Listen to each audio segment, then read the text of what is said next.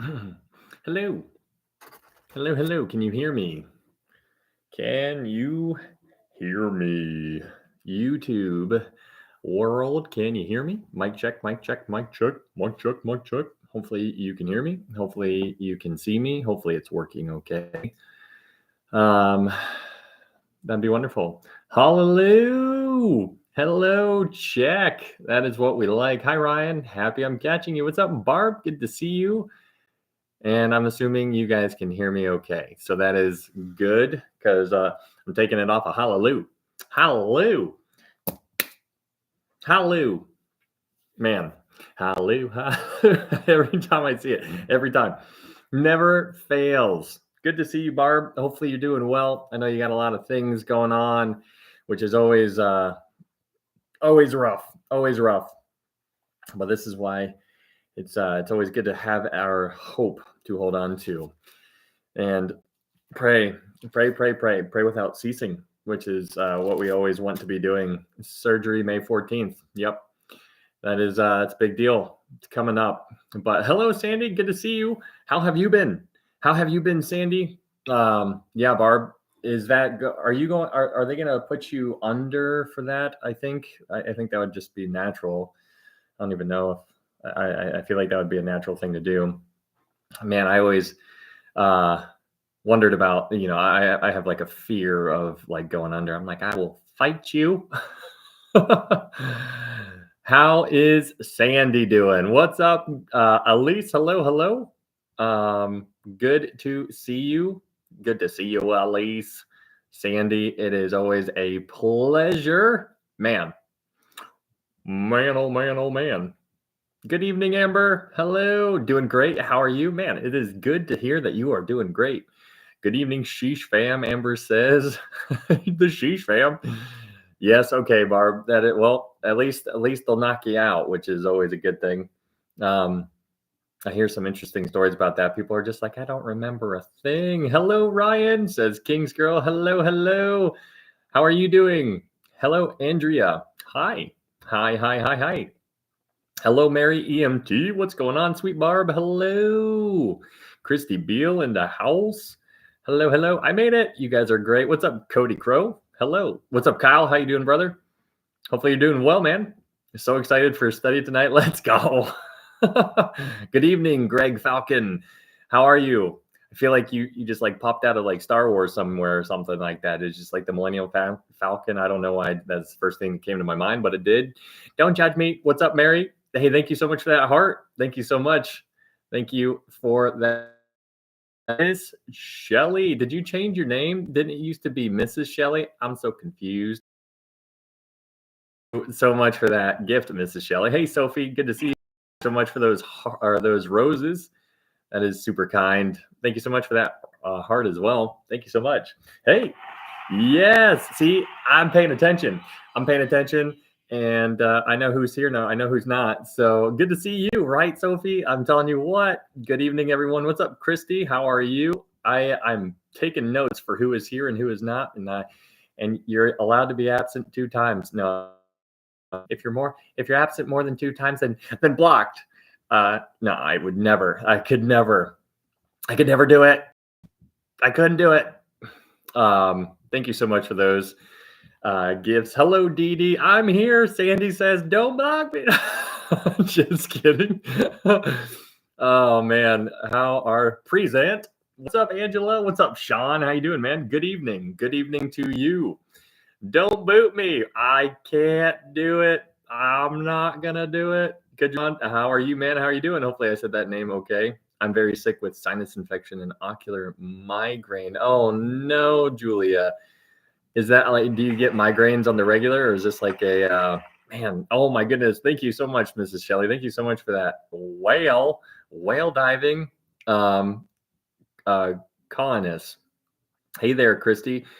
Is this like a normal thing for you? I know my sister-in-law, she gets migraines, and that's never fun. Thank you so much, Mrs. Shelley. Thank you so much. That is a huge, man, a sinus infection and an ocular migraine. Okay, so are you seeing like the little glare I forget what the word is there. Hello, Christy. How are you? Just occasional migraines. Man, that is no fun. Hey, user, thank you so much for that bolt of lightning. Hey, Kellogg, what's up, Jackie? Good to see you. What size shoe? 10.5 size shoe. That's a weird question. Man, hi, Angela and Sean. Good to see you guys on YouTube. Hopefully you guys are doing well there.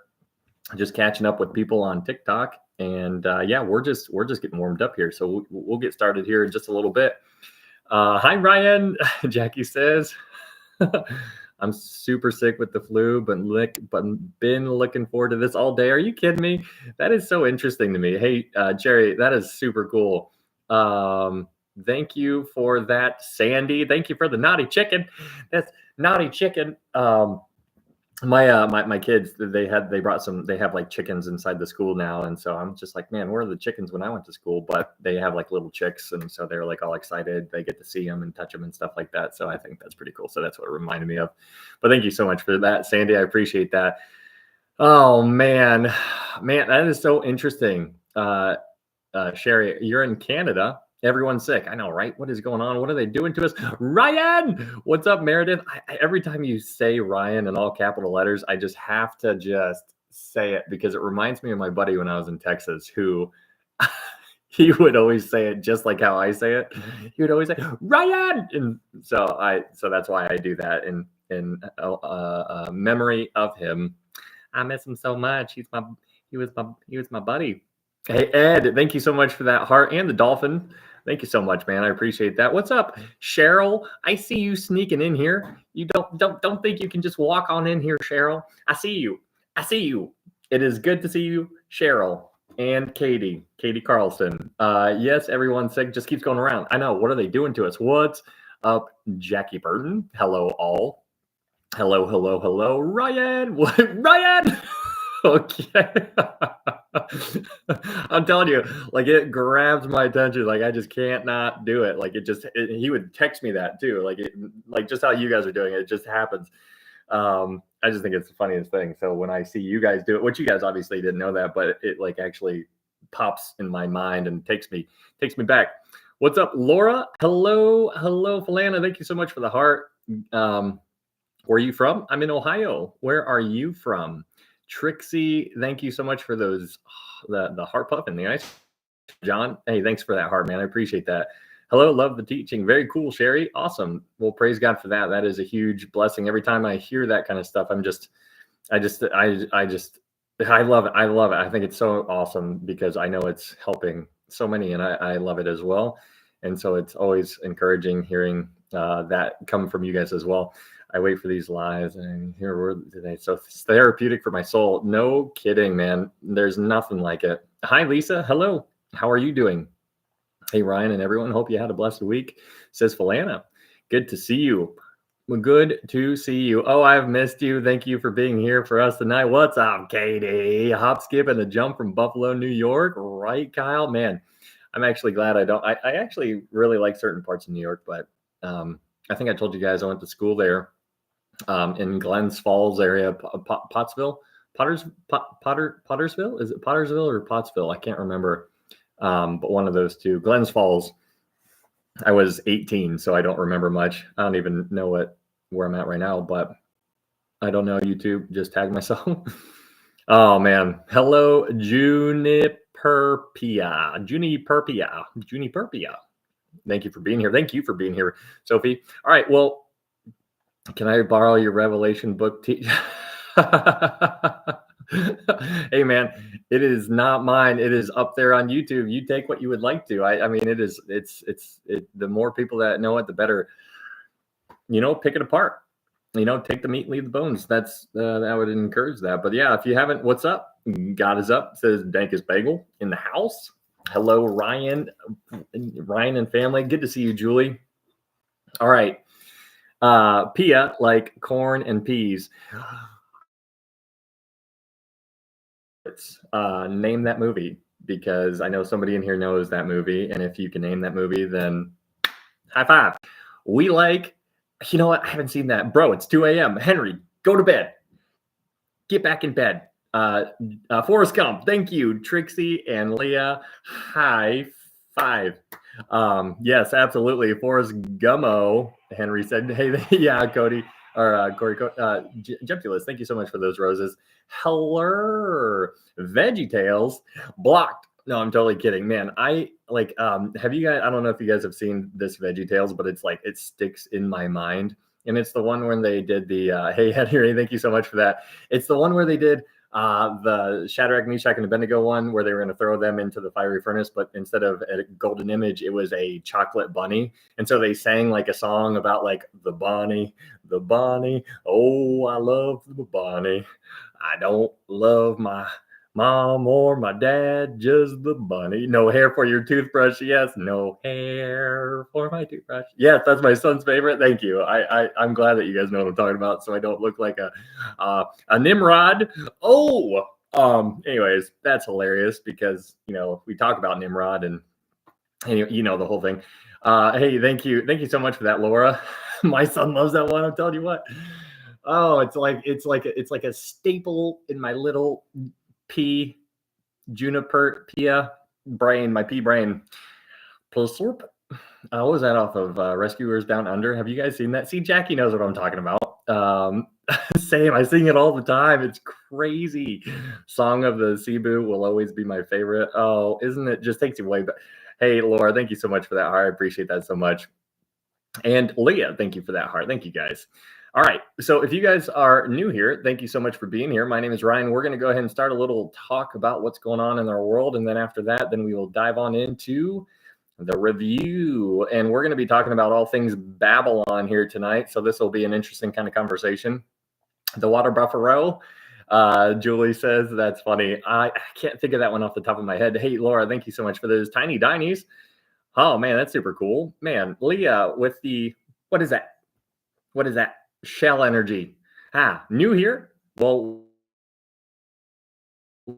thanks for being here, man. Yeah, and if hey, hi, good to see you, Amanda. Anyways, going back to some of the things that I think are significant things. Thank you, Laura. Gonna need to look it up after the study. Yes, if you find a TikTok or something, send it to me on TikTok, or if you find a YouTube or whatever, send it to me. What's up, Dankus Bagel over on the YouTube? Your post had me off in so many tangents, by the way. Thank you. Yeah, you're welcome, Henry. Tell me about it, man. I just want to. Who wants some? Who again? Catch these hands. But some of the things that are going on into the world right now, just to kind of, there's so many. So how do you talk about them all? But anyways, talking about Pakistan and India, that's always an interesting thing to talk about. Hey, Sarah. Sarah's, I don't know if she's sending hugs to Dankus Bagel. And Julie says, hello, Bagel. Hello, Bagel. You know what, bagels? I mean, what's your guys' favorite bagel? I would totally choose an English muffin. I have been all about English muffins so much lately. Bagel, biscuit, salmon, fresh fruit, toasted English, everything, or onion bagel gal. Heather, blocked. No, I'm totally kidding, but that's super cool. I mean, everybody wants bagel. I guess I'm the weird one here. Everything bagel, croissant. You just had to do it, Elise. I told you just to behave tonight. My goodness, we're like 4 minutes in.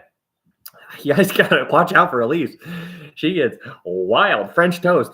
Yes. Okay. So, anyways, going back to what we were talking about in regards to India and Pakistan. So it seems like there is an unofficial war going on, as per Amir Sarfati, which I saw in his Telegram. But basically, one of the Pakistan spokespeople, in case you guys didn't watch that TikTok video that I put out, basically said that they are at war, so that they are at war with them. So it's an unofficial, but it's official from their standpoint. So it's fascinating. Anyways, something that just happened just a little bit ago, like an hour or 2 or 3 ago, just within the last couple hours. India attacked Pakistan, and Pakistan is telling India to get ready because here it comes. And it's just crazy to see how this is it's escalating in such a huge way. And I'm just like, the odds of all of this happening right now, it's just like bam, bam, bam, bam, bam. So many things. It's wild watching all of this stuff unfold, and I know many of you guys are tracking this kind of stuff, which is awesome. I think it's very important. It's important for people like me and for people like you to be sensitive to this, because there's a lot of people who are not on social media who don't have a clue. There are people who don't have a clue. I told somebody the other day that India and Pakistan were basically at war. They had no idea. They're like, "What is that?" And I'm like, I was like, this is the kind of stuff. And so this is why it's important for you guys and for myself to be informed so that we can let everybody else. And this is part of being watchmen and watchwomen on the wall, which I think is so very a vital piece in our world today. So that's going on. That just took place. They're currently exchanging rocket fire. They actually had a dogfight, which is crazy. You haven't had too many dogfights lately that we've heard about, at least. Between India and Pakistan, and that's fascinating. They're actually like up in the air fighting each other. Just these fighter jets going back and forth, bam, bam, bam, bam, bam, bam, bam. And so you're seeing escalation, and don't forget, Hallelujah, thank you so much for that heart. Don't forget that these are nuclear powers. They are both nuclear powers, and so things could get spicy really, really fast. And so I don't know. But I wouldn't be surprised. J.D. Vance, America's vice president, basically came out and said that we are not going to get involved with it. He's like, we have no reason to get involved with this. But I wouldn't be surprised at all if President Trump gets involved with it and tries to put a little bit of a like, hey, stop it type situation.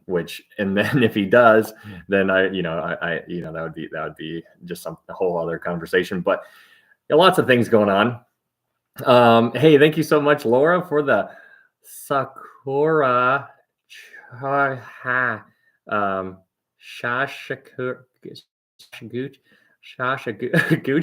What? Sakura. Oh man, thank you so much. Shashiguchi. Thank you. I was reading the wrong thing. Thank you so much for that heart. And Laura, thank you for the Sakura Corgi. I don't even know words. What?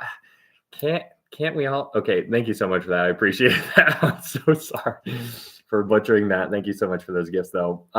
So that's going on over there between India and Pakistan. Obviously, you guys are probably tracking not too much going on that is relatively new since the last time we talked about it. But obviously, Israel is going to be going into Gaza. It's really interesting if you guys are paying attention to other sides. There's a whole bunch of propaganda going out that Israel is going to go in and absolutely eliminate everybody. And that's just not how they're going to do it. But that's how the world is going to spin the entire thing. It's really something to see how Israel actually goes about trying to avoid that. Because what they do before they go into this place is what they do is that they send flyers, they announce it, it's on the radio, it's on the TV. And so they are blaring it on the get out of town in attempts to preserve life. Whereas that is, they're fighting with their hands tied behind their back in many different ways, because the people that they are fighting are hiding underneath hospitals, and they're hiding underneath, certain things that are, public areas, which are, civilians all over the place. And so they're shielding themselves with innocent people, which is heartbreaking. And so it's really difficult. It's really challenging trying to navigate those waters. Anyways, you're going to start seeing a whole bunch of propaganda all over the place. If you haven't already seen it, it's going to just keep going up and up and up and up and up. And thank you, Falana. And you're going to see these people. And it's going to be, I'm sure, have you guys seen it? Where many of you maybe have already seen it. I don't know, but basically trying to paint Israel as the worst people in the world. So that is where I'm assuming the trend is going to continue to go that way. But you need to understand that that is a satanic attack, because the world wants everybody to basically join forces against Israel. And we need to recognize that that is heartbreaking, because first off, we need to recognize that the majority of Jewish people are lost. They are still waiting for the Messiah. They don't believe that Jesus is the Messiah. And so since they don't believe that Jesus is the Messiah, they are still looking for the Messiah. And so when we say Jewish people, I don't want you to think that they're born again Christians, because many of them are not. And so I just want you to remember that we need to be praying for them. But they are until the fullness of the Gentiles. That's what Paul tells us in Romans chapter 11, verse 25, if you would like to go read that verse. But they are blind. They can't see. There's some of them that can see, but the majority of them can't see. And it's because they missed the time of their visitation, which talks about in Luke chapter 19. And so these are important concepts. Thank you, Philana, for that heart. I appreciate that so much. What's up, Tammy? Hello. Tammy in the house. What's up? Yeah, DD, absolutely. And so we need to recognize that Israel is not perfect. They are far from it. And but we also need to remember that we are far from it too. And so it's so funny how the world is so quick at pointing at fingers at everybody else when we need to be pointing fingers at ourselves. And so it's obviously by design. And so you see how this is trending. There's other things I'm sure, but I just can't, I can't think of anything. But anyways, going back to this Bible study, let's go ahead and get on into it. If you guys are new here, thank you so much for being here. My name is Ryan. We are just going through the Bible book by book, chapter by chapter, verse by verse.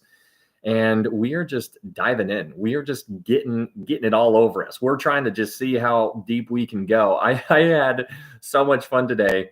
I'm in Genesis chapter 12 myself, preparing for it. And I spent around 2 hours just on one verse because of how many places I was going and concepts. I was in like 6 different books in the Bible. And I was trying to like connect these things and seeing who was here, who wasn't here.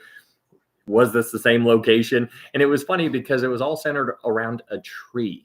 It was all around a tree. I was just looking up trees. I'm just like, okay, I guess I'm looking at trees. Like, what am I doing looking at trees? And so it's fascinating when you anyways, we'll talk about that next time.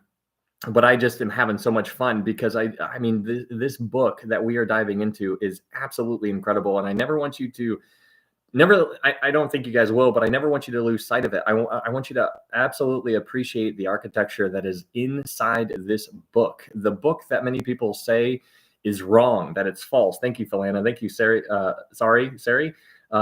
Thank you so much for that heart. I appreciate that. Thank you. And so I want you guys to always remember this. This is such a masterpiece. It is incredible. And so, it has been, withstanding attacks since its conception, and it is still standing. And that is incredible. That is something, if it could be disproven, it would not be here anymore, but it can't. And so this is why it is attacked every single day, attacked, and it is still here. This is the word of God, and it is incredible. And so I want you to really, really appreciate that. Hey, Potato, what's up, friends? Potato, hey, Potato, I got to use your name in a TikTok comment. Somebody told me that I said Iran or Iran or Iran. I said Iran. Somebody said that I pronounced it wrong, so they called me out in the TikTok comments, which and so I just got to use your name twice. I just said potato, but they didn't know that. Fluter or Mary EMT, thank you so much for the subscriptions that you are sending. You saw that, Leah? Isn't that hilarious? I was waiting to use that. I think that's hilarious. Like, I was cracking up when I said that because I'm like, I am hysterical. Thank you so much for that, Mary EMT. And I'm sure the people who receive those subscriptions are very appreciative as well. Thank you so much, Mary. I'm thankful for that. Thank you. That is very humbling.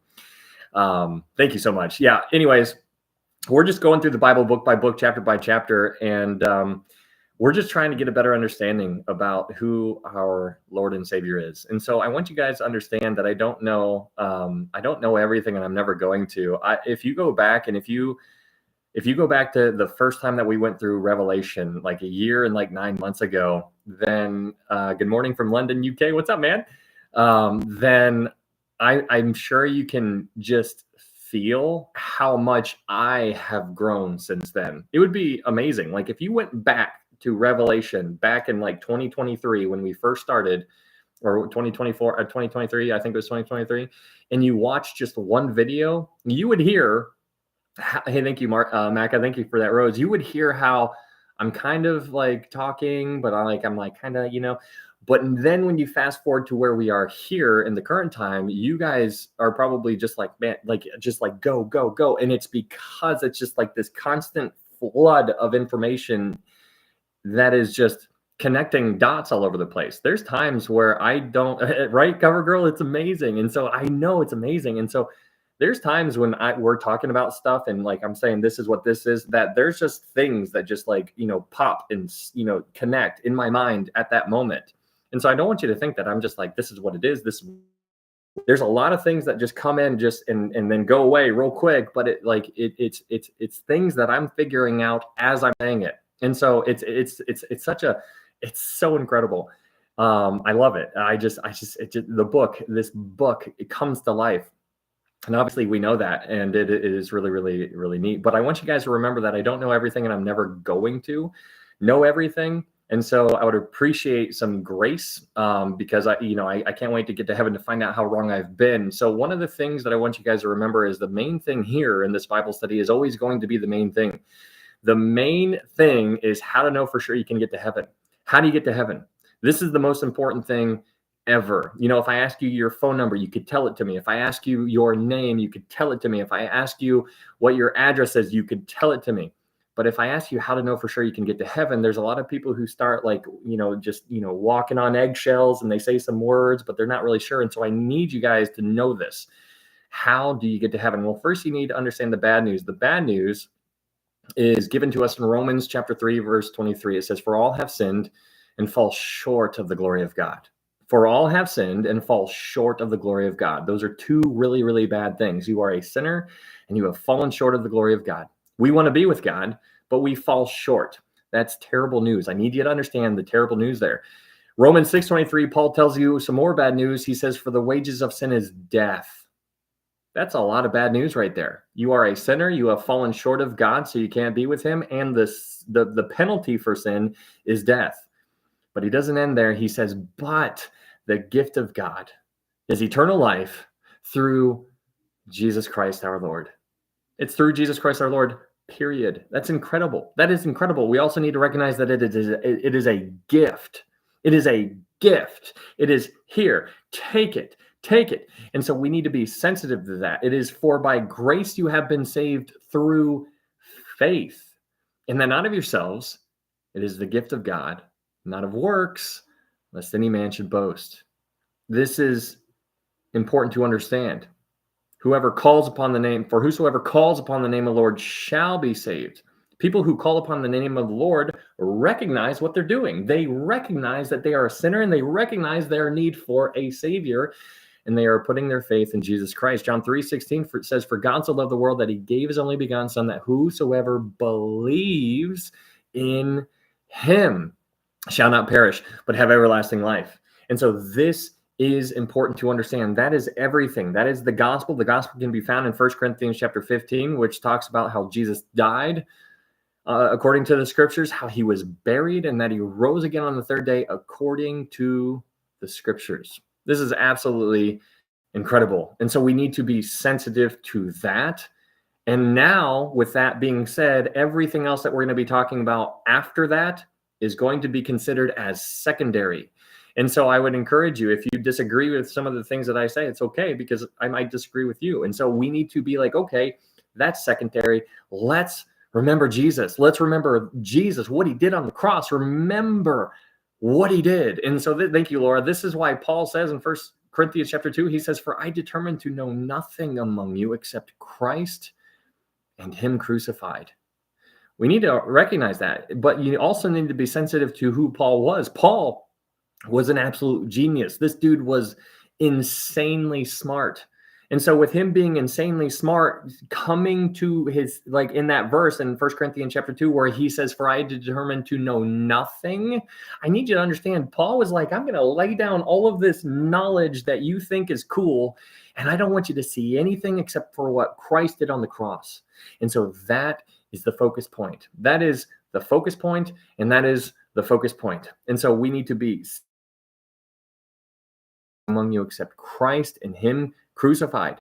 And so talking about here tonight is going to be secondary in some issue. I don't want you to take away as saying that it's not important. These secondary issues are still important, but they pale in comparison to what Jesus did for us on the cross. And so I want you to be so just in love with what he did on the cross, that everything else just fades away. It just simply fades away to what Jesus did on the cross. I want you to live right there, because if you do, you're never going to forget what he did for you on the cross. You're never going to forget. Thank you, Yasmin. And this is why when we say John 3:16, so many people say it over and over again that it doesn't become much anymore. They just kind of ramble it on. And I'm like, no. For God so loved the world. I mean, that's in his only begotten son. What? That whosoever believes in him shall not but have everlasting life. I mean, you could just say that a trillion times and never get over it. It never gets old. And so I don't want it to become old for you. Okay, so that is what's up, Yogi? Hello, Yogi in the house. What's up, Atlanta, over on YouTube too? Yeah, if you guys are new here, I'm live streaming Preach Bro. Yeah, praise Jesus. Absolutely. If you guys are new here, thank you so much for being here. My name is Ryan. We're going through the Bible book by book, chapter by chapter. We just so happen to be in the book of Genesis, but we've just finished the book of Revelation. We've done Revelation, Daniel, Ruth, Hebrews, James, John, Acts, Romans, all the Pauline epistles, Isaiah, Zechariah, Matthew, 1 Peter, 2 Peter. We just finished the book of Revelation again, and now we're going into the book of Genesis. And so if you are interested in a verse-by-verse Bible study, we're about to dive into it, but we're going to do a review here real fast. But these Bible studies are, we're very methodical in what we do here.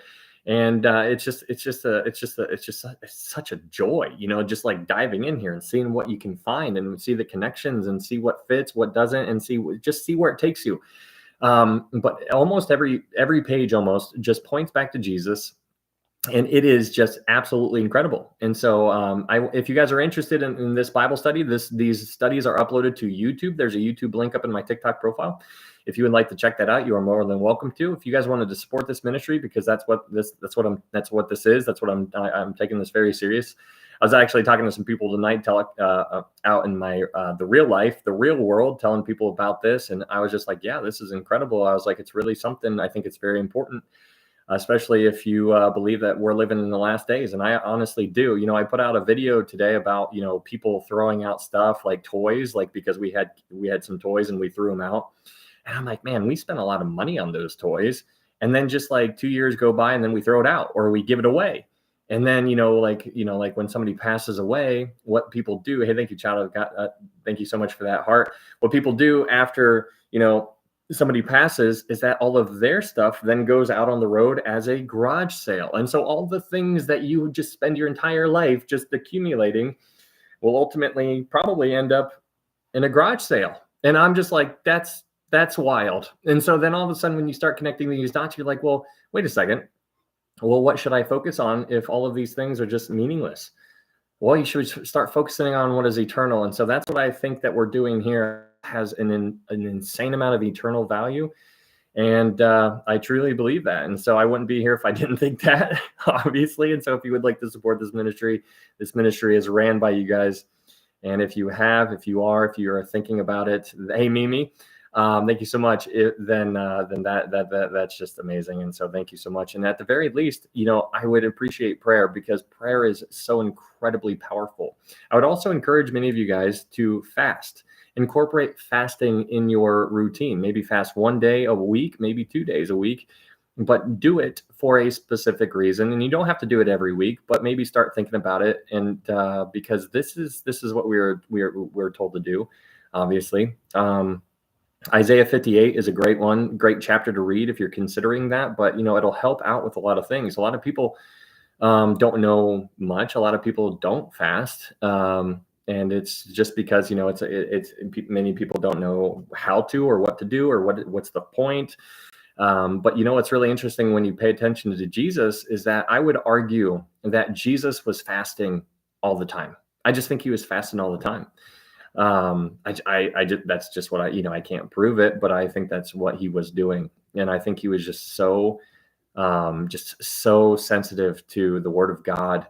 But one of the things that I thought was really interesting in regards to fasting is if you read the book of Exodus, you'll read Moses, he goes up on a mountain, right? And then the cloud comes down, covers the mountain, and Moses is up there for 40 days. Now, one of the things that I think is fascinating about that is that he's up on the mountain for 40 days and he's not eating, but he was with the Lord. And then he comes down from the mountain, he breaks the 10 commandments, and then goes right back up the mountain. And then he's up there again. And I'm just like, how long was Moses not eating? And so he was and when he like, he didn't even say, I need some food. He said, Lord, show me. That's what he wanted. He's like, I just want to see.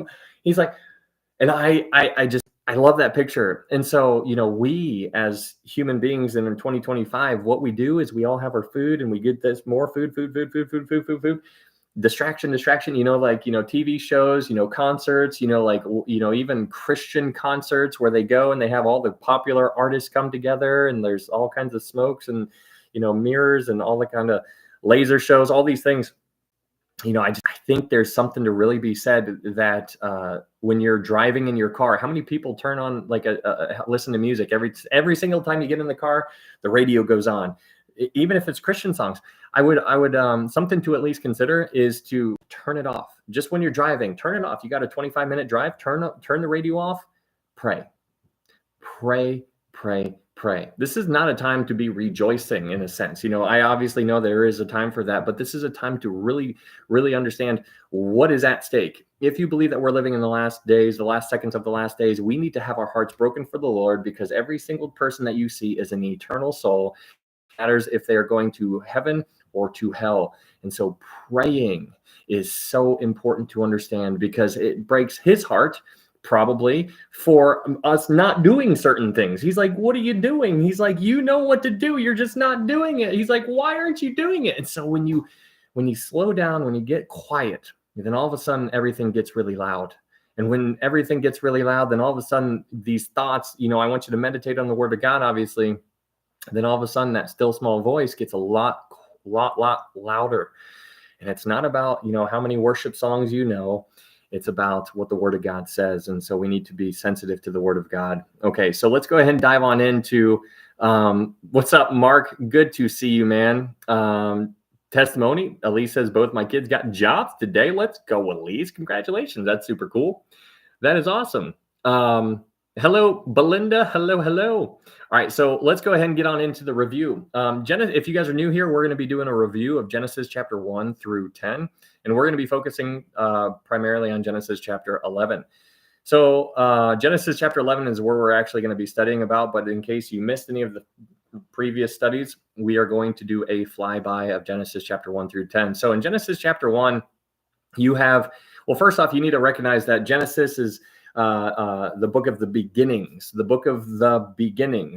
whole book of Genesis is all about where everything began. And so you have the first of everything being introduced to you and to I in the book of Genesis. And so understanding Genesis really, really helps, and it really solves a lot of questions that you might have somewhere else down the line. And so if you really buckle in and dive into Genesis chapter 1 through 11, then the rest of the Bible will naturally kind of unfold to you.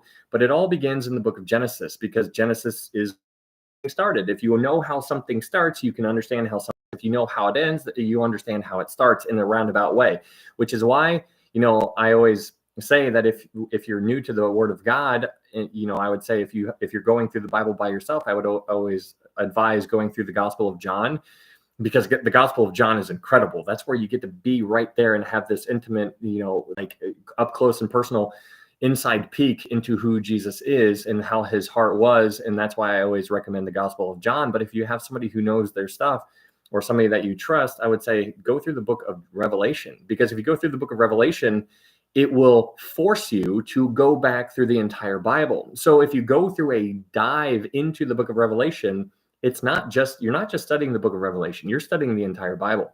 And so that's why I love the book of Revelation so much. You can't read the book of Revelation without understanding the rest of the Bible. And so that is what that's kind of how my mind thinks. And so if you're interested in that, all of the Revelation study that we just did was incredible. I had so much fun with it. It was awesome. That is up on YouTube. If you guys haven't followed me on YouTube, I'll encourage you guys to go do that. I'm also live streaming on YouTube as well, and TikTok at the same time. So anyways, in Genesis chapter 1 verse 1 is the verse that you really need to understand how important this is. Now, we're not going to spend too much time in Genesis chapter 1 because we've been doing this review for so long and we've covered Genesis 1 many times. But in Genesis chapter 1, it says, in the beginning, God created the heavens and the earth. Now, if you have an issue with this verse, the rest of your read is going to be very shaky. Genesis chapter 1, verse 1 is the foundation of it all. In the beginning, God. Now, the word God there is Elohim, but we need to understand that the school systems, the public school systems are basically, what's up, Brooke? Good to see you. The public school systems are basically trying to get you to think something different than in the beginning, God. They are trying to get you to think that in the beginning, there was a big bang. And then trillions of years went by, and then here, all of a sudden, here we are, and we all came from nothing, and now here we are accidentally here, right? And that's what they say. That's the Big Bang Theory, evolution theory in a nutshell, and that is just completely in contrary to what God says in Genesis chapter 1. It says, in the beginning, God created the heavens and the earth. And so this is very, very fundamental in a Christian's walk. And so if you do not have an issue with Genesis chapter 1, verse 1, then everything else in the Bible should come to you very easily. It should be very easy for you to put your faith in, because if you believe that there was nothing and then God was just boom, just did it all, then everything else in the Bible should come to you easily.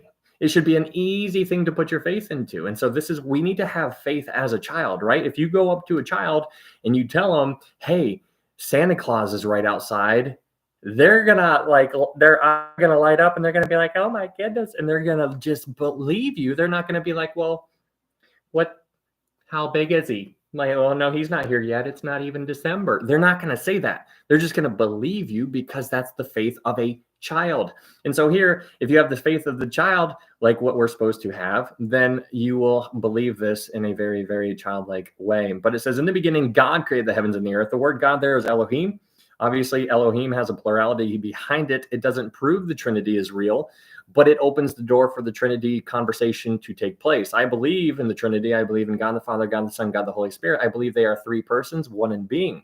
A God worth completely understanding is not a God worth worshiping. If I can wrap my mind around who God is, then he's not worth worshiping.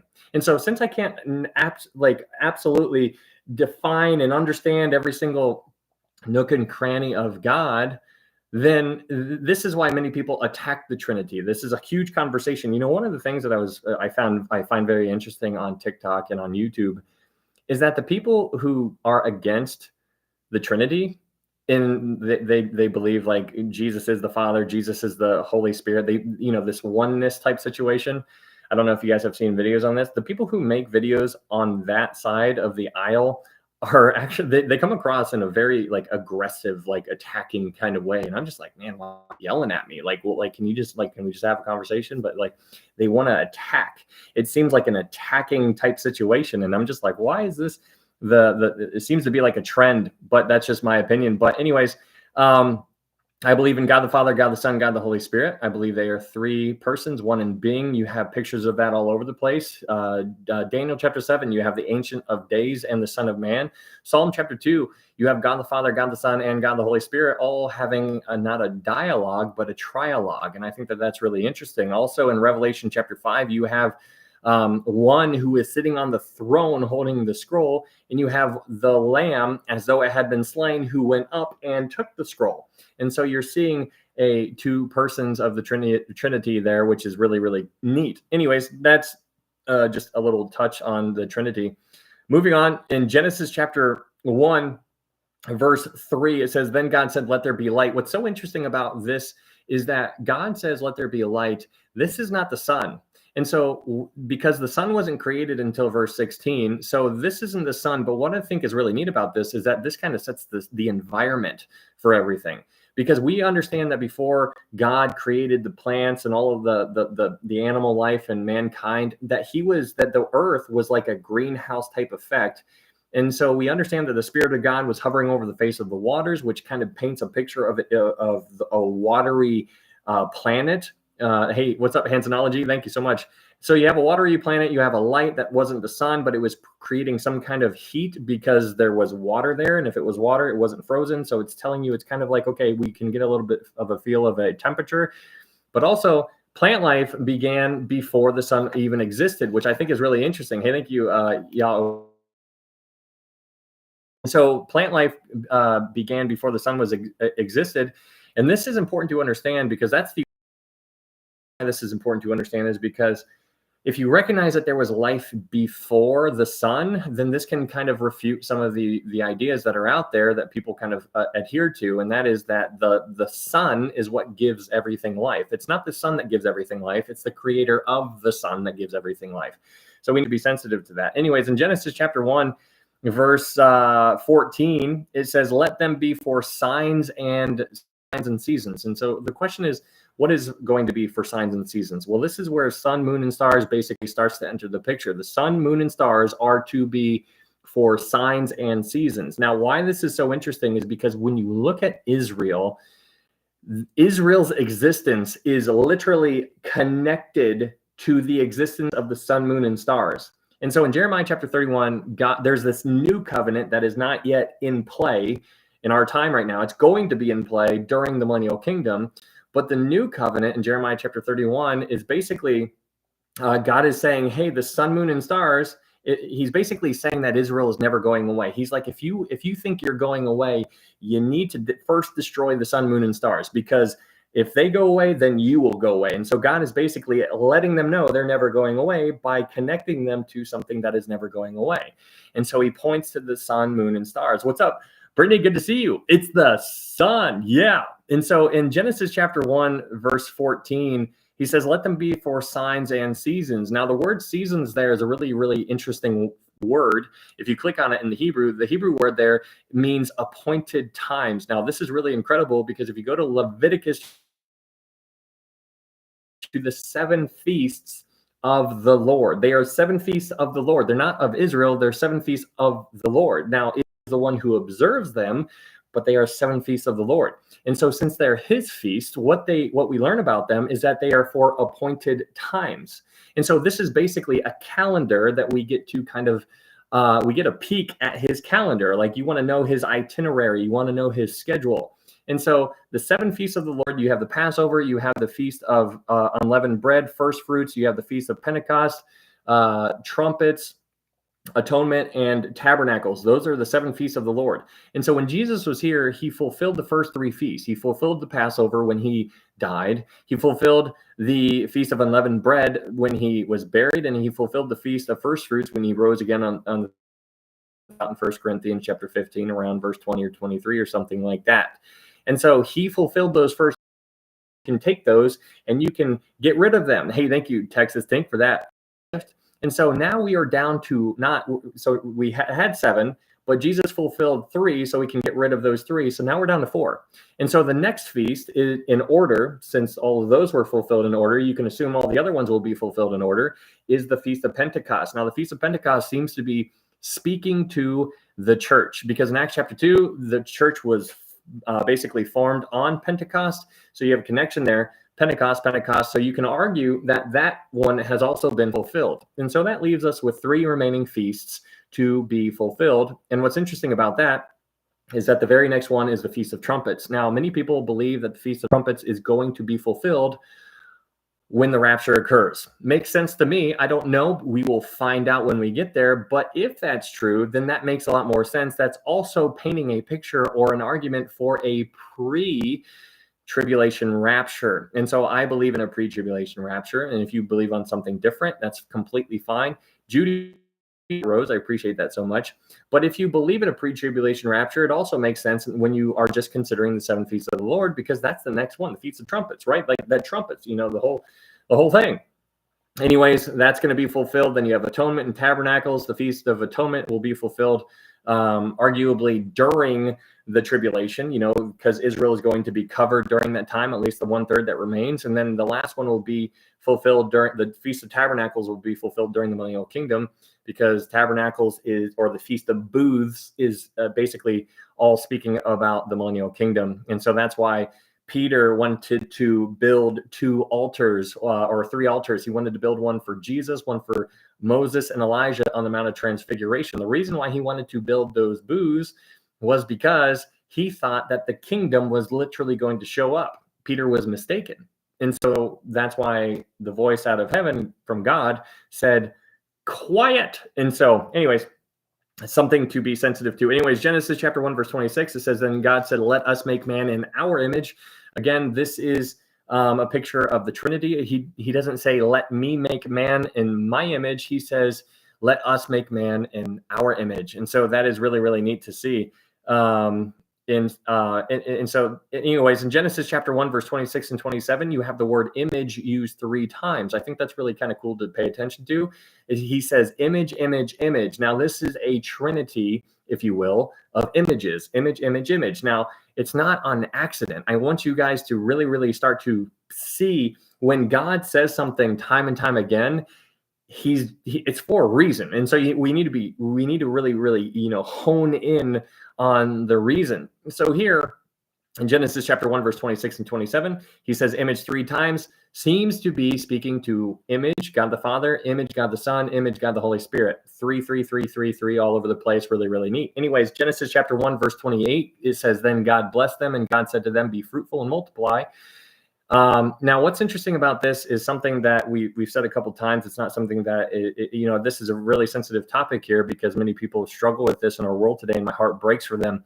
But God says in regards to male and female, he says, let them be fruitful and multiply. Now, the only possible way to be fruitful and to multiply is by a heterosexual relationship.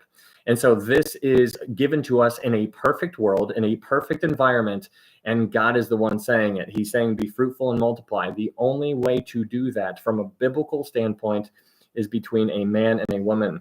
And so this is, under attack in our world today, and it's heartbreaking. And so we need to be praying for the people who struggle with this and also try to win them.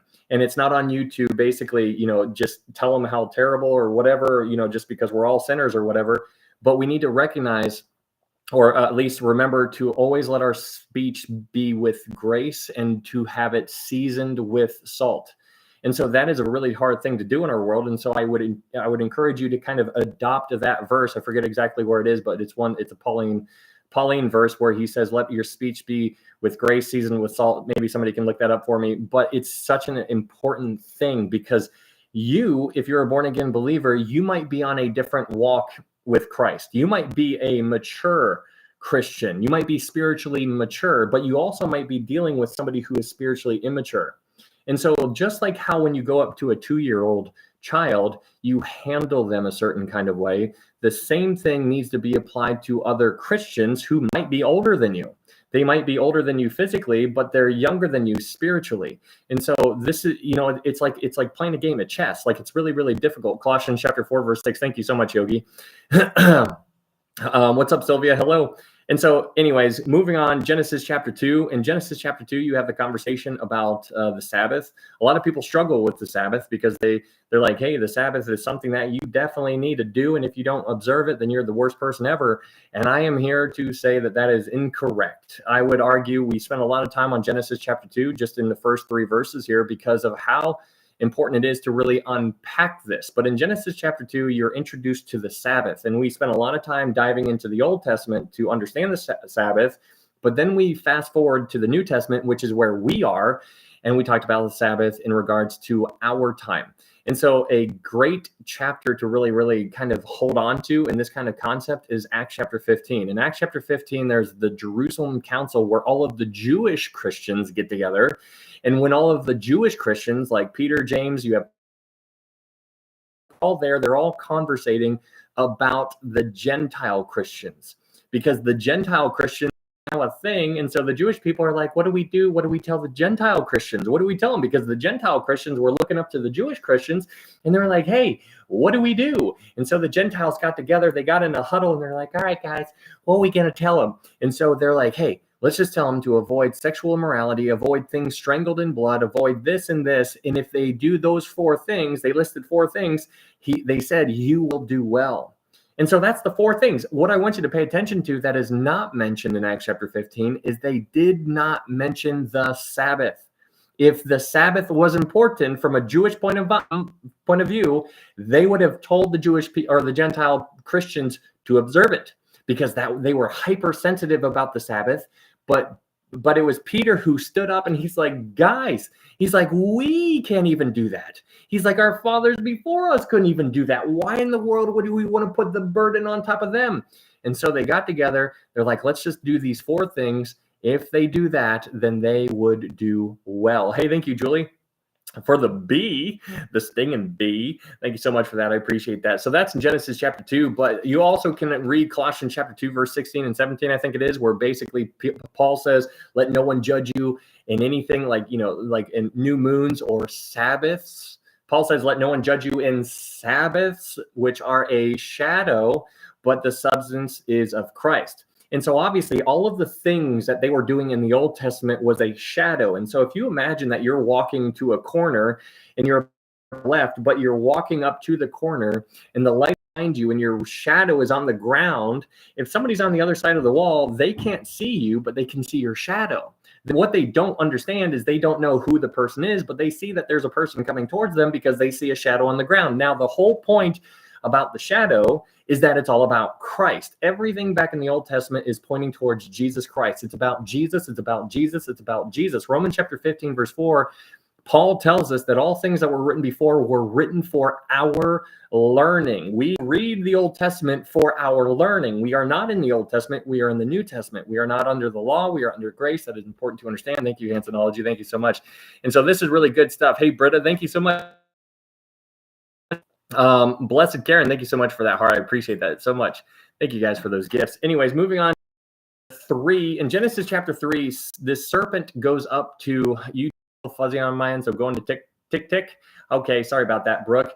But in Genesis chapter 3, the serpent goes up to Eve, and we need to understand the reason why the serpent went up to Eve. The serpent went up to Eve because he couldn't go up to Adam. The reason why he didn't go up to Adam was because Adam had a direct conversation with God. God told Adam face to face, don't eat of that tree. And so the serpent, Satan, he knew that God had that conversation with Adam, and he knew that he could not deceive Adam because he knew that Adam had a conversation with God. When God told Adam that command. And because Eve was not created when God told him that command, that is why the serpent went after the woman.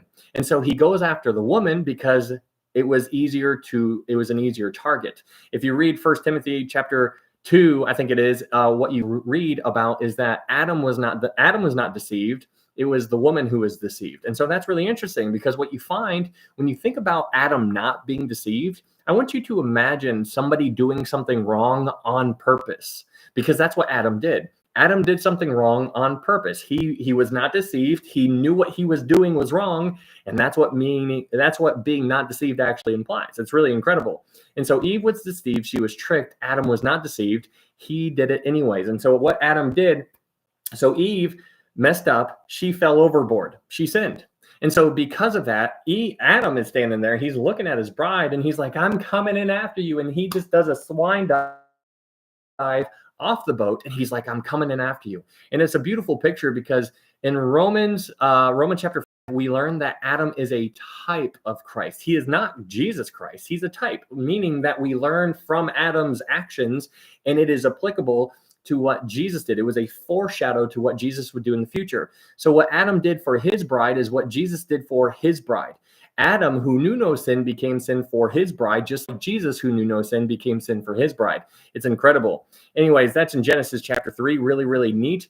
Anyways, after they sinned, they covered themselves. In Genesis chapter 3, verse 7, you have these Adam and Eve, they covered themselves in fig leaves. Now, this is basically the works-based salvation. You know, they're covering themselves with their own stuff, and it's obviously not good enough. And so if you continue reading, what you find is that God removes those fig leaves and he gives them his own covering, which was from the covering of an animal's skin. And so this is probably a lamb, which is really interesting because this was very instructive for Adam and Eve. Because Adam and Eve, they're there, they have no idea what to do. This is the first time any of this has ever happened. And so God shows up and he's like, this is what is required. Because you messed up, this is going to happen. And so they see the first death.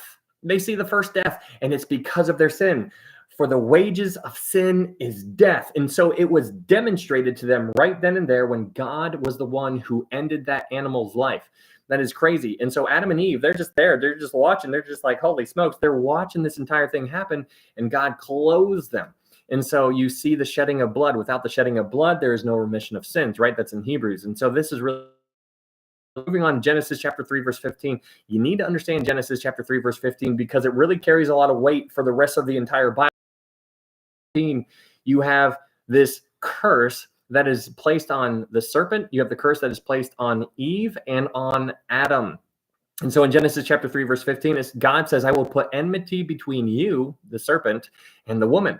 And so he goes on and he says, in between your seed and her seed, your seed and her seed. And so when you have those two lines, there's two different lines that are basically flung into motion right here in Genesis chapter 3, verse 15. In Genesis chapter 3, verse 15, you have two genealogies to basically watch. You have the seed of the woman and you have the seed of the serpent.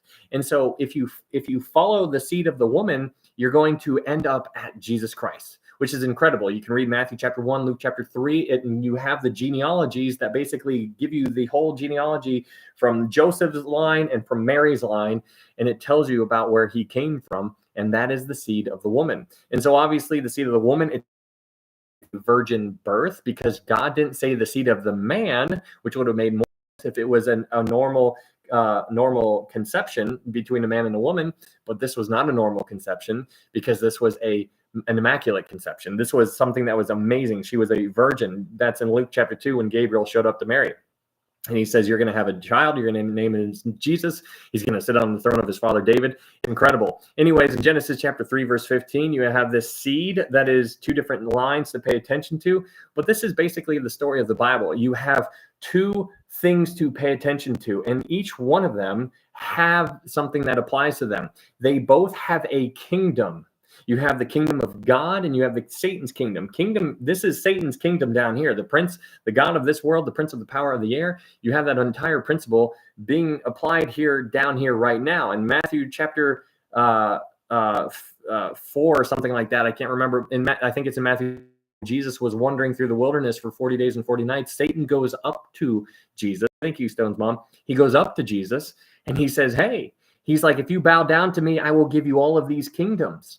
And so what you learn there in Matthew chapter 4 is that Satan, he does something, and he basically he's putting Jesus in some kind of vision. And I'm just like blown away by even thinking about that. But he shows him all the kingdoms of the world. And I'm like, how in the world does Satan have the power to do that? But basically, he tempted him with everything he had. But basically, the idea to take away from that is that Satan had the opportunity to do that. Satan has the power to give those things away. He's like, I give it to whoever I please. And he's like, I'll give it to you if you bow down to me. And so this kind of stuff is really important to understand. But my point here is to get you to understand that Satan has his kingdom. This is his kingdom down here. That's why everything's a complete wreck, because he's the CEO of it all. He's the president of it all. But in contrast to his kingdom, you have God's kingdom. Now we understand his kingdom is going to be no end. His government is going to have no end. You can read about that in Isaiah. Is really, really important. But you have two seeds, you have two kingdoms, you have two thrones. You also have two cities, which is the Babylon and Jerusalem. Anyways, moving on, Genesis chapter 4. Is it Matthew 4? Awesome. All right. Thank you, Yogi. Thank you so much for doing that. In Matthew chapter 4, in Genesis chapter 4, you have the story of Cain and Abel. Now, one of the things to really pay attention to in Genesis chapter 4 is to recognize who Abel is.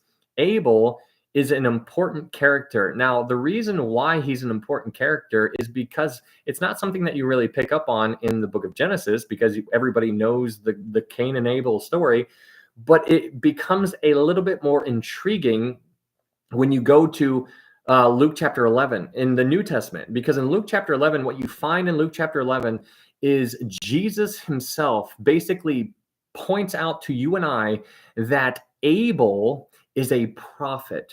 And so Jesus refers to Abel as a prophet. And so now that you view Abel as a prophet, because Jesus said he was a prophet, now when you learn a lot more from him. And so what do we learn about Abel? Well, what we learn in Genesis 4:4 is that Abel brought the firstborn of his flock. So you see the firstborn of his flock. And so all of those two things right there, it's really, really amazing because you're learning about what Abel is doing. And what Abel did was he was acting out something that was going to be fulfilled later on by Jesus. You have the firstborn, Jesus is that picture, and you have the firstborn of his flock, which was a lamb. And so you have the lamb, the lamb, the lamb. And so this is a picture of the Passover. We understand in Exodus, we're told about the Passover. 1 Corinthians chapter 5, we are told that Jesus is our Passover. Christ is our Passover, which is incredible. You also have in John chapter 1, when John the Baptist, he's out there doing his thing, and he stops and he's like, look over there, and he says, behold the Lamb of God, which takes away the sin of the world. It's incredible. And so anyways, this is all demonstrated or forecasted for us in Genesis chapter 4, verse 4, when Abel is doing the sacrifice. Now the question is, how in the world did Abel know to do the sacrifice? Because this wasn't written down. Abel didn't have a book to look at and be like, okay, I got to do this and I got to do this and no, none of that existed. It didn't exist. And so the question is, how did Abel know what to do? Well, he knew what to do, just like how Cain knew what to do. Thank you, Ambergler. Charlie, thank you so much, Ambergler. Oh, that's funny. I like that. It's kind of like the hamburger. I see. But in Genesis chapter 4, you have two brothers, Cain and Abel. They both had the same mom and dad, and they both knew what to do. I need you to understand that. That's very important to understand. Cain knew what was right. Abel knew what was right. Cain chose to do what was wrong. Abel chose to do what is right. We are all without excuse. Thank you, Laura, for that heart. In Romans chapter 1, we are told that we are all without excuse. And so when you see Cain and Abel there, you see that they both had the same parents. They were both raised the same kind of way. They both made their own decisions. One went left, one went right. And so basically, Cain did the wrong thing. His sacrifice was not accepted, whereas Abel listened to his mother and his father, and he conformed to those instructions, and his sacrifice was accepted. And that's when God goes up to Cain, and he's like, Cain, if you do not do well, will you not be accepted? He's like, and so God goes up to Cain like a loving father, and he's like, Cain, I know that Adam and Eve told you what to do. Why did you do this? They told you to do this. You didn't listen. Why didn't you listen? And so Cain was not a happy camper, and he went and he ended his brother's life. Anyways, moving on, Genesis chapter 5. In Genesis chapter 5, what's up, Marielle? Hello. In Genesis chapter 5, you have this genealogy. In Genesis chapter 5, you have the genealogy of 10 different men. These dudes, their names tell a story, which is absolutely incredible. You have Adam, you have Seth, Enosh, Canaan, Mahalalel, Jared, Enoch, Methuselah, Lamech, and Noah. Those are 10 names that are in Genesis chapter 5. Now, typically genealogies are very boring, but this genealogy is absolutely incredible. The reason why this is incredible is because of the message that is hidden behind the scenes when you interpret what their names mean. And so I'm going to tell you what their names mean because they basically tell you a story, and it's unbelievable. But the names Adam, Seth, Enosh, Canaan, Mahalalel, Jared, Enoch, Methuselah, Lamech, and Noah mean this. It means man is appointed mortal sorrow, but the blessed God shall come down, teaching his death shall bring the despairing comfort and rest. And so you have these 10 names telling us a story, and this is given to us all the way back in the Old Testament. Thank you, user, for that, Rose. I appreciate that so much. And so when you have that story being given to you and I in the Old Testament, not even the Old Testament, but in the Torah, not just the Torah, but the first 5 chapters of the first book of the Bible, you are just blown away, because what that shows you and I is that this Testament, this is incredible. What I want you to pay attention to, though, is what is not mentioned. What is not mentioned, no water anywhere in here. There's no water. You do not get saved by getting water baptized. It is for by grace you have been saved through faith, and that not of yourselves, it is the gift of God, not of works, lest any man should boast. And so when you read Genesis chapter 5 and you read the story that is hidden behind those 10 names, what you see is the gospel message that is hidden in the Torah.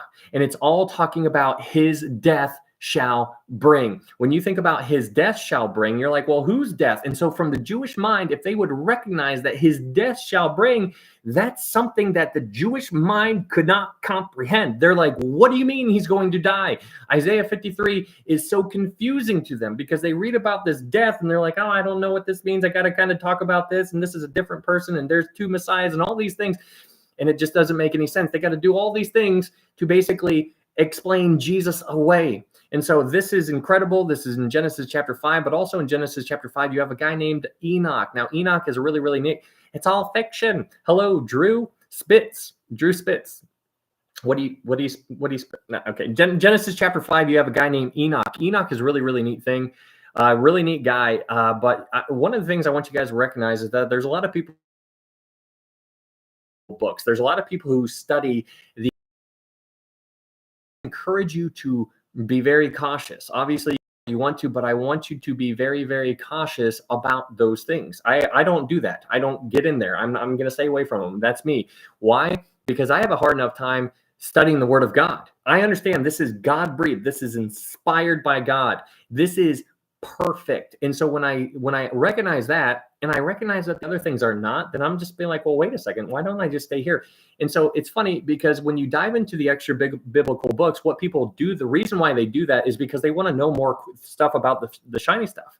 They want to know more things about the Nephilim and the fallen angels, and they want to learn more about the giants, and they want to figure all these things out. And the reason why I would argue to stay away from those things is because it takes the attention off of Jesus Christ. We want to so badly be so all about him rather than the creature. We want to be all about the creator, not about the creature. And so the danger about those extra biblical books is that they pull the attention. The spotlight goes from Jesus to over here on something that was created. And that's what people want to focus on today. If you make a video about fallen angels, it's going to get all kinds of views and it's going to get all kinds of likes and it's going to go viral and it's going to be incredible and everybody's going to be like, ooh, wow.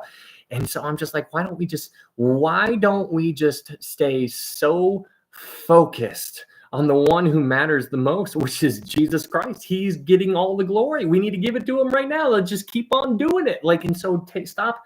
Don't waste your time. Anyways, Enoch, incredible character here. He walked with God and then he was not. And so I would propose to you that this is a picture of a pre-tribulation rapture. I would argue that Enoch is a picture of the church because Enoch was not taken in the middle of the flood. He was not taken after the flood. He was taken before the flood. He was not in the, floating around with a little life jacket on, just where his head's all the way down low and is hey, Mimi, thank you so much. And so I think that Enoch is really, really neat. We can learn a lot from him. But Enoch had a son, and his name was Methuselah. Now, what I want you to take away from Methuselah is actually really incredible because Methuselah's name means his death shall bring. And so when you think about his death shall bring, the question is, what is his death going to bring? Well, Methuselah's death was going to bring the flood. And so everybody knew Methuselah because he was the oldest dude ever. And so his name means his death shall bring. And so as long as Methuselah was there, God was withholding the judgment. He was withholding the judgment. And so after Methuselah died, it was then that the waters came. Enoch was removed before the flood. Methuselah, in the flood, the fountains of the deep opened up, all of those things, the earth got flooded. But Methuselah, one of the things that I think is incredible in action from Methuselah to God is Methuselah was the oldest person who had ever lived. And just like God's long suffering is longer than anything else. But what you learn about both of them is that Methuselah's life had an end. And just like God, his long suffering is incredible, better than everything else, more long suffering than anybody else. But his too also has an end. And so we learn a lot in Genesis chapter 5. Anyways, moving on in Genesis chapter 6, this is a chapter that a lot of people just love because it talks about these shiny kind of things, the shiny stuff like the fallen angels and the Nephilim and whatnot. But anyways, in Genesis chapter 6, you are introduced to, Genesis chapter 6, verse 2, you're introduced to the sons of God or the Beni Elohim, and these are fallen angels. Now, if you trace the phrase sons of God throughout the Old Testament, it always refers to fallen angels. There's other ideas where it's talking about the Sethites and stuff like that. And I'm like, that doesn't make any sense to me. And it's because the best way to test the scriptures is to apply it to other scriptures. And so you need to trace that down to see if the whole thing fits, because there's going to be a pattern. There's going to be, within 2 or 3 witnesses, right? And so anyways, if you trace the sons of God or the Bene Elohim all the way throughout the Old Testament, what you'll find is that they always come back to the sons of God.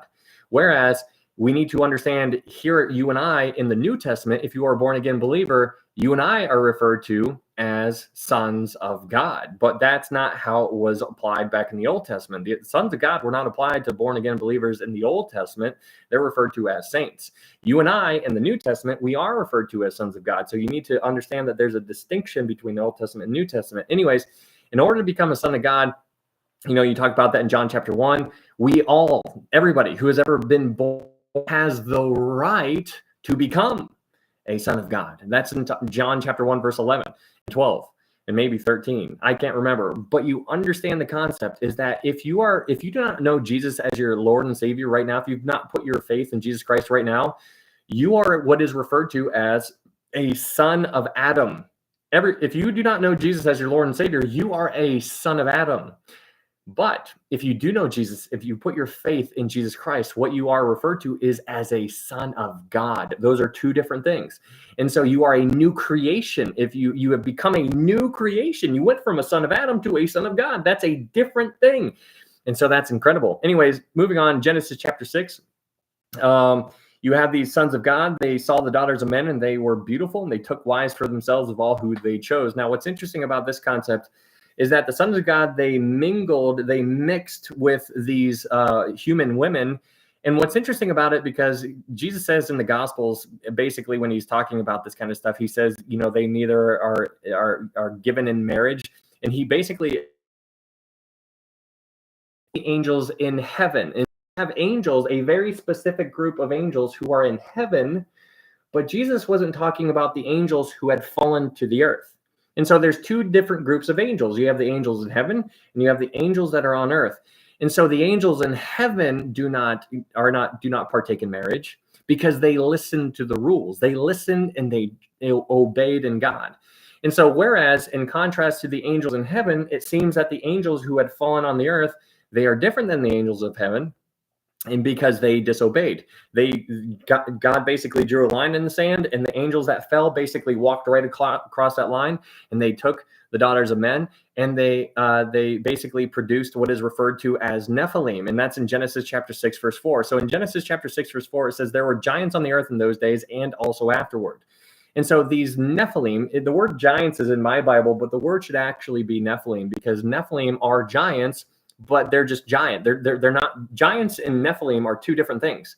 You can have giants and then you can have Nephilim. Nephilim happen to be giant, but Nephilim are Nephilim, giants are giants. So those are 2 different things. These Nephilim were on the earth, and the word Nephilim means, or the word there is Nephal, it means the fallen ones. These Nephilim were the offspring of an angel, a daughter of mankind, one like just a woman. And so when the 2 got together, it would produce human, and it was a hybrid of sorts. And so it's just incredible that that kind of world that was going on back during the world before the flood. They were all over the place. And so what's interesting, it says in Genesis chapter 6, verse 4, it says they were on the earth in those days and also afterward. There's some people out there who believe that there's these Nephilim that are just roaming around on top of the earth. And that's just not like on top. Like, this is not like, there's some people who think that they have it inside their own DNA and whatnot. And that's just not how it is. It's not applied. If you, especially like there's people who like believe that they have certain traits of Nephilim, and you can read about certain things about this kind of stuff, and that's just not incredible. That's just not credible at all. And so, specifically, if you're a born again believer, you cannot have this. This does not apply to you. And so, when you have these people talking about certain things that seem to apply to other people out in the world, they're trying to make things into something that don't even exist. And so, if you are a born again believer, this is important to understand. But it says that there were giants on the earth in those days and also afterwards. So the question is, how were they on the earth and also afterwards? And so I propose the idea to get you an idea, and I don't know this beyond a shadow of a doubt, but the thing to pay attention to is that a possibility is that he sent a wave of angels to mix with the daughters of men. And then the flood came, destroyed them, another flood of angels, and mixed with the daughters of men after the earth, after the flood. And so there was 2 waves of angels is a thought. I don't know that beyond a shadow of a doubt, but that is something to at least consider. This is something that, you can dive into and you can study if you would like to, but it's not something that I like put too much time and energy in, because it's not something that needs to be focused on, because it takes away the attention on where it needs to be. But the whole and also afterwards is really, really thought-provoking in many different people's minds, because they just want to talk about angels and fallen angels and get into the whole shiny stuff. And I'm just like, let's just focus on Jesus Christ and let's focus on what he did for you and I, because it's absolutely wonderful. But here it says there were, in Genesis chapter 6 verse 4, it says there were giants on the earth in those days and also afterward. And so this is a crazy world that was around before the flood. One of the things to pay attention to is something that is mentioned in Jude verse 6 and 7. In Jude verse 6 and 7, Jude brings up these angels, the angels who cross the line. He brings these angels up and he says, hey, you know how you cross the line? These angels, they're reserved in darkness and everlasting chains. These angels are in everlasting chains because of what they did. They intermixed with these women. And then what Jude does is he draws a connection to those angels, and he talks about these angels and how they had improper mixing, and he connects them to Sodom and Gomorrah, because Sodom and Gomorrah also has this improper mixing. And so he draws a connection. There's crazy judgment because of improper mixing between angels and mankind, and there's a crazy judgment on that. And there is also a crazy judgment on Sodom and Gomorrah because of improper mixing there.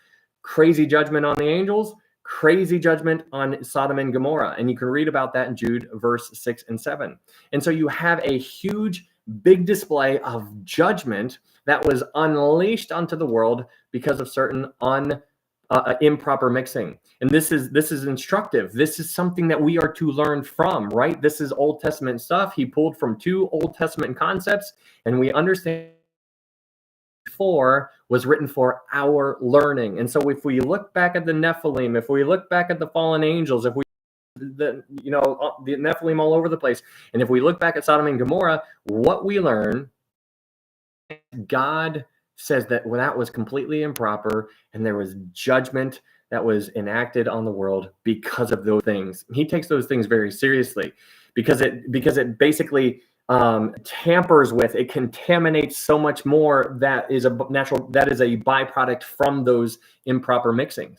If you have all of those improper mixings taking place, if you look down the line from their genealogy, if you see their genealogy continuing down like 100 years, 500 years, 1,000 years, which God can, he's like, I'm going to wipe it out before it even begins, because he knows how it's going to get. And he's like, this is for your sake. It's actually interesting, because one of the things that's attached to the curse in Genesis chapter 3, when he's talking to Adam, he says to Adam, now think about this for a second. He says to Adam, he says, cursed is the ground for your sake.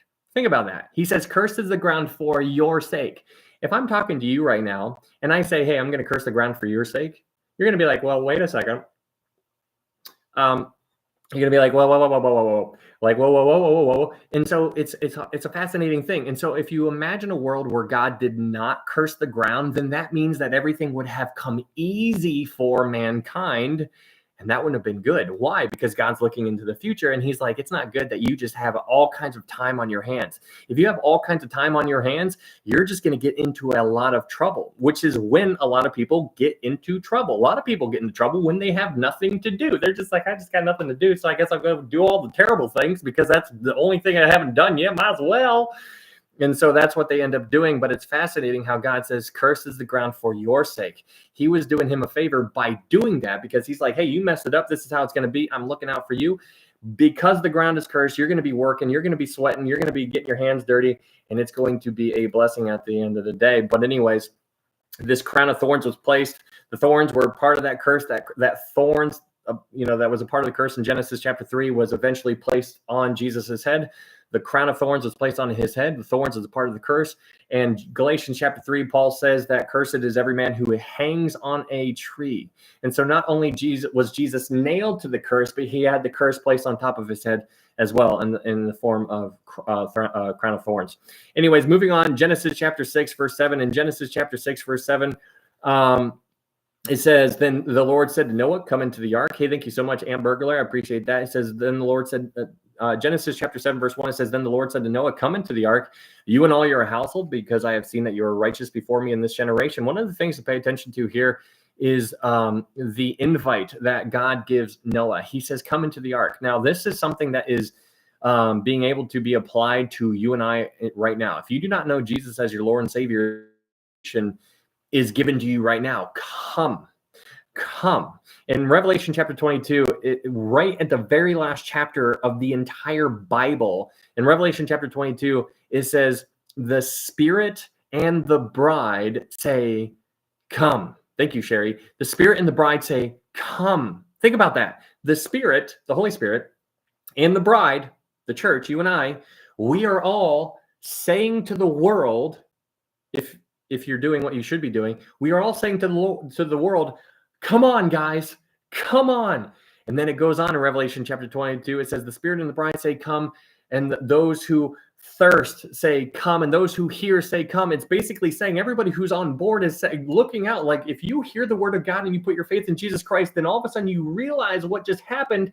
What a natural byproduct would be is from going like this to going like over here and be like, guys, I mean, come on, you gotta come on. I found the way. I found the way. And so that's what we should be doing. But the Spirit and the bride, the Spirit, all the people who have heard, all the people who thirst say, come. And this invitation is being given to you right now. If you do not know Jesus as your Lord and Savior, and it's given to everybody else. John 3:16 says, for God so loved the world. This is an open invitation. He's not willing that any should perish, but that all shall come to repentance, right? We need to understand that. Anyways, Genesis chapter 7, verse 11, we read about the fountains of the great deep that are broken up. The fountains of the great deep is an interesting kind of conversation there, because the great deep, so you're trying to understand the whole structure of the world, and the fountains of the great deep is an interesting, visual, because you're like, wait a second, what's going on underneath the earth? Now, what's fascinating about Genesis chapter 11, what we're going to be talking about here in a little bit, is that we're going to read about how the Lord came down. And so you have this whole, you're like a visual, like, okay, he was above in order to come down. If he was up top, that means he came down. So, like in Revelation chapter 13, Revelation chapter 11, it says the beast who ascends out of the bottomless pit came out and he devoured the two witnesses, or destroyed the two witnesses. So you have two kind of different visuals. You have the Lord coming down in Genesis chapter 11. He comes down in Genesis chapter 11. We're going to talk about that tonight. In Babylon, he comes down to see what they're doing in Babylon. In Revelation chapter 11, the beast that ascends. So the beast ascends out of the bottomless pit, overcomes the two witnesses. So one comes down, one comes up. And so you're seeing like this, kind of situation here, like we're kind of like in the middle. And it's really interesting to see this. But in Genesis chapter 7, verse 11, you have the fountains of the great deep were broken up. And so if you read passages like Psalm 24, verse 1 and 2, you'll find that the world was founded upon the waters. And that's what's going on. The world was founded upon the waters, which is fascinating. And in Genesis chapter 1, verse 2, we read about the Spirit of God hovering over the face of the waters. And if you read about the Spirit of God hovering over the face of the waters, you recognize that he was doing that before there was dry ground. And then he was doing that before there was plant life, and before there were animals, and before there was mankind. Before all of that, the Spirit of God was hovering over the waters. And so you have this picture of right in the beginning of a watery planet. And so when you have this watery planet, you have this picture of the fountains of the great deep. It seems to make a little bit more sense. I'm a whosoever. Thank you so much. Love your name. Every single time I see it, I'm just like, yes. Appreciate it. It's very kind of you. Thank you. Anyways, Genesis chapter 7, you have the fountains of the great deep being broken. I think that's really super cool. But moving on to Genesis chapter 8, Genesis chapter 8, you have the waters receding. You have in Genesis chapter 8, verse 2, It says, and the rain from heaven was restrained. I absolutely just love this verse. I don't know why. I just love the visual. That's why I keep talking about it every single time we do a review. He restrained the waters. We read in Job, the book of Job, I forget, Job chapter 38 or something. No, but in Job, you have this visual that we are given about the storehouses of the rain that are up in heaven. There are storehouses. It's a storehouse of rain. Like, hey, thank you, Kim. Thank you so much. A storehouse of rain. And so when you think about the storehouses of rain, if you picture like the gates opening up, the water goes out. And then when the gates close, the water stops. And so that's basically the picture that's going on. Here, there are storehouses of rain. And so here in Genesis chapter 8, verse 2, when it says, and the rain from heaven was restrained, I think that's incredible. In 2 Thessalonians chapter 2, Paul talks about this restrainer. And many people have questions about who that restrainer is. But I would propose to you the idea that you and I, if you are a part of the church, the ecclesia, we are the called out ones. I would say that we are restraining in a sense. We are the salt. We are the light. And so if you picture a world without the salt and without the light, then there is nothing that is restraining anymore. And so I think that that is really interesting to apply the principles that are there in Genesis chapter 8 and 2 Thessalonians chapter 2 in regards to restraining. But anyways, in Genesis chapter 8, verse 16, God says, after the flood waters go away, Job 38. Okay, it was Job 38. Okay. Genesis chapter 8. Thank you, Yogi. Man, are you just like, what you got? You got like how many things you got going on over there, Yogi? Man, killing it. Thank you so much. In Genesis chapter 8, verse 16, God says to Noah, go out of the ark. Now, one of the coolest things is the visual that we are given here. So in Genesis chapter 7, God says to Noah, come into the ark. In Genesis chapter 8, God says to Noah, go out of the ark. So the question on the table is, where is God when he is saying these things? In order for God to say, come into the ark, God had to have been in the ark. In order for God to say, go out of the ark, God had to still have, meaning that God was with Noah the entire time. I absolutely love it. To see this. Moving on to Genesis chapter 9. In Genesis chapter 9, it's Genesis chapter 9. This is after the flood waters recede. They go away. There's this whole different situation that's on the earth. This is a complete uncharted territory for Noah. Noah and his family. You have Noah. There's 8 souls that are on the ark. They make it all the way through. And so after they get off the ark, you can just almost feel like a little like eerie kind of situation going on between Noah and his family, like looking around, like they're all like, we know that we are the only ones alive right now, you know, like can you imagine? But anyways, you have in Genesis chapter 9, you have this government that God basically instructs Noah on. He basically says, hey, if anybody ends mankind's life, if it's a man or an animal, he's like, I'm going to demand a reckoning. He says that in Genesis chapter 9, verse 5. And so basically, this is capital punishment that is instituted, and it's from God. God is the one who is instituting capital punishment. Think about that for a second. God is the one instituting capital punishment. Now, God isn't just saying something in saying other people to do it, and he's not telling other people to do something that he wouldn't do himself, is what I'm trying to say. And because the reason why I'm saying that is because God had just got done demonstrating capital punishment in the form of the flood. He just wiped out all of mankind. And so he just does that. Noah and his family recognize that God just did that. And so now God is telling Noah, be like, hey, I am now going to I'm going to give mankind the responsibility to govern yourselves. He's like, here it is. I just showed you. This is what it is. Go again. Keep going. Here's like, it's your own, it's on you guys now. And then God basically gives them the rules to operate by in Genesis chapter 9, verse 6, because he says, whoever sheds man's blood, by man his blood must be shed.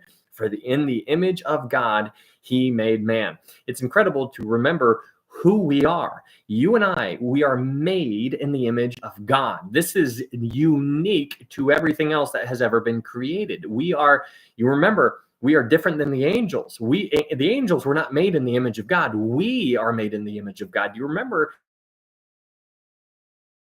how we are going to judge the angels. Think about that for a second. That's incredible. We are different. We are different than they are. We look at angels like, oh, wow, they're super cool. No. We are over the angels. That is very important to understand. They look at us and they're like, ooh, wow. But anyways, Genesis chapter 9. Man, there's just something I was just going to talk about this.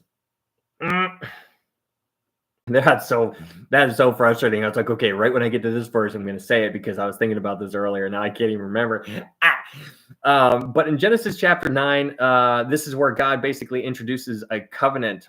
There's a covenant here. And, oh man, what was it? It's going to... Okay.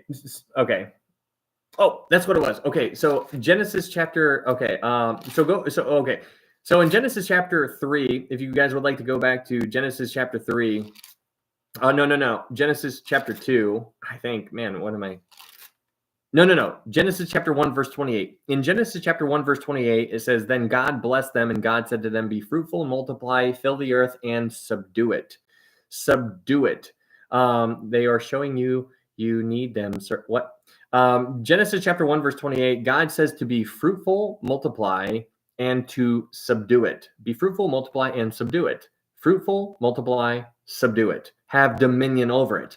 So in Genesis chapter 1, verse 28, God gives Adam, or mankind, he gives them a command to be fruitful, to multiply, and to subdue it. Have dominion over everything. That was the command. That was a command that God gave at mankind. Then when you fast forward to Genesis chapter 9, verse 7, in Genesis chapter 9, verse 7, after the flood, God tells Noah and his sons to be fruitful and multiply, but he doesn't say to subdue it. Now, the reason that this is important is because in the beginning, during the perfect environment, before sin entered the game, you have Adam, mankind, he says, be fruitful, multiply, have dominion. But after the sin fell, God takes the dominion left, and it was given, or Satan basically usurped that. He usurped it. He's like, I took it from you.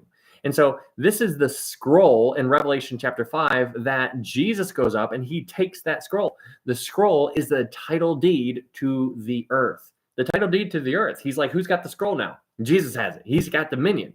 And so it's interesting, because this is why, when you read the Gospels, it says the God of this world has already been cast out or something. I can't remember exactly how it's phrased, but you understand probably the verse that I'm referencing. Because, from God's point of view, it's so fascinating from God's point of view when you think about time in a sense, because you and I think in a linear kind of time, but God's outside of time. So he's looking into time. So he's talking in a different kind of way. So he understands things that we don't understand, just like the same concept that you and I we are presently seated in heavenly places. Like, what does that even mean? Like, that's where we are. But that's like, if you are a born again believer, that is applicable to you and I. And it's just like, your mind around these higher things that are true, but they are difficult to really wrap your mind around. Anyways, Genesis chapter 9, verse 10, where he tells Noah and his family to be fruitful and multiply. That is an interesting thing, because he doesn't say to subdue it. He doesn't say to subdue it. He just says to be fruitful and multiply. He does not tell them to subdue it. That was given to Adam. Adam dropped the ball, and then Satan usurped that authority. That is now given to Satan. And so that is that is talked about here in Genesis chapter 9. Anyways, another thing to pay attention to in Genesis chapter 9 is that this is when a covenant was given between God and Noah. This covenant was given in the form of a rainbow. What's interesting about the word rainbow is that it's only used 6 times in the Bible. 6 times. 6 times in the Bible, the word rainbow is used. Each time the word rainbow is used, it's in a direct connection to God. And so was used in the book of Genesis chapter 9, but you can also go to Ezekiel chapter 1. Ezekiel chapter 1 is another place where the word rainbow is used, and that is also in direct connection to God. The other 2 places where rainbow is used is in the book of Revelation. Revelation chapter 4, in the throne room, when John is said, hey, come on up here. And John goes up there, he sees one on the throne, and there is a rainbow that's attached to God, which is really, really neat. There's also another place, and the last place where the word rainbow is used is in Revelation chapter 10. Revelation chapter 10, there's an angel who comes down, and he places his foot in the water, puts his other foot on the ground, and he roars with a loud voice, and basically there's a rainbow around him. That rainbow, again, is a picture being attributed to God. And so it seems that angel in Revelation chapter 10 is Jesus Christ, which is incredible. Anyways, this rainbow that is introduced to you in Genesis chapter 9. Hello, Lori. Good to see you. This rainbow that's introduced to you in Genesis chapter 9 is a covenant. It is a symbol of a covenant.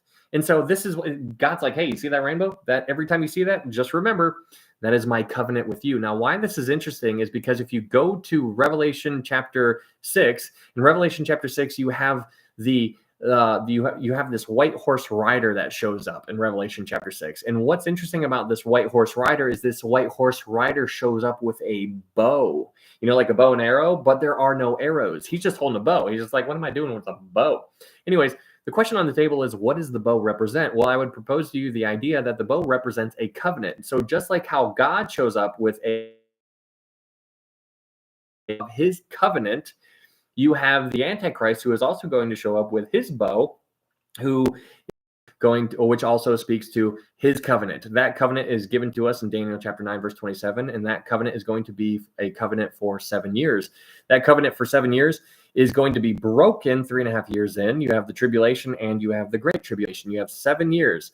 And so that is going to be when the tribulation basically begins. It starts right in Daniel, right at the confirming or the strengthening of the covenant, and that's from the earth's perspective, and the tribulation begins from heaven's point of view when Jesus opens the first seal. So the first seal begins the covenant, and the strengthening on earth also begins the tribulation. You have a heavenly perspective and you have an earthly perspective, but two things happen at the same time, and they both begin the 7-year tribulation. So that's important to understand. Now, what's fascinating about this, just to talk about some actual real-time events going on in our world right now, for those who something called the Abraham Accords, which I think are very, very fascinating to pay attention to. The Abraham Accords, just the gist of it is basically Abraham Accords because it's involving the three Abrahamic faiths. You have Christianity, you have Judaism, and you have Islam, and they all have the common ground that all three of these faiths have is Abraham. And so that's why they call it the Abraham Accords. And so basically what this is basically it's something that was created in an attempt to bring peace in the Middle East. Now, why that's fascinating is because that possibly could be the covenant that Daniel wrote about in Daniel chapter 9, that Gabriel gave the prophecy to Daniel in Daniel chapter 9. He's like, hey, Daniel, there's going to come a day when there's going to be a covenant that is strengthened, and that covenant is going to be for 7 years. Now, that is fascinating because if you pay attention to what's going on in our world right now, there is somebody who is basically championing that Abrahamic Accord, and he is trying to, Mr. President Trump, he's trying to expand the Abraham Accords, and I think that's so interesting. Anyways, he's trying to get Saudi Arabia attached to that, and the reason why Saudi Arabia is so significant right now is because Arabia, you have Mecca, and so since Saudi Arabia basically is, in control and has power over Mecca, which is massive to the Muslim hearts and minds, if Saudi Arabia joins the Abraham Accords, then all of the hearts and minds of the common people within the Muslim world are going to see Saudi Arabia do that, and they're going to be like, well, if they're doing that, then we might as well get on board because, yeah, I totally guess. I mean, I guess, yeah, sure, why not? And so you see how that can create a domino effect. Anyways, it's really, really fascinating seeing how all of this stuff is happening right now. And so I don't know for sure. Nobody does, but you can at least have that in the back of your mind, something to consider. And that is happening real time. I mean, this is real time. This is real conversations. So who knows? And you obviously, that's just a drop in the bucket with everything else that's taking place in regards to AI just blowing up all over the place. And you have the wars all over the place. You have earthquakes, you have tsunamis, you have all these things. Just another day, right? Like, tell me something that would surprise you if you heard it in the news tomorrow. What would surprise you anymore? Nothing surprises us anymore. Anyways, moving on to Genesis chapter 10. In Genesis chapter 10, you have, this is a really interesting chapter. This is another chapter where you are given a genealogy. This genealogy is, it's not something like, I mean, genealogies are never fun. Like, you don't read a genealogy or get to a chapter with a genealogy and then you're like, oh, yay. Like, no, we just skim past these, but we spent some time here in Genesis chapter 10 because it's important to understand. Now, there is something in the Bible that is referred to as the times of the Gentiles. That's an important concept to understand. In Luke chapter 21, Jesus talks about the times of Jesus says when the times of the Gentiles is fulfilled. And so the picture to understand is that if this is Israel, this pen is Israel, Israel was supposed to be leading the charge and the Gentiles were supposed to be under Israel. But the Gentiles fell down. And so now the Jewish people fell down and now the Gentiles are over them. And so the times of the Gentiles is what happened way back when, they were taken into captivity. It's been going on for centuries. And so we are still living in the times of the Gentiles because the Gentiles are oppressing the Jewish people. Well, when Jesus upside down, because after Jesus returns, you're going to have people who get saved during the tribulation. They're going to be finding these Jewish people after the tribulation. They're going to be finding these Jewish people. They're going to be picking them up and they're going to be literally carrying them into the promised land. That's what they're going to be doing. They're going to be like, how can I serve you? And so that's what's going to take place. That's fascinating. That's all talked about in Isaiah. You can unpack that. We talked about that when we studied Revelation chapter 20. We spent a lot of time talking about the millennial kingdom, but these Gentiles who get saved during the tribulation, if they do not lose their heads during the tribulation, they are going to be looking for ways to serve the Jewish people. You can read, I think, Isaiah chapter 4, perhaps. Verse 1 and 2, I can't remember, but it's really cool. Anyways, the times of the Gentiles. So in Genesis chapter 10, you have this. Genesis chapter 10 is where you learn about the Gentiles. This is where the Gentiles are introduced to you. This is the beginning. This is the genealogies. And so in Genesis chapter 10, you are given the 70 nations that are going to fill in the rest of the story in the Bible. This is you and I come from here. This is where we come from. Now, obviously, we all come from Adam, obviously, but we also all come. Thank you, Layla. We also all come from Genesis chapter 9, verse 18 or verse 19. Genesis chapter 9, verse 19. It says, "These were of Noah, and from these the whole earth was populated." So everybody comes from Adam, and also everybody comes from Noah, because Noah had 3 sons, Shem, Ham, and Japheth, obviously. But then in Genesis chapter 10, you are given the 70 nations of the world.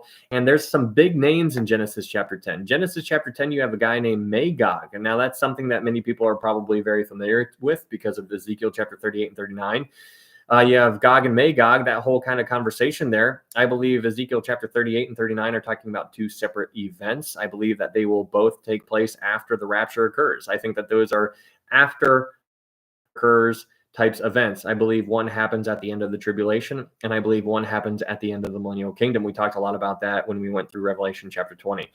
Anyways, you also have a guy in Genesis chapter 10, verse 2 named Madai. Now, the reason why Madai is so fascinating is because he's the father of the Medes. And when we say the Medes, it's the people group that we would refer to in our world today in 2025 as the Kurds. And so that's important. Why? Because this is where we get the information about Cyrus. Thank you, Amber. Thank you so much, Randy, for those gifts. I appreciate that so much. This is where we are introduced or given the line from a guy named Cyrus. And we're going to be talking about Cyrus tonight, so we'll leave that for the study here in just a little bit. But anyways, Genesis chapter 10, verse 8, it talks about how Cush begot Nimrod. Now, Nimrod is a fascinating character here. And the reason why Nimrod is interesting is because Nimrod he was the first world dictator. We're actually going to be talking about him again tonight as well, because his story is important to understand in terms of biblical prophecy. So in Genesis chapter 10, you're introduced to Nimrod. What's interesting about Nimrod is that his name means to rebel. His name means to rebel. So just off of his name, the meaning of his name, you get a very clear picture about who he is. He was not a good guy. He was somebody who was absolutely living in open rebellion, which is really, obviously a foreshadow of what he actually did. Genesis chapter 10, verse 10, it says, "In the beginning of his kingdom was Babel." And so obviously Nimrod, king of Babel. And so this is the first kingdom that is introduced to the story. And so this is chapter 3. You have the seed of the woman, the seed of the serpent. You have the two kingdoms. You have the whole line, two kingdoms in contrast to one another, which is very helpful when you're trying to visualize something. But anyways, in Genesis chapter 10, verse 14, another name that you recognize is Philistines. In Genesis chapter 10, verse 14, you have the word Philistines introduced for the first time here in the Bible. But what's interesting about the Philistines is that Emperor Hadrian basically renamed Judea to what you and I would refer to as Philistia. Now, the reason why he renamed it to Philistia is because he tried to govern the Jewish people and he just could never do it. And so basically they kept fighting back and forth, back and forth, back and forth. And so basically he's like, okay, we're just going to level the entire city. The temple had already been destroyed up until this point. And so he just destroys the entire city. And after he destroys the entire city, he names it Philistia. Now, what Philistia is in Latin is Palestina. Hey, Bonnie, thank you so much. Palestina. Now, if you hear the phrase Palestina in Latin, you obviously are making a connection, then that sounds like Palestine. And so here in our world today, you have a whole bunch of people saying free Palestine. That's what people are saying, right? And we need to understand that the word Palestine is designed to basically deny Israel's place in the land. And so if you use the word Palestine, you need to understand that that is a backhanded slap to the Jewish people. And so the people who say free Palestine are, many of them are unaware that this was changed. And so even in some Bibles, the word Palestine is in there, and it's just really fascinating. But this is basically a backhanded slap. This was given to that land because Emperor Hadrian basically really disliked the Jewish people. And so in order to basically make the Jewish people really ticked off, he named the land after Israel's mortal enemies, and their mortal enemies were the Philistines. And he's like, hey, you're not going to have your land anymore for now. And just to kind of make you really mad, we're going to name it after your enemies. And so it's like kind of like twisting the knife a little bit. But that's basically what's going on with the phrase Palestina or Philistia, or what you and I refer to in our world today as Palestine. I don't use that word. That's not something I really kind of think of ever. Anyways, that is Genesis chapter 10. And so one of the things, okay, so anyways, so that's Genesis chapter 1 through 10. And a little bit, and we're going to dive into Genesis chapter 11. We're going to actually slow down and try to concepts, and we're going to go all over the place. And that is just a review. All of those things are things that we've talked about in the past. Those are all uploaded on the YouTube channel. If you guys are new here, we're doing a verse by verse Bible study. We're going through the Bible, the entire Bible. If you're looking for a Bible study, you could consider this one. If you think it's worthy, then maybe follow it if you would like to. But we're just taking our time. We're going through the entire Bible. We've done Revelation. We just finished Revelation, but we've done Revelation, my favorite book. Revelation, Daniel, Ruth, Hebrews, James, John, Acts, Romans, all the Pauline epistles. We've gone through Isaiah, Zechariah, Matthew, 1 Peter, 2 Peter, and we just finished the book of Revelation for the second time just a little bit ago. And so this is an incredible journey. I want you guys to understand that I don't know everything. I'm never going to know everything. And so I would encourage you to test all things and hold fast to that which is good. We need to be like the Bereans in Acts chapter 17, verse 11, and find out whether these things were so. And so once you start, you get your legs underneath you, you start running, you're like, oh man, I'm doing it. And so it's really kind of fun when you actually start, you're like, oh, your mind just like connecting, bam, bam, bam, bam, bam. It's firing on all cylinders, and it's really, really neat. And so I want you to always remember, I don't get everything right. And so I am always presenting you what I personally believe right here and right now. But the main thing is always going to be the main thing. And the main thing is how to know for sure you can get to heaven. How do you get to heaven?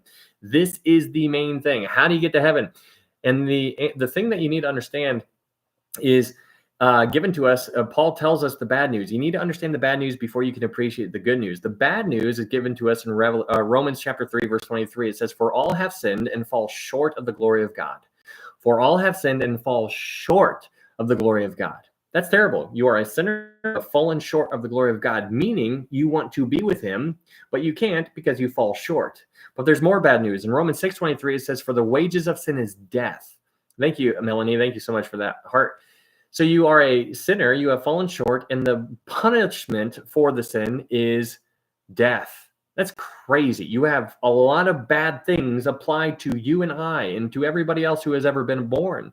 But it doesn't end there. This is where you get to the good part. It says, but the gift of God is eternal life through Jesus Christ our Lord. I mean, it is incredible. It is a gift. He's like, here it is. Just take it. It is for by grace you have been saved through faith, and that not of yourselves. It is the gift of God, not of works, lest any be good enough. You can never be good enough. Lay down, put your faith in Jesus Christ and in him alone, in his completed work on the cross. It is all about what he did, and you doing nothing but repenting of your sins, acknowledging that Jesus is God, and putting your faith in him and saying, Lord, I need you, please save me. This is all it is. It's the heart of the matter is always the matter of the heart. Thank you so much for those gifts. Thank you so much for that lightning bolt there. TM, I couldn't see your name. Thank you so much for that. That is very kind. Thank you, Angela. And thank you, Bonnie. Thank you so much. Somebody sent a coral. The coral makes me think of Walking Dead. Thank you. Thank you so much. Thank you so much for doing that. But this is incredible, guys. Like, it is for by grace you have been saved through faith, and that not of yourselves. It is the gift of God, not of works, lest any man should boast. The most important thing ever. That's it. The gospel can be found in 1 Corinthians 15, and that is that Jesus died according to the scriptures, that he was buried, and that he rose again on the third day according to the scriptures. That is the good news. Thank you, TM, for those gifts. That's the good news right there. That is so good. What are you talking about? The good news is Jesus died? Yes. Why? Because he died so that we might be saved. And that's incredible. That's good news, right? Is that not good news? Is that not amazing news? That is incredible news. And so that is always, in this Bible study, I want you to remember, that is always going to be the main thing. Everything else is going to be secondary compared to that. That is the main thing. And so if you guys are new here, thank you so much for being here. My name is Ryan. We're just going through the Bible book by book, chapter by chapter. Like I said before, all of these studies are uploaded on YouTube. If you're looking for a Bible study and if you think this is worthy, maybe consider following me on YouTube and on TikTok. I just try to do the best that I can, but I want you to always remember to test all things. If you would like to support this ministry is literally ran by you guys. Like, I've taken this very serious. I think that we are here for such a time as this. And I think that this ministry is so incredibly important because so many people are benefiting from it. And so I'm pumped up about it. And so if you would like to support this ministry in any kind of way there, and there's a link tree right there, if you would like to do that, you never have to. Thank you, TM. But if you would like to, in a sense, or support it in any kind of way, I would be blessed and humbled and honored by that. And if you also wouldn't mind just praying for it, because I think it's, I think there's a lot of things going on, just pray, if you wouldn't mind praying for me, I would be very, very appreciative for that. And so thank you so much for that. If you choose to do that. And anyways, that is, I'm just going to say that right there. Also, one of the things, if you guys go to church or whatever, if you guys wouldn't even, if you mention it to your church, be like, hey, there's a guy on TikTok. If you guys want to support like evangelists or whatever, because that's kind of like what I consider this to be. But if they even wanted to support this, that would be super wonderful. And so you could even throw it out to them and see if that would be something that your church would consider, because I know many churches support things like this. And so that would be super neat. Don't have to do that, but you can if you would like to. Hey, thank you so much for that, Rose. TM. All right, so let's go ahead and dive on into Genesis chapter 11. You have? Oh, very cool. Thank you, ND girl. I appreciate that so much. Thank you for that. Genesis chapter 11. Genesis chapter 11 is a really neat thing. I'll mention it on Sunday. Brittany getting silly. I actually go to church with Brittany. She's on YouTube. Under His Wing. She is awesome. Thanks for being here. Her husband actually just got saved. I hopefully that's okay with, I'm sure you don't mind at all, but her husband just got saved. My dad actually had the opportunity to get breakfast or lunch with him, and they went out to eat. I think it was Panera or something like that. And they just had conversations, and he showed up, and Tony was just asking all kinds of questions and questions and questions and questions. And my dad was just like enjoying it because, it's just, he was just like, yeah, we went all over the place. And so he was able to, get down to the main thing. And he's like, well, can I ask you this? And so he led him through, what you and I would refer to as the Romans Road. And it was incredible. And so there's a new name written down in glory, and it is Tony's. And so my dad, I just want you to know, Brittany, my dad was lifted up because of that. Like, he was pumped up. I mean, that's where he just absolutely thrives. And so I just absolutely love that. I was encouraged by my dad being encouraged, and so I just want, I think that's just awesome. That's what it's all about, right there, guys. I mean, it is. I mean, think about it, going from death to life. I mean, that's what it needs to be about. And so, praise God for Tony, having the ability to ask questions and being vulnerable enough, because a lot of guys, a lot of men don't feel like they should ever need to ask help. Like, if you've ever been in a car with a dude who's lost, they ain't stopping and asking questions. Then we won't, but we're gonna get real mad and never figure it out. You know what I mean? But like, asking questions is not something that many people like doing anymore. And so it was nice to see him, be able to recognize that he could ask my dad, and I'm glad that my dad was able to be there and say what needed to be said. And so it's an incredible thing. And so that's what it's all about, right there. And so I was pumped up for my dad. I'm pumped up for Tony. I mean, it's just neat. My dad was lit up. We go to a small church, and it's a small church, but it is a very, very biblical church, and it's where you hear the word of God. And that's what I'm here for. That's what I'm here for. I'm here for that. Ask for the directions. Yes, ask for the directions. Thank you so much, Margle.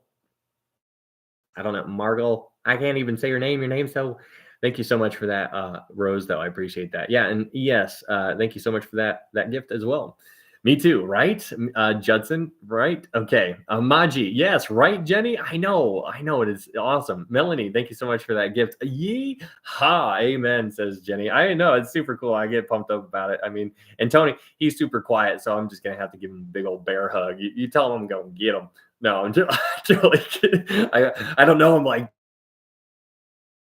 about it. Anyways, that was a blessing. It brought me to tears. He says that joy, that winning just won. Yeah, praise the Lord. Absolutely, it is. He got pumped up about it, so I'm glad. Yeah, you will, Brittany. Super cool. Well, I'm pumped up, and I figured you guys would enjoy that too. So it is, some plant, some water, some plant, but God gets the increase. And I'm sure Brittany was working on him for quite a while, and so many other people were too. And so he just came around to it, and then there he was. And so that's like one of those things where you're like, aren't you just so glad that God waited for him, just like how he waited for you? Because you and I were just like, man, how much longer is he going to wait? Like, I'm ready for him to just be like, come up here, be like, okay, here I come. But like, what's lingering right around the corner, which seems to be the tribulation, is not something that we would wish on anybody. And we feel that way toward our loved ones, like our moms and sons and daughters who are not born again. Our heart breaks for those people, but I need you to remember how much more it breaks for God. Just think about from God's point of view, because your mom or dad or brother or sister or son or daughter so much, but just think about how much more God loves them, because he loves them so much more than we can ever even imagine. And so we need to just constantly pray. I was thinking about that in regards to prayer. Like, if you are a child, how your child, like children teach us so many things. Thank you, Texas. Thank you so much for that gift. Our children teach us so many things. For example, our children teach us patience. My kids come up to me and ask me things nonstop. And I'm sure parents, you probably know exactly what I'm talking about, but they ask us things all the time. Now, the thing that I think is so fascinating about that in relation to our relationship with our Father is to also apply that same principle. You know what? I go about my entire day and I'm basically doing the thing that I feel like I should be doing. I was thinking about it earlier. I was like, man, my oldest, Malaya, she asks me questions all the time. And I'm like, I should start doing that. And like, just everything, being like, Lord, what do you think about that? like, just like how she feels comfortable coming up to me and saying, what is this? What is this? Why? What's this? How do I do this? And I'm just like, man, can you just, and so like, what she does to me is basically what we should be doing before the Lord. Just everything, just constantly, just here you go. Like, Here you go. What do you think, Dad? Dad, Dad, Dad, Mama, Mama, Mama. You know, like what is that? Stewie from Family Guy, I think it is. Anyways, you guys get the idea. And so I think, yeah, Dee Dee, right? Malaya, that's a cute name. I fell in love with that name. Right when I heard Malaya, I was like, first off, I've never even met a Malaya. But I absolutely love the name. It was very easy right when we heard it. And I was like, that's the one. Thank you, Melanie. Thank you so much for those roses. All right, go ahead and get on into Genesis chapter 11. Mama. Yeah, Paul, absolutely. I just ordered a shirt for my son for his birthday. Let's go, Julie. Very cool. Well, thank you for that. All right, so let's go ahead and get on into Genesis chapter 11. We're going to be talking about Babylon. And so we're going to be talking about all things Babylon. Time to bug Boab Rob, share the live with him. Oh, is he not in here? You get him in here. Boab Rob. If you guys see Boab Rob in here, just know that he does not believe in what we talk about in here, but it seems like he keeps coming back. And so if you guys wouldn't mind praying for him, he is from Scotland. And, it seems like there's some very weird types of what people label as Christians over there. And so when he joins this live, it seems like he enjoys being around you people, which is an homage to you guys. So thank you so much for being loving and kind and acceptive and welcoming to so many people. And that's why he stays. He stays because you guys keep, sharing with him love and praying for him and telling him and saying how happy you are to see him. And so thank you so much for doing that for the other people who come in here. That's incredible. I just want to give you guys a huge shout out. It is an amazing thing that we got going on here. I mean, you guys are amazing. Literally, you guys are amazing. I don't even understand how this even works. How does this even work? I don't what? Why is this happening right now? And so, right. Potato. It is a potato, tomato, but it is, it's really, really neat. Okay. So let's go ahead and dive on into Genesis chapter 11. Genesis chapter 11 is where we are going to get on into it. It's a really, really interesting chapter here. Salt and light, right, Brittany? Absolutely. Salt and light. Genesis chapter 11, it says in verse 1, Genesis chapter 11, verse 1, it says, now the whole earth had one language and one speech. Now, through the Bible verse by verse, chapter by chapter, book by book. So we're going to slow down and we're going to talk about each verse and we're going to just read it. We're going to talk about one. Sometimes we'll linger on a certain verse. Sometimes we'll read 2 or 3 verses at a time.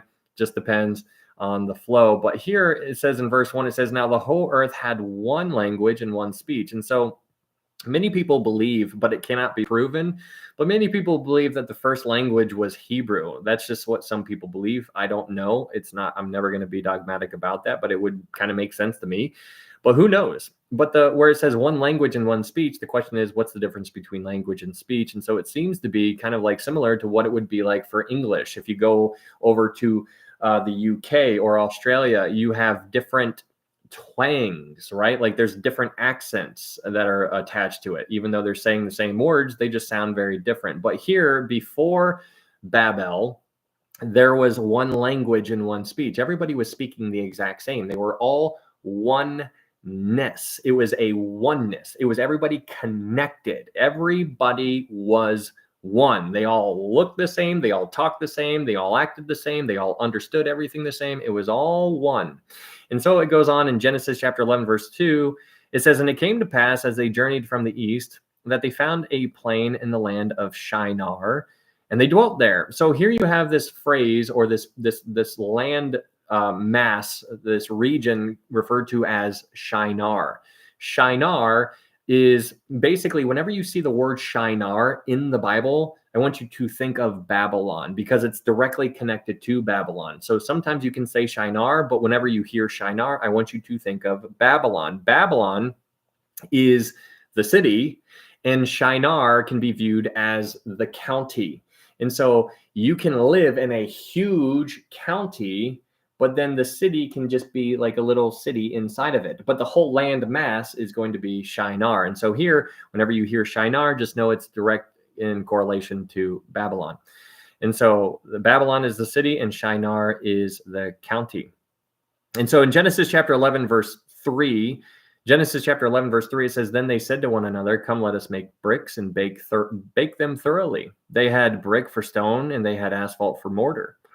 And then in verse 4, it says, "And they said, 'Come, let us build ourselves a city and a tower whose top is in the heavens. Let us make a name for ourselves, lest we be scattered abroad over the face of the whole earth.'" Okay, so here is where we are going to kind of pause for a little bit, because there's some interesting concepts here in Genesis chapter 11, verse 4 that we are going to stay. We're going to stay in Genesis 11, verse 4 for quite a minute here. But one of the things to understand about Nimrod's kingdom is that it was very large. If you go back to Genesis chapter 10, verse 10, go back to Genesis chapter 10, verse 10, and we are going to read about his kingdom. In Genesis chapter 10, verse 10, we are going to read about Nimrod's kingdom. In Genesis chapter 10, verse 10, it says, "In the beginning of his kingdom was Babel, Erech, Akkad, and Calneh in the land of Shinar. From that land he went to Assyria and built Nineveh, Rehoboth, Calah, and Rezin." Between Nineveh and Calah, that is the principal city. So one of the things I want you to really pay attention to here in regards to Nimrod is that Nimrod's kingdom was massive. I mean, this is a huge kingdom. First off, this is the first kingdom that is mentioned in the Bible. And this kingdom is basically what you and I would refer to, just to kind of paint you a visual, is the size of Indiana. It is a big kingdom. This is a big, in order, for during this time, this is a huge kingdom. And so one of the things that I want you to pay attention to about Nimrod is in verse 11, Genesis chapter 10, verse 11. In Genesis chapter 10, verse 11, it says, "From that land he went to Assyria and built." And built. You're from Indiana, run! But he built it. I want you. Nimrod was a builder. He built things. And so many people, when you look at Nimrod, I want you to recognize that Nimrod, the first, was just like Adam. We understand in Romans chapter 5, we understand that Adam is a type of Christ. Everything. So just like how there's the first Adam, there's the last Adam. You read about that in 1 Corinthians chapter 15 as well. But just like Nimrod, you have the last Nimrod. You have everything that God does, counterfeit. You have God the Father, God the Son, God the Holy Spirit. You have the beast, the dragon, the beast, and the false prophet. It's the unholy Trinity. You have the Holy Trinity and you have the unholy Trinity. They mirror each other. And so there's all kinds of different parallels that you can basically pull from in regards to God in contrast to what Satan does and how Satan does the inverse of all of these things. But so Nimrod here there's a direct connection of Nimrod to the futuristic Antichrist, because the first person, the first world ruler, the first person who had his kingdom, like this was the dude who was in charge of everything because everybody was connected. In Babylon, they were all in Babylon, his kingdom, right? He was a builder. And I think that's really important to pay attention to, because how the first Nimrod, the first world ruler, is going to be a foreshadow of the last Nimrod, the last world ruler. And I think that that's really important to pay attention to. But one of his characteristics is building. He is a builder. And so that is interesting. Anyways, moving on. Going back to Genesis chapter 11. In Genesis chapter 11, this here, where it says in Genesis chapter 11, verse 4, it says, "And they said, 'Come, let us build ourselves a city and a tower whose top is in the heavens.'" Now, what we need to understand about this is that here in Genesis chapter 11, verse 4, we need to recognize that this was an act of rebellion in of itself. What they did here is that Nimrod said to let us come together. Think about that. I want you to recognize in Genesis chapter 11, verse 4, they say, "Come, let us build ourselves a city and a tower whose top is in the heavens. Let us make a name for ourselves, lest we be scattered." That is important to understand, lest we be scattered. So these people wanted to come together to avoid being scattered. But if you go back to Genesis chapter 9, verse 1, in Genesis chapter 9, verse 1, the instructions that God gave them right after the flood was for them to go out and fill the earth. So God's instructions was for them to go out and fill the earth. That's given to them in Genesis chapter 9. Go out and scatter. But then when you fast forward to Genesis chapter 11, verse 4, you have the people saying, no, no, no, don't scatter. Let's come together. So you have God's command and you have man's command. And so you have in Genesis chapter 11, all these people coming together, which is a rebellious lifestyle that is being enacted here in Genesis chapter 11. They were in complete rebellion. What's interesting about this whole in our world today, what's interesting about it is that the cities, the city, the more sin there is within the cities. The bigger the city, the more sin there is. And that's fascinating. We talked about this last time. We even have a city in America that is referred to as Sin City. And so when you have a whole huge city, what's more prevalent within that city is sin. It is going to generate more and more and more sin. These huge cities have become this cesspool and this breeding ground of sin. And so this is probably why God informs them to scatter. And so what I want you to imagine is, I don't know if anybody ever watched The Little House on the Prairie, but if you watch Little House on the Prairie, you remember what that looked like. You had a family out in the middle of a field. They lived by themselves. There was nobody around for a long, they had to walk, they had to ride a horse to get to somebody, and it took them forever to get there. And basically what you have there is this family. You would have a father, you would have a mother, you would have like 5-10 kids inside the same house, and they were all working together as a family. But they didn't have all of the distractions that the world had. And so in our world today, you and I, we all probably live in cities. Everybody who's in here right now, we all live in cities. And so now, since I live there's 20 yards away from me, 30 yards away from me, there's another house. And then all of a sudden you're just like, okay, wait a second. Okay, I know what's going on over there. I know what's going on with these people. I see what they're doing. You know what's going on all over the place. And so you're attached to so many things. And so now all of a sudden you're influenced because you're being influenced by all the things. And so being inside a city, you are connected. And so there's, a whole bunch of stuff is pouring in, and you being influenced in ways, and me being influenced in ways. And this is all by a natural byproduct of cities. And so being in these cities is being, now all of a sudden you're focusing more on yourself. Whereas if you imagine a world where you live out in the middle of nowhere with your family, back during this time, without the distractions, without being connected to the world and like how we are on our phones and internet and all these things, you can imagine that lifestyle would have been much more simpler, and you would have been more focused on the Lord. You would have been able to enjoy nature. You would have been able to recognize the Creator because you would have been focusing on the creation. If you're focusing on the trees and the sun and the moon, and you're seeing all these things, you're like, man, how amazing is God? And you would be able to worship Him in a different kind of way.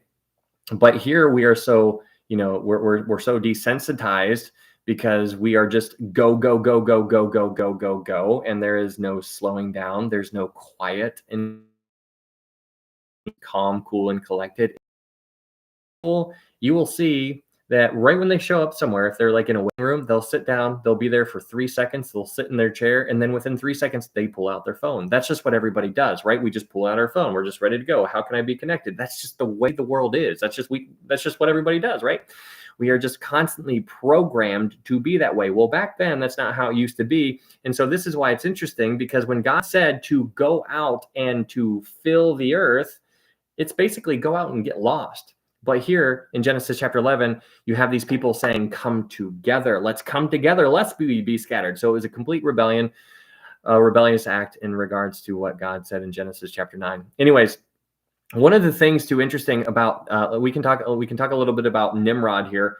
Nimrod married somebody who is referred to as Semiramis. So you have Nimrod and Semiramis that they named Tammuz, tied to the Bible. So Nimrod who is the first world dictator. The first world dictator married somebody who is Semiramis. And so you have a very powerful political leader who married a woman who had a lot of influence on the kingdom that Nimrod was the king of. So you have two very powerful people, the king and queen, in a sense, and they had a child that they named Tammuz. Now, what they ended up doing is that Semiramis, the woman, the mother, she told everybody in the kingdom that Tammuz was the byproduct of an immaculate conception. So they told everybody, like Semiramis, obviously it was not an immaculate conception, it was a counterfeit. But this goes all the way back to Genesis chapter 3. Do you guys remember in Genesis chapter 3 when God is placing a curse and he's cursing the serpent Adam and Eve? And in Genesis chapter 3, he says, you are going, he's like the seed of the woman and the seed of the serpent. Well, when God said the seed of the woman, Satan was listening. And so when Satan was listening, he hears the seed of the woman, and Satan is extremely intelligent. In Ezekiel chapter 28, we are told that Satan is full of wisdom and perfect. He's perfectly beautiful and he's full of wisdom. So he's the most wise creation that God has ever made. Full. And so when Satan hears the seed of the woman, he connects the dots, figures it out. And so he's like, okay, wait a second, there's going to be a virgin birth. He's like, I know. He's like, I figured it out. He's like, I know God's going to actually create. He's going to have somebody come through mankind, and it's going to be by the result of a virgin birth. And so Satan figures this out. Satan figures it out. He's smart enough. And so what he ends up doing is he basically infiltrates Nimrod, and he gets to Semiramis, and Semiramis comes up with this idea to say, hey, I had a child and it's the result of a virgin birth. I've never known a man. And so basically that's a fake, it's a counterfeit of what actually Jesus actually did do. Jesus was the result of a virgin birth. And so Satan tried to do a counterfeit of what Mary did. And so that's what you're seeing here with Nimrod, Semiramis, and their child Tammuz. And so what's interesting about Nimrod and Semiramis, if you go to Revelation chapter 17, let's go to Revelation chapter 17, verse 3 real quick. Revelation chapter 17, verse 3. In Revelation chapter 17, verse 3, you are introduced to this woman who rides the beast. The woman rides the beast. In Revelation chapter 17, verse 3, it says, so he carried me away in the spirit into the wilderness, and I saw a woman sitting on a scarlet beast, which was full of names of blasphemy, having 7 heads and 10 horns. So you have this woman riding a beast. You have two things. You have the woman and you have the beast. So there's two things. Now, the woman in Revelation references the false church. She is the false church. I don't care what church you want to call her. She is just representative of all of the false churches. So that's what the woman represents. The beast represents the political side of everything, the political bad, evil side of the political world that is going to exist during the tribulation period. That's the beast. So the woman rides the beast.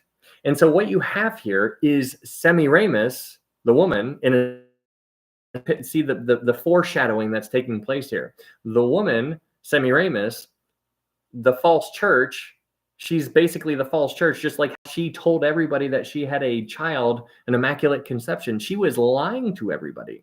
And so Semiramis is a type of this false church because Semiramis lied to her kingdom and said that I had an immaculate conception. No, you didn't. You liar. And so you see this woman, Semiramis, and you see the beast, which is Nimrod. Nimrod was the king. He was the political. He was the one calling the shots, right? And so you have the woman, the beast, and that's all brought into Revelation. So what is first given to us in Genesis chapter 11 in regards to Babylon is you have two players, Nimrod and Semiramis.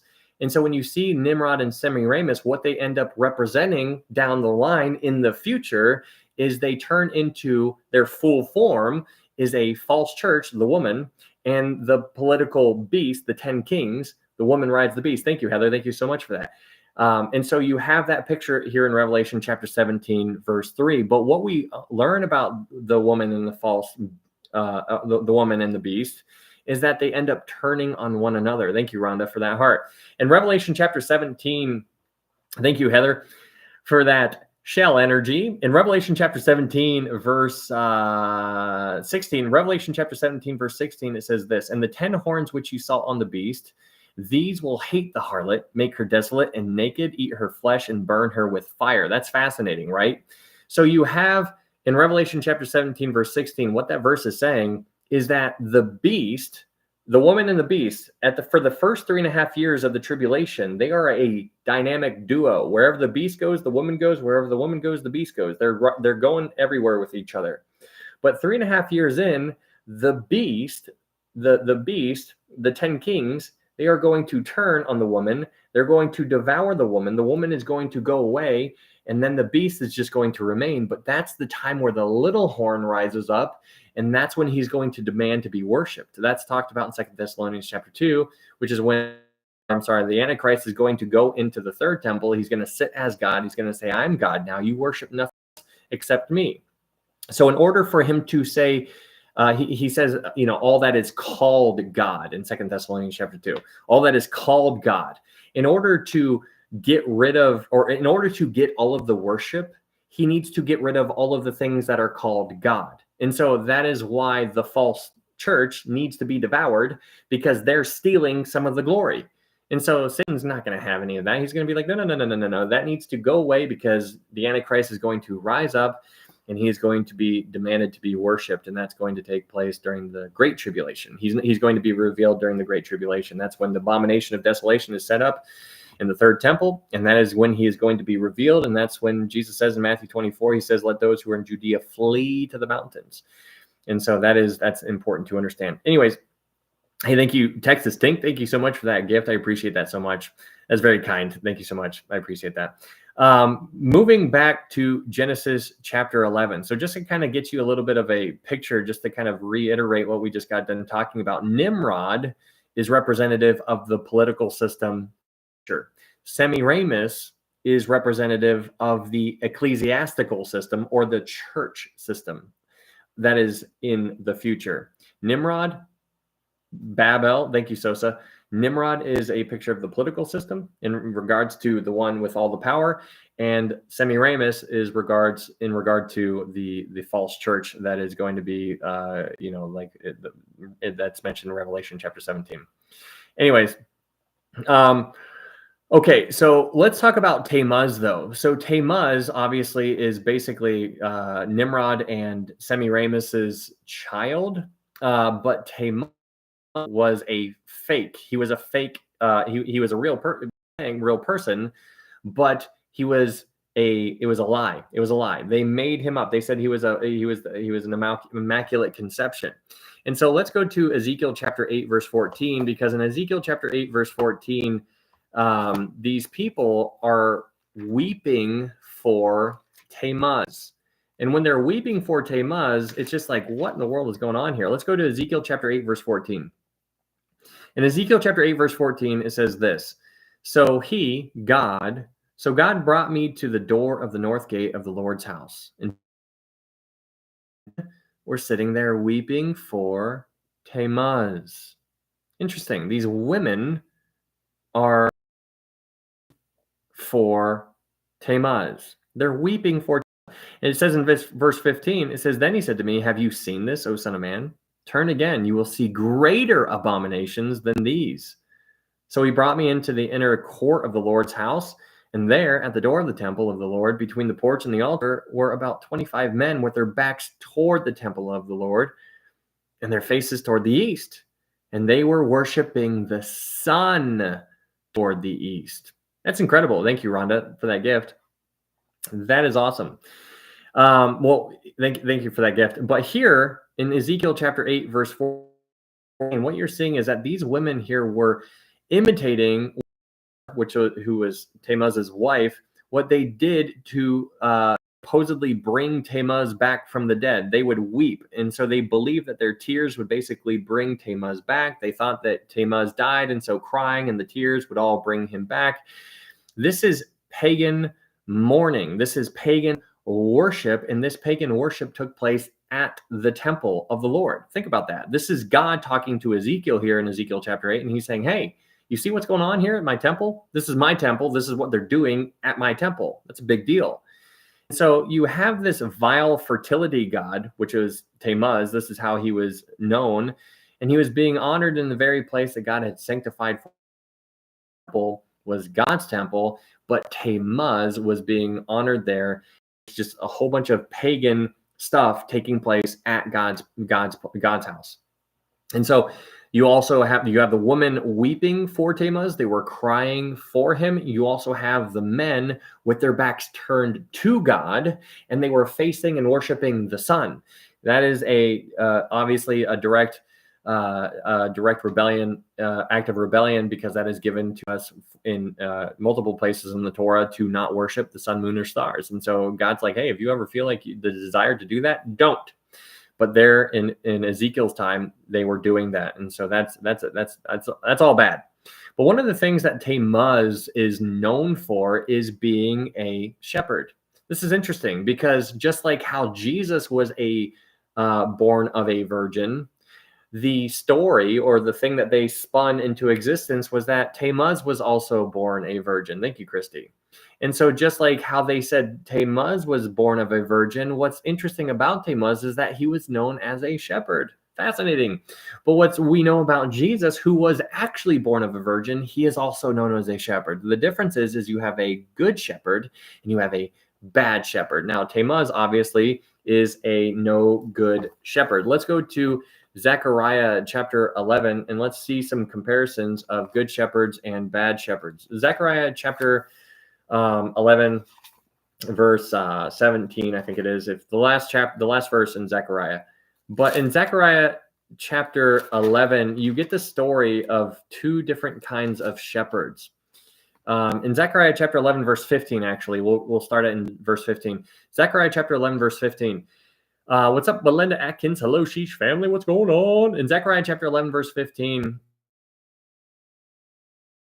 the implements of a fool. In verse 16, God says, for indeed, I will raise up a shepherd in the land who will not care for those who are cut off, nor seek the young, nor heal those that are broken, nor feed those that still stand, but he will eat the flesh of the fat and tear their hooves in pieces.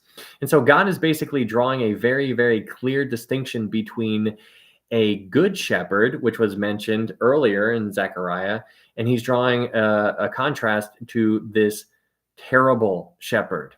And so just like how Tammuz was a fake shepherd, he was a counterfeit, there's going to be another shepherd that is going to enter the picture sometime in the future. And this is an allusion to the futuristic Antichrist, because the Antichrist, whoever he is when he shows up, is going to basically lull these Jewish people, Israel, into a false sense of security. He's gonna win them over by saying pompous words. He's gonna say, I am amazing. And he's gonna deceive them by being a peacemaker and being all buddy-buddy with them. And then in Zechariah chapter 11, verse 17, it says this, woe to the worthless shepherd who leaves the flock. A sword shall be against his arm and against his right eye. His arm shall, and his right eye shall be totally blinded. So what you have here is, this is what the Antichrist is going to be doing. Instead of taking care of the sheep, instead of protecting the sheep, instead of feeding the sheep, you have this worthless shepherd who is going to break the sheep. He's going to feed on the sheep, and he's going to tear the sheep in pieces. That is what's going to take place. And this is why in Zechariah, if you keep on reading, just turn the page over real fast. In Zechariah chapter 13, verse 8, it says, and it shall come to pass in all the land, says the Lord, that 2/3 in it shall be cut off and die, but 1/3 shall be left in it. So during the tribulation period, there is going to be 2/3 of the Jewish people who are going to die. Think about that. 2/3 of the Jewish people are going to die. That's crazy. But it says in verse 9, Zechariah 13, verse 9, I'm sorry, in verse 8, it says, Zechariah 13, verse 8, it says that 2/3 in it shall be cut off and die, but 1/3 shall be left in it. And then in verse 9, it says, I will bring the 1/3 through the fire, will refine them as silver is refined, and test them as gold is tested. They will call on my name, and I will answer them. I will say, this is my people, and each one will say, the Lord is my God. You have this whole picture here that we are given. We are told the future. Do you understand? We're reading about the future right now. Just think about that. That's crazy. That's crazy. We're reading about the future. Anyways, you going back to Genesis chapter 11 in regards to Tammuz. Tammuz was known as a shepherd, but you and I could refer to him as a fake. He was a counterfeit. He's made up. And you can draw a connection to the worthless shepherd, which is going to be fulfilled by the futuristic Antichrist whenever he shows up. And that is very fascinating. But Genesis chapter 11, going back to Genesis chapter 11, verse 4, in Genesis chapter 11, verse 4, it says, and they said, come, let us build ourselves a city and a tower. So there are two different things going on here in this story. You have a city, and within the city, there is a tower. There's a city, and then there is a tower. And so what's interesting, this tower is many people believe that this tower had 7 different layers on it. 7 different layers on it. Now, obviously, you can't be dogmatic about this, but this is what many people believe. And the reason why they believe that there were 7 different layers is because that was how many planets they could see with the naked eye. And so because they could see 7 different planets with the naked eye, that's why they believe that there were 7 different layers. And this had a very, very astrological kind of connection to it. And so people worship the sun, moon, and stars. This is what they did. They just did this kind of stuff.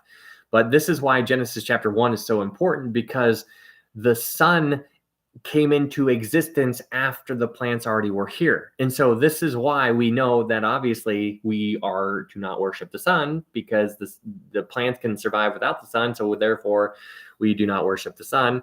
We worship the one who created the sun, and that is the sun. And that is what we need to recognize. Not the S-U-N, but we worship the S-O-N, just like what Brittany said earlier, which is a perfect connection. And so that's really good. Well, let's go to Deuteronomy chapter 4, verse 19 real fast, just so we can see this. Deuteronomy chapter 4, verse 19. So you can see, I see what you did there. I see what you did there.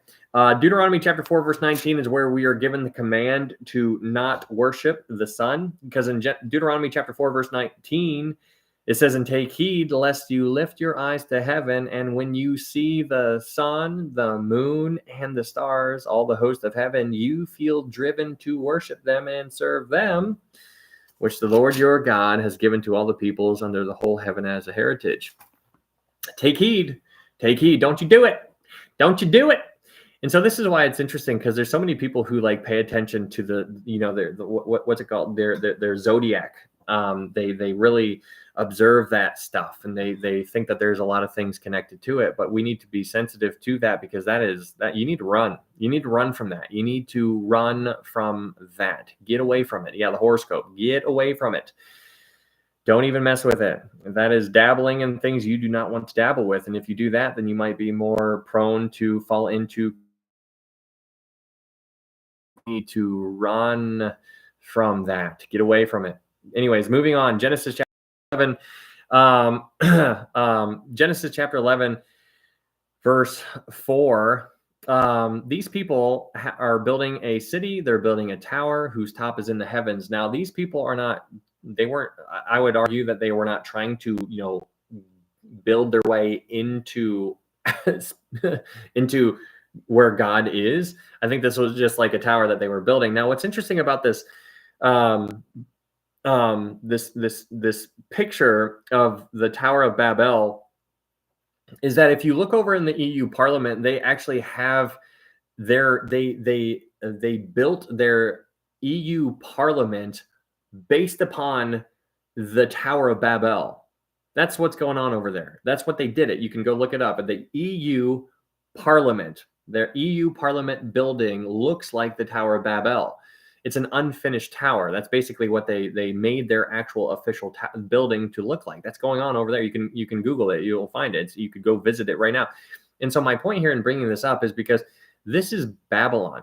Everything that is what we need to understand about Babylon is that Babylon in the Bible is it's an idiom for Satan's capital. It's where all things bad stem from. It's where the fountain of everything that is evil has basically comes from, and that's given to us. And it starts here in Genesis chapter 11.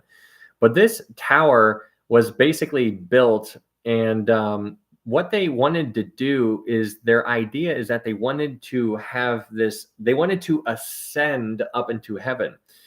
And it's not, I'm not saying like they want to ascend up into heaven, like physically, like they just like gonna climb a ladder or anything like that. I'm talking about ascension which is a very new age type of religion, which is called ascensionalism. And this is not talking about physically ascending, like you climbing a ladder, no, but like ascending in like a spiritual manner, like to a higher spiritual plane. And so this is what people teach. This is what people pursue.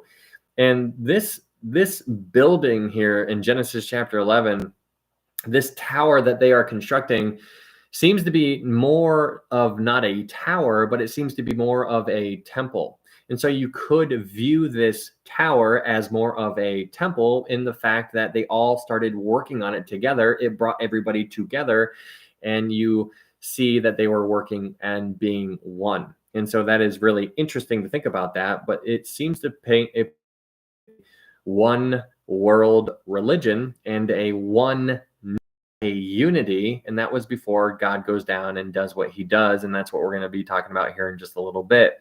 But in Genesis chapter 11 verse 4, it says, "And they said, 'Come, let us build ourselves a city and a tower whose top is in the heavens.'" And then they go on and they say, "Let us make a name for ourselves." Now this is fascinating because this is the opposite mindset that we need to have.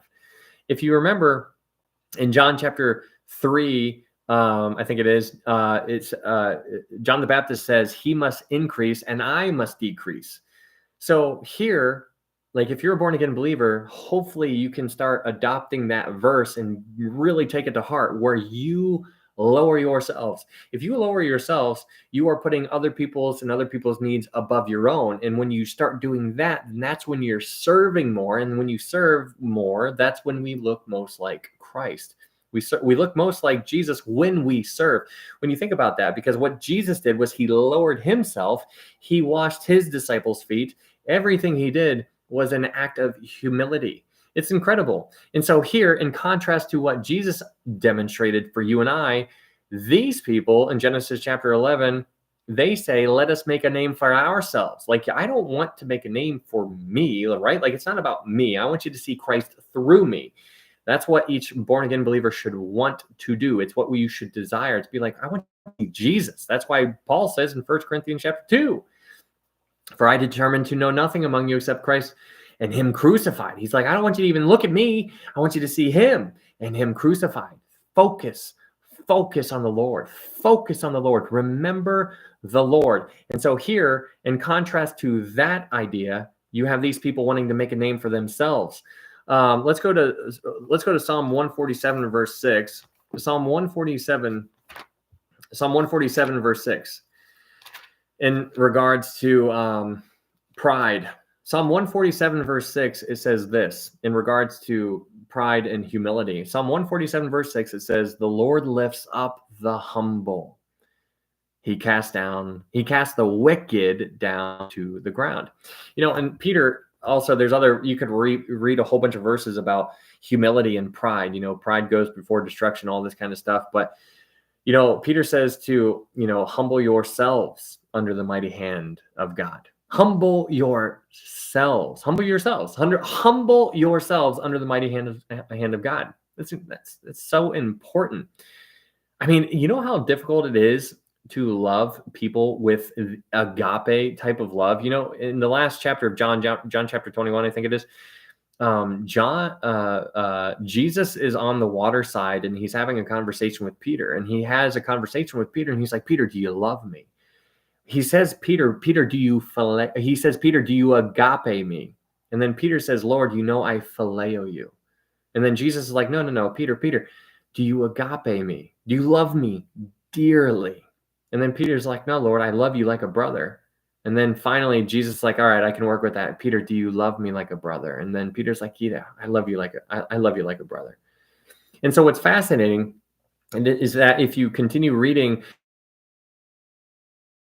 Peter lists a whole bunch of things, and he says, add to your faith knowledge, to your knowledge self-control, to self-control, and then he perseverance. He adds all of these things, and the very last thing that Peter mentions is agape.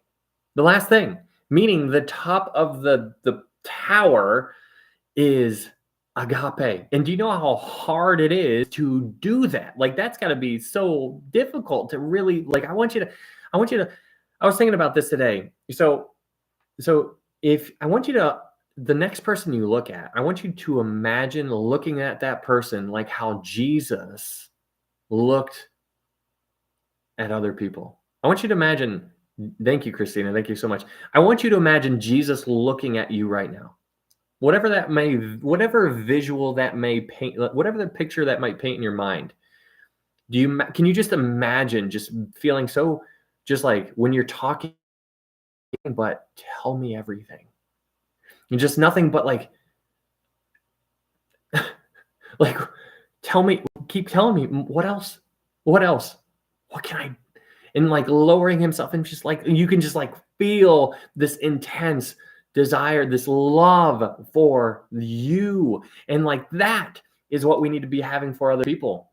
That's incredible. But like, you know, like when Peter denied Jesus, you know, and like Peter, and then Jesus like looks and makes eye contact with Peter, and like that just like broke him. Like it just broke Peter. But it's just incredible just to think that Jesus again brought Peter back to him and sat him down by the water, and he's looking at him again. And you can just almost like feel like the embarrassment of Peter, just like, oh. And Jesus restores him. He brings him back in. He's like, hey, you're right back in with me. He's like, hey, you fell out of fellowship with me, but you're right back in here. My point here is, if you imagine looking at the next person that you see and you look at them the way that Jesus looked at each and every single person that he talked to, just imagine this. This is incredible. Just imagine Jesus just looking at people. You know how you would feel? I would melt. Are you kidding me? I would be like, oh my goodness, like, whoa, like I don't even know you right now, but you're looking at me and I can just tell you love me. This is the type of like desire, that type of love that we need to strive to have, because if you truly recognize what is at stake, if you truly recognize what is at stake, then you are going to love. And if you love, you are going to serve. Serving, loving. This is what it looks like. Why? Because when we lower ourselves, we get people's attention, and they're like, wait a second, why are you doing what you're doing? And this is why it says in Matthew chapter 5, let your light so shine before men, that they may see your good works and glorify your Father who is in heaven. That's amazing.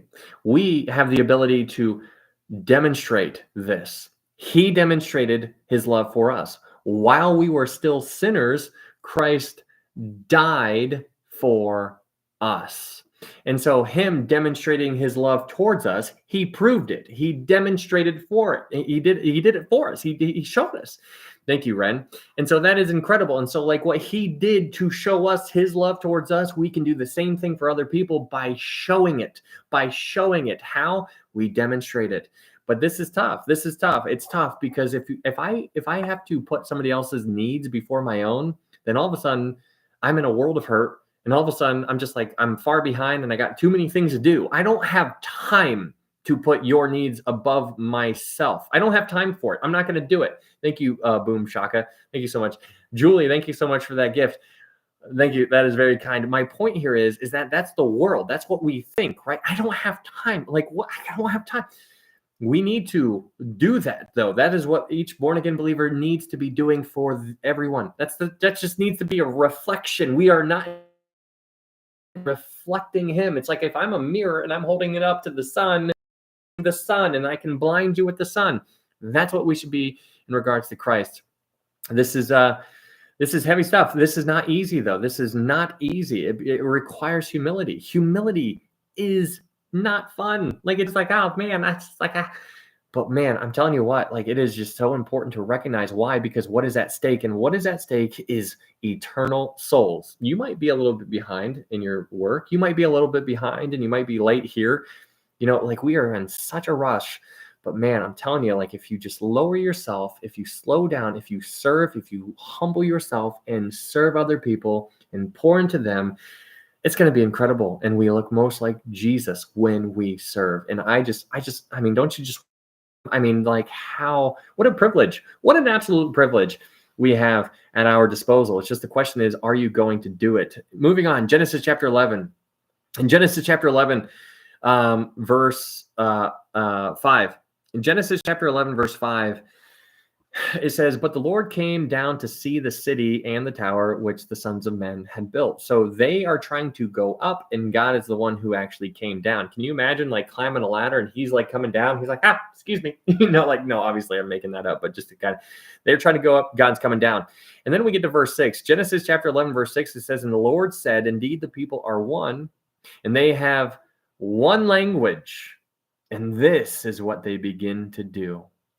Now, nothing that they propose to do will be withheld from them. This is remarkable. Okay, so God is telling you and I, thousands of years later, about what happened back at Babel. God is saying here that these people who came together and built a city and was building a tower, God says that there's nothing. There is nothing. There's nothing that is going to be withheld. What does that mean to you? There is nothing. Think about it. What is your imagination? Where does that take you? Does it take you to, we're going to be able to do all the things that we want to, all of the things that we're not even sure even are real today? All of the weird conspiracy theories out there that are out there, are those things what God is talking about, that there is nothing that they propose to do that will be withheld from them? I have no idea. It looks like a lemon with arms. I know, it's kind of, you're scaring me a little, Julie. No, I'm just totally kidding. Thank you so much. But in Genesis chapter 11, God says nothing that they propose to do will be withheld from them. And I think that is incredible. That is just like, it makes my mind be like, what is he actually talking about? Like, what were they about to do? What did they want to do? Anyways, it makes you think about in our world today, how, the 2030 agenda, World Economic Forum, all of these things you have, if you go into their blueprints, what they are trying to, what their agenda that they're trying to reach is a part of it, at least, is something called transhumanism. And I'm sure many of you guys are aware of this, but it's what many people used to refer to as a conspiracy theory, like 5 years ago. Like this, like people would laugh if you would mention this kind of stuff, but this is real stuff. And so basically, transhumanism is the blending of machine with mankind. There's a mixing of mankind with machines and whatnot. And so basically, you have the whole thing where you put your consciousness up in the cloud, you can live forever, you reach immortality. That's what they want to do. And so it's an act of rebellion. It's rebelling. And so what you have here in Genesis chapter 11, verse 6, where it says nothing that they propose to do will be withheld from them, the question on the table is, what do they want to do? Because I know people like you and I, we're not doing that. But people back then, they might have been pursuing that. And so you have Nephilim on the earth, and on the earth during those days and also afterward, you have all of this kind of stuff. Stupid. These people were extremely smart. They're intelligent. You have a whole bunch of structures that are on the earth that nobody can explain how they got here. We can't even do it with our technology that we have today. So the question is, how did they do it back then? And so they were very advanced, I would argue. Anyways, God goes down and he confuses them. In Genesis chapter 11, verse, Genesis chapter 11, verse 6, it says, indeed, the people are one. They have one language, and this is what they begin to do. Let's go to Psalm chapter 2 real fast. Psalm chapter 2. There's this thing that people have been doing since the beginning, and it's called rebelling. It's kind of like what we're doing today. But let's go to Psalm chapter 2, verse 1. In Psalm chapter 2, verse 1, it says this: "Why do the nations rage and the people plot a vain thing? The kings of the earth set themselves, and the rulers take against the Lord and against his anointed, saying, let us break their bonds in pieces and cast away their cords from us." You know, it's interesting. One of the things that you paid, if you read the New Testament, if you read the Pauline epistles, you'll find in other epistles as well, you'll find that the authors refer to themselves as a bond servant to Jesus Christ. They refer to themselves as a bond servant to Jesus Christ. Now, you'll get some trolls that come into TikTok and YouTube and say, can you explain Exodus so-and-so? And it's always in regards to servants, right? But if you read the New Testament, you see that Paul, you see that Jude, you see that James, they jump at the fact or the opportunity to refer to themselves as a bondservant to him. That's incredible. So here, these people in Psalm chapter 2, they are saying that they are saying, let us break their bonds in pieces. You know, and so like when you recognize who he is and that he's a good father, you're just like, this is incredible. I don't want to go anywhere else. This is where I want to be. Whereas these people who are living in rebellion are saying, let us break their bonds in pieces and cast away their cords from us. And so, anyways, you can read this entire chapter here, and there's so much amazing good stuff here. And it says in verse 4, it says, he who sits in the heavens shall laugh. He's not sweating a little bit. This is nothing. He's literally, the people who are saying, let us break their bonds, those people held together by the power of his word. He's like, okay, I see what you're saying. I understand what you're doing. But do you forget that I'm literally holding you together? I am holding you together. I am literally, you are being held together by the power of my word. That's incredible. And so these people who are like acting in rebellion, he's like, okay, second Peter chapter 2, verse 1, we learn that God redeemed the false prophets and he also redeemed the false teachers. It says that who Jesus bought them as well. It's interesting that all of these people that are rebelling, when Jesus died on the cross, he redeemed them as well. It just is them to accept that free gift. And obviously are probably not going to accept that that free gift. I apologize. But that's just amazing that he paid it all, when he died on the cross to tell us that, like it is paid in full, completely paid in full. Your debt has been paid. I mean, think about that. Your debt, the wages, your bill that came at the end of your meal was slid over. The bill was slid over to you. And Jesus takes it and he's like, I got this. And he paid it in full. He paid it in full. It is incredible what he did for you and I. Anyways, if you read Psalm chapter 2, it's basically a flyby of the entire history of forever. You see the nations rebelling, and then God, plot a vain thing. They gathered together, and it's against him and his anointed one. It's against them both. And they recognize there's a duality there, obviously. And then they go on, you continue reading, and then it talks about how he's going to set my king. I will set my king on my holy mountain, which is incredible because now he's talking about Jesus. He's like, I'm going to set my king on my holy mountain.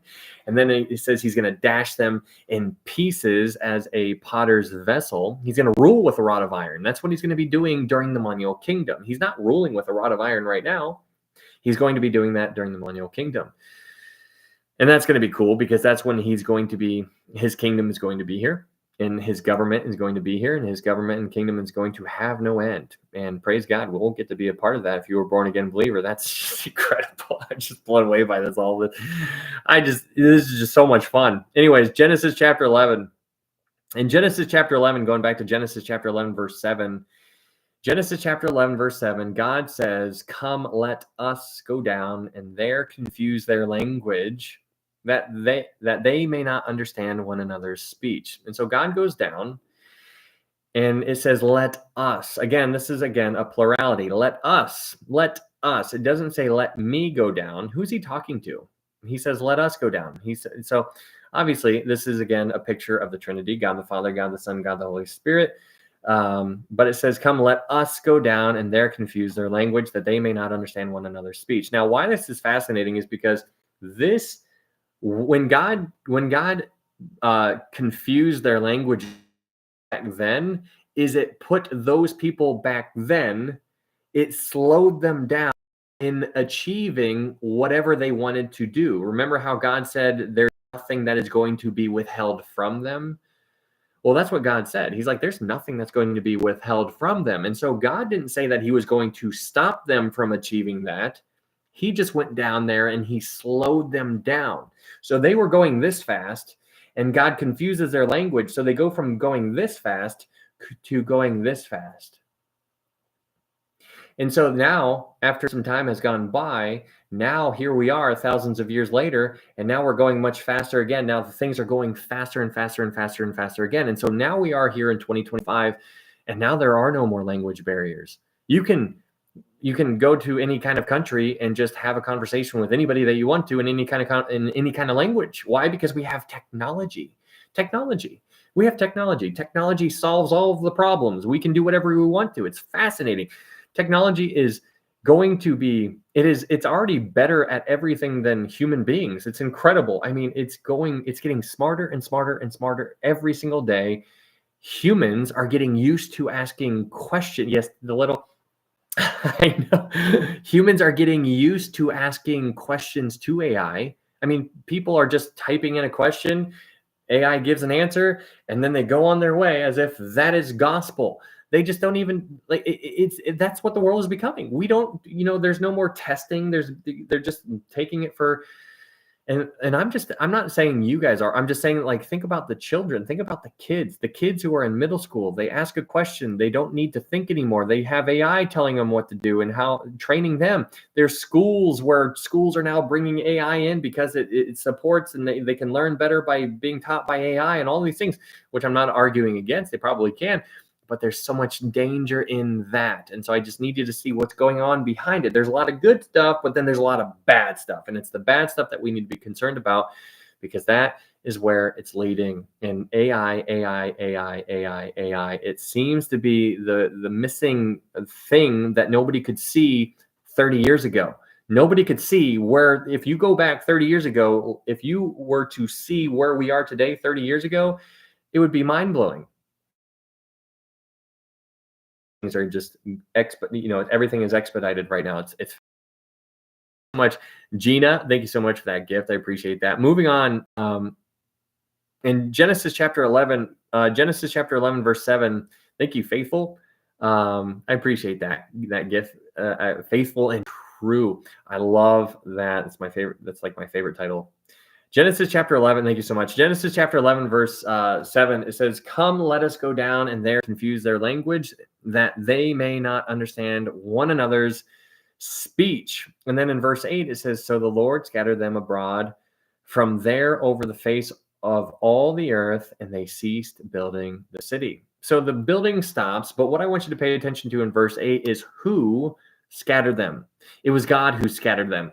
It says the Lord scattered them. Now, why this is interesting is because that was the original command that God gave them. God gave them that command in Genesis chapter 9. In Genesis chapter 9, when Noah and his sons and his family got off the ark, he says, be fruitful and multiply and fill, meaning scatter, replenish the earth. And so here in Genesis chapter 11, they came together. And so then God goes down, and then God's like, okay, I got you. And so he scatters them by dividing their languages. And so they go, and then they ultimately end up being scattered at the end of the day anyways. And so this is where they were placed in slow motion, or quicksand in a sense, because they wanted to achieve a certain something, and then God scattered their languages. But now what I would propose to you today is that now we are back to where they were back then, because now there's nothing that we can't do. There's like, we're back there. We are all one. which is remarkable. It's absolutely, absolutely remarkable. So they didn't listen initially, and then God.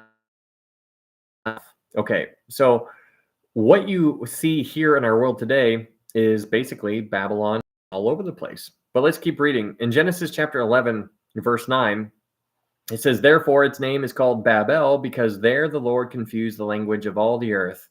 And from there the Lord scattered them abroad over the face of all the earth."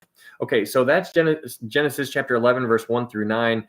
And so now we are going to be talking about a little bit more. We're going to be diving into the whole concept of Babylon. What is Babylon? Where is Babylon? What's going on with Babylon? What was it before? What is it now?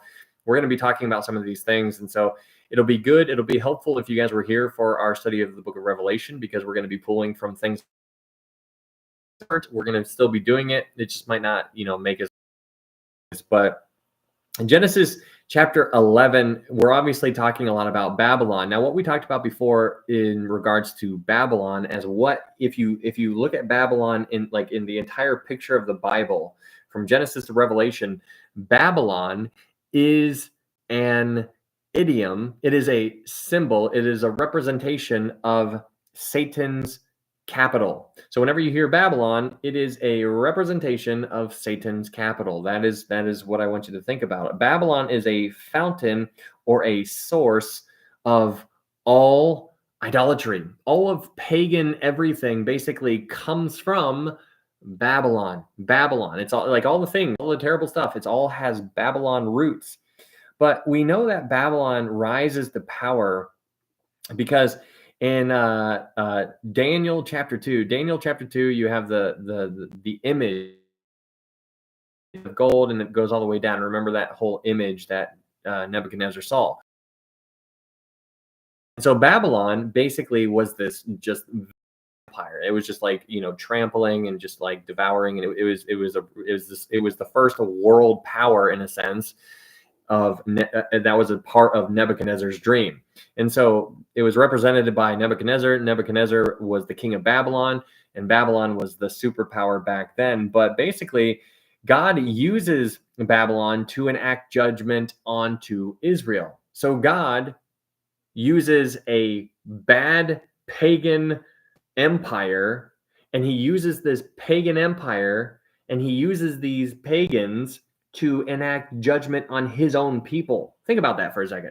He's using the bad on his people. And so it doesn't matter who you are. Like, there's people who say there is no God. Obviously, the fool says in his heart there is no God. That's Proverbs. But you have this unbelievable picture that we are given, in a sense, that it doesn't matter if you are for him or against him. He's going to use you for his glory one way or the other. That's just how it works. He's going to get all praise. So here we see Babylon, which was a pagan empire, being used to discipline his people. Think about that. He's using bad for his glory. He's like, these people are messing up. He's like, I'm going to bring you people over here. And so anyways, Babylon went against Israel, and Babylon took Israel, some of the people there, captives. And that's what you read about in Daniel chapter 1, because that's when Daniel goes into captivity with his buddies, Shadrach, Meshach, and Abednego. Anyways, let's look up a couple places in the Bible that specifically talk about Babylon. Let's go to Isaiah chapter 13, and let's talk about some Babylon type of references. Isaiah chapter 13.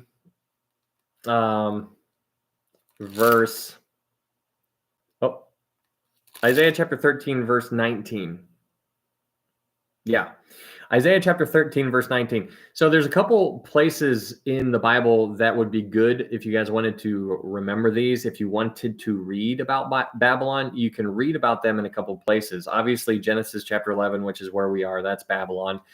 But Isaiah 13 and Isaiah 14. Isaiah 13 and 14 talk about Babylon. Jeremiah 50 and Jeremiah 51, they also talk about Babylon. And Revelation 17 and Revelation 18, they also talk about Babylon. So those are three pairs, each having two chapters, Isaiah 13, 14, Jeremiah 50, 51, Revelation 17 and Revelation 18. Those are all chapters that discuss Babylon. And so if you read those, you'll get an interesting picture. And so let's talk about those. Verse 19. We're going to go there right now, by the way. We're going to go to all of those places just to kind of give you a picture. But we're going to discuss some of the things that are mentioned in those chapters. Isaiah 13, verse 19, it says, "And Babylon, the glory of kingdoms, the beauty of the Chaldeans' pride, will be as when God overthrew Sodom and Gomorrah. It will never be inhabited, nor will it be settled from generation to generation. Nor will the Arabian pitch tents there, nor will the shepherds make their sheepfolds there."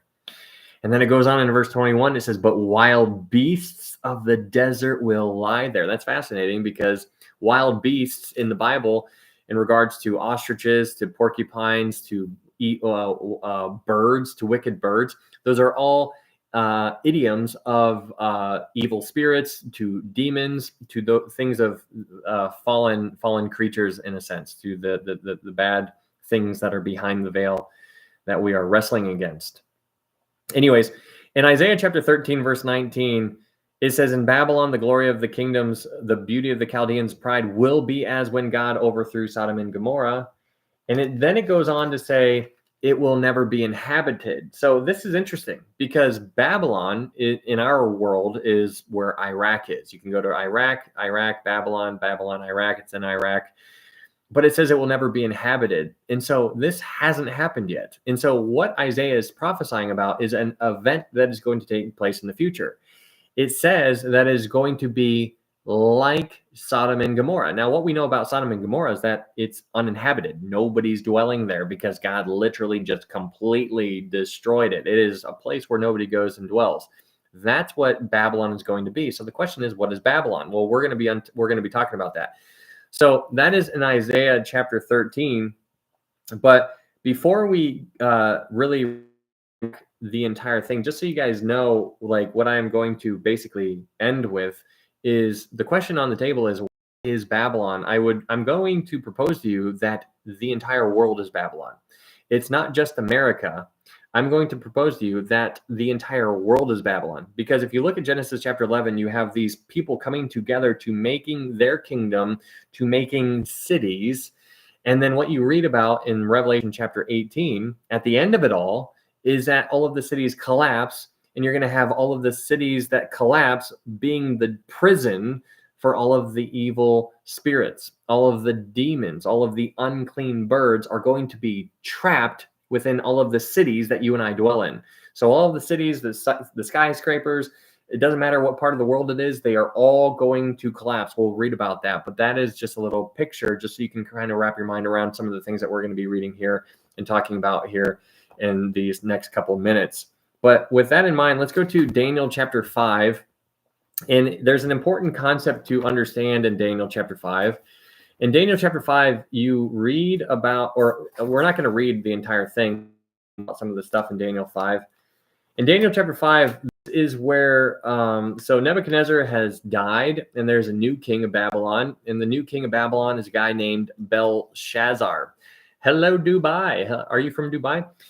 In Daniel chapter 5, you read about a king named Belshazzar. Now, what's interesting about Belshazzar is he was a bad dude. He was not good. And so he is, during this time in Daniel chapter 5, it's important to understand what's going on around Babylon. So if this is Babylon, if these are the walls of Babylon, everybody inside Babylon is just resting and easy. They're just like, whatever, not a care in the world, because Babylon was known to be undefeatable. They could not be defeated. They were impregnable. And so they were inside the walls of Babylon just having a party.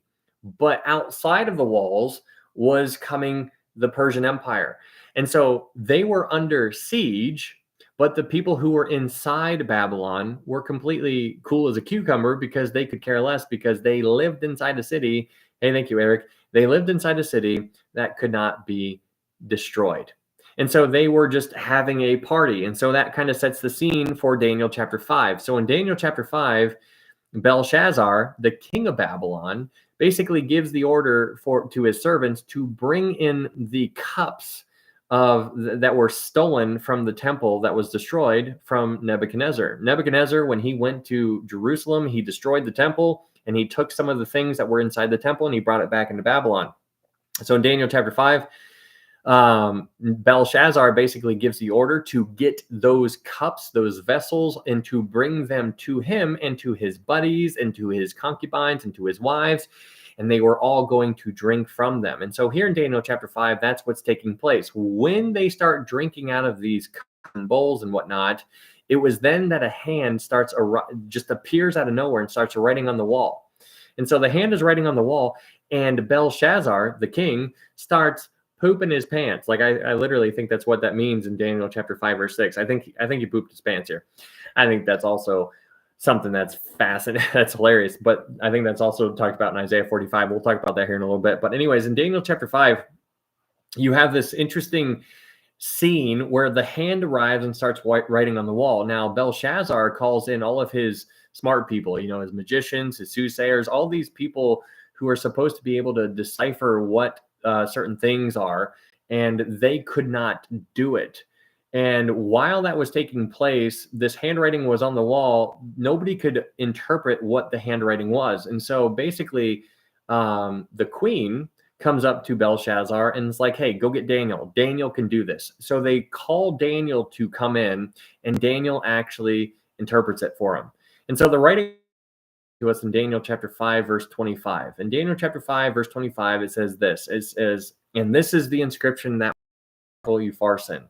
And it says, this is the interpretation of each word. Many, God has numbered your kingdom and finished it. Tekel, you have been weighed in the balances and found wanting. Peres, your kingdom has been divided and given to the Medes and Persians. So here is basically when Daniel interprets it, and he's basically telling the king the superpower of the world. He's telling the superpower of the world that his kingdom has already fallen. And he's like, it's already fallen. It's fallen to the Medes and the Persians. And so that's what it says in verse 28. And so the king, Belshazzar, he's like, okay, thanks, Daniel. And anyways, it says in verse 30, Daniel chapter 5, verse 30, it says, that very night, Belshazzar, king of the Chaldeans, was slain. And Darius the Mede received the kingdom, being about 62 years old. So Babylon fell. And the way that Babylon fell is that Babylon was amazing. The walls were so wide that 3 chariots could race around the walls, on top of the walls. And so 3 chariots, that's crazy. 3 chariots were racing on top of the walls while everybody was down here. 3 chariots, they were having chariot races on these walls. That's how crazy these walls were. And so that's why when they were under siege, the people inside could care less, because they're like, they can't get in here. And so what's interesting about the city of Babylon is that if this was the walls of Babylon, how anything, because they had an unlimited supply of water that was just naturally flowing through their city. And so under the walls, there were these obviously little grates so that the water could flow into it. And so basically what's interesting about Cyrus is Cyrus, who was the Persian, or the king of the Persian Empire, he was a masterful tactician, this dude. And so he goes upstream and he starts constructing this dam of sorts to basically lower and basically redirect the water a little bit so that the Euphrates River the water would lower. And when the water would lower, that would allow them to sneak into Babylon under where the water would flow. And so that's what they ended up doing. And when they did that, that is when Babylon fell. Now, it's important to understand that there is 2 different things that is written down. And if you read some, commentator books, they say that this is when Babylon was destroyed. You need to understand the difference between Babylon being destroyed and Babylon falling. Those are 2 different things. Babylon falling is not Babylon being destroyed. So here in Daniel chapter 5, when Babylon was taken over, this was when Babylon fell. It's not when it's destroyed. Isaiah chapter 13, the passage that we looked up already, that's talking about when Babylon is going to be destroyed, because that says it's going to be like Sodom and Gomorrah. That's talking about the destruction of Babylon. But here in Daniel chapter 5, when this Babylon fell, it fell and there was no battle. There was absolutely no battle. There was zero fighting. There was nobody like, it was literally they snuck in, they ended the king's life, and they just took it over. They just were taken over, and nobody even knew that they just got taken over. There were people who didn't even know that they were taken over for days because of how calm, cool, and collected. They just casually walk it in here, be like, "Hey, how you doing?" Like, "Oh yeah, oh you're the new king." Okay, guess yeah. They just took us over. I had no idea. And so that's what's going on in Daniel 5. But you need to understand the difference between the fall of Babylon and the destruction of Babylon. Okay, with that in mind, let's go to Isaiah chapter 45. I know, Grandma. I know, OG Grandma. I cracked myself. I'm just having a great old time. Isaiah 45. Let's go to Isaiah chapter 45, verse 1, because there's some interesting connections here in Isaiah chapter 45. But the Daniel chapter 5 and Isaiah 45 are connected. If you read Isaiah 45, then you'll understand Daniel 5. If you read Daniel 5, you need to understand Isaiah 45. And so the two are really, really neat. But in Isaiah chapter 45 here, it says in verse 1, it says, "Thus says the Lord to his anointed, to Cyrus, whose right hand I have held." This is interesting. This is interesting because this is where God is talking to Cyrus. He's talking to Cyrus, and he refers to Cyrus as his anointed. Now, I am fascinated by Cyrus. I think it's so interesting to think about this guy named Cyrus. Now, we know that Cyrus is the king of Persia. He's the king of Persia. Remember when we were going through Genesis chapter 10 in regards to the 70 nations that we are given in that whole genealogy in Genesis chapter 10? Well, you're introduced to the Madai, who is basically the father of the Medes, which is where Cyrus comes from. And so Cyrus, the reason why it's the Medes and the Persian is because Cyrus was half Mede, half Persian. Like his mom was a Persian or a Mede, and his dad was a Persian or a Mede. I can't remember which one it was, but Cyrus was a Mede and a Persian, but ultimately it's known as the Persian Empire because that was the dominant one out of the two. So you have Cyrus, who is in Isaiah chapter 45, verse 1. It says, "Thus says the Lord to his anointed." Now, this is fascinating because we need to be sensitive to what is actually going on here. God is referring to Cyrus as his anointed. This is interesting. So let's hold your place there real fast, and let's go back to Zechariah chapter 11. And this is just something that I just now thought of. But in Zechariah chapter 11, verse 16, God says this. In Zechariah chapter 11, verse 16, God says, "For indeed I will raise a shepherd." It's interesting that it says, God says, "I will raise up a shepherd." Now, that's fascinating. So when you think about God raising up a shepherd, and you look at Cyrus here, it says in Isaiah chapter 45, verse 1, it says, "Thus says the Lord to his anointed." So he's raising Cyrus up.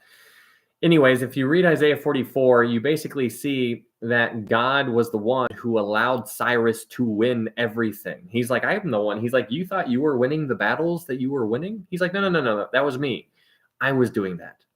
I was holding your hand. It was me." And so here in Isaiah chapter 45, it says, "Thus says the Lord to his anointed." And then he says, "To Cyrus, whose right hand I..." He's talking to, what's up, Brandon? Good to see you, man. He's talking to Cyrus, and he's saying, "I have held your hand." Now, first off, this is exactly what a father would say to his child. If you hold your child's hand, right? Like you just hold their hand. Well, that's what God is saying here. He's like, "I've been holding your hand." Anyways, he says, "To Cyrus, whose right hand I have held, to subdue nations before him and loose the armor of kings." This is where I think that comes into play in Daniel chapter 5, verse 6. Where when the right handwriting was on the wall, I think that's where Belshazzar actually ended up pooping his pants. He had some brown breeches. Anyways, in Isaiah 45, it says, "To subdue nations before him and loose the armor of kings, to open before him the double doors so that the gates will not be shut." Now, what's interesting about this entire thing is that when when Belshazzar died, when he was slain, and Darius the Mede took over. And after Darius the Mede took over, then Cyrus showed up. And it was at that point when the gates of Babylon opened up, and then Cyrus rode into Babylon. Basically, how Cyrus entered into Babylon. He won it without a battle. And I think that's really interesting. So here, when Cyrus walked into Babylon, it was then where Daniel comes up to Cyrus and he gives him a scroll. And the scroll is what we're reading here in Isaiah 45. Thanks, Brandon. Thank you so much. Oh, don't. That is remarkable. So he goes up. Cyrus shows up. Thank you, Brandon. He shows up. Daniel approaches him. He gives him a scroll. And Cyrus, who is now the king of the world, he's the king of the superpower. He is in charge of it all. Like, this dude is the top G. He opens the scroll and he reads what was written down centuries before he was even born. It was like 150 years before Cyrus was even born. And so Isaiah is writing about Cyrus before Cyrus is even born. And so then finally Cyrus shows up in Babylon. Daniel gives him the scroll. Cyrus opens the scroll. Cyrus reads what's on the scroll. He's like, this is all about me. This is everything I've done. Are you kidding me? And then he sees the instruction that God gave Cyrus before Cyrus was even born. And the instruction that God gave Cyrus that was written in Isaiah, like 150 years before Cyrus was even born, was to free the Jewish people. He's like, free the Jewish people. He's like, let them go back to their land, give them some stuff so that they can go back and build a temple again. And so Cyrus in Isaiah 45 reads this. And when he reads this, he's like, holy smokes, I got to listen to what this says, because he's literally called me out by name. Thank you, Brandon. He called me out by name. He's telling me what to do. He's telling all the things that I've done in the past. He's like, this is clearly directed to me. And so Cyrus goes into Babylon and he's like, are there any Jewish people here? Hello. And so he's like, hey, where are they at? And thank you, Brandon. And so he frees the Jewish people. The Jewish people walk their little feet all the way back to Jerusalem. They build the second temple. And that's, we talked about that. And Ezra and Nehemiah mentions that kind of stuff.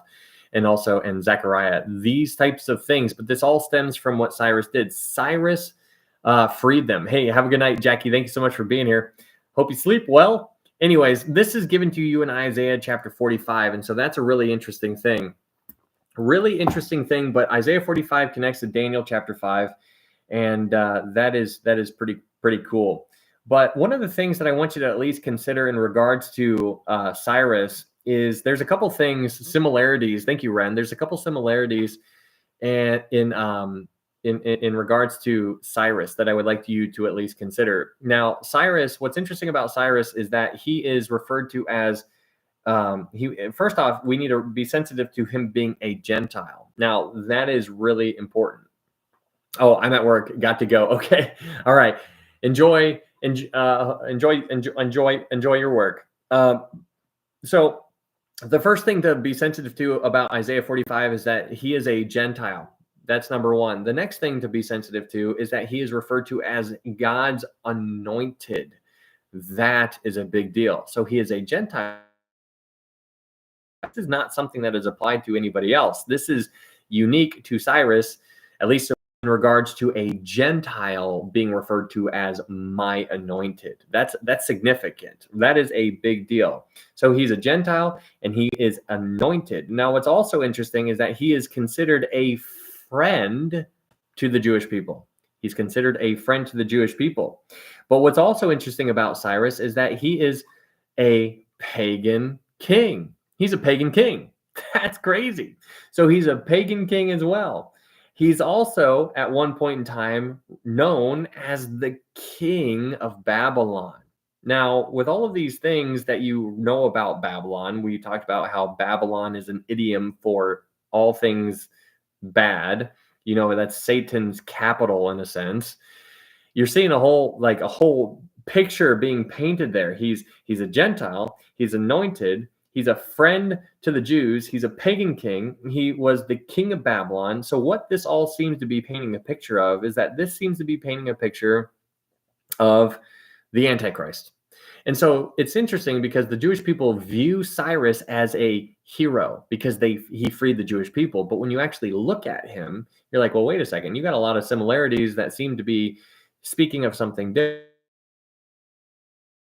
who view Cyrus as being a very, very good guy because he freed the Jewish people. Now, there's people who like promote that, and they promote Cyrus in a positive light, and that's what the Jewish people view him as. But then you can view the side that we're talking about here in regards to everything that we talked about. He's a Gentile, he's anointed, he's a friend of the Jewish people, but he is a pagan king, and he is known as the king of Babylon. So it seems that he could possibly be a type of Antichrist in some way. If you read Daniel chapter 7, in Daniel chapter 7, you are introduced to four beasts. You're introduced to the lion, you're introduced to the bear, the leopard, and the fourth beast, which was different than all the other beasts, but represents Babylon.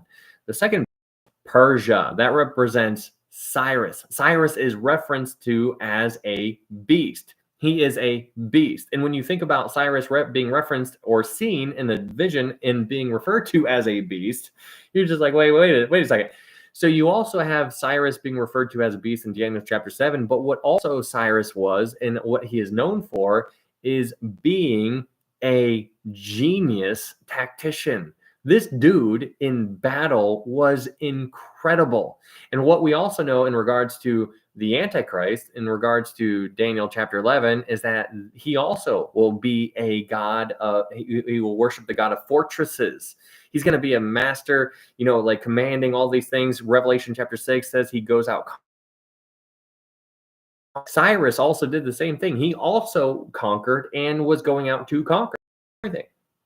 And so you have a lot of similarities that are there in the that are at least there in, at least in my mind, in connection to Cyrus and the Antichrist. And so you can be the judge of that in your own mind. But one of the things that I think is really interesting, if you look at what the Jewish people like, there's a coin that is out there. We talked about this last time too. There's a coin that's out there that has Cyrus on it, but it doesn't just have Cyrus on it. It also has Donald Trump's name on it, or face on it. So you have two images on a coin. And so it's interesting to kind of see this. And I'm not saying anything, obviously. I'm just pointing out what is in existence. And I'm talking about the Bible, and I'm just, drawing connections. I'm not saying anything. I just want you to understand what is out there. So you have a coin, and the temple coin, yes, Lisa, and it has the image of Cyrus on one side, and it has the image of Donald Trump on the other side. And I think that's very, very fascinating. That's interesting. And so, the Jewish people view Cyrus as a great person, as a friend to Israel. Now, what I want you to be sensitive to about the futuristic Antichrist, whoever he is he is also going to be a friend to Israel. He's going to be a friend to Israel. Think about that for a second. Well, the reason why I say he's going to be a friend to Israel is because he's going to be the one who confirms the covenant. Israel, you guys know Israel. If you guys are paying attention to Israel right now, you know they are very protective. Like, they do not want to, they don't want anybody to broker any deals for them except America. They don't want any of them. They're like, nope, it's got to be you. It's got to be you. Make sure you go in there. If you go in there and you do this, then we'll be okay with it. If, the Iranian nuclear situation, make sure America goes in there, and make sure America gets in there, and make sure they're overseeing it. Make sure they're paying attention to what's going on there.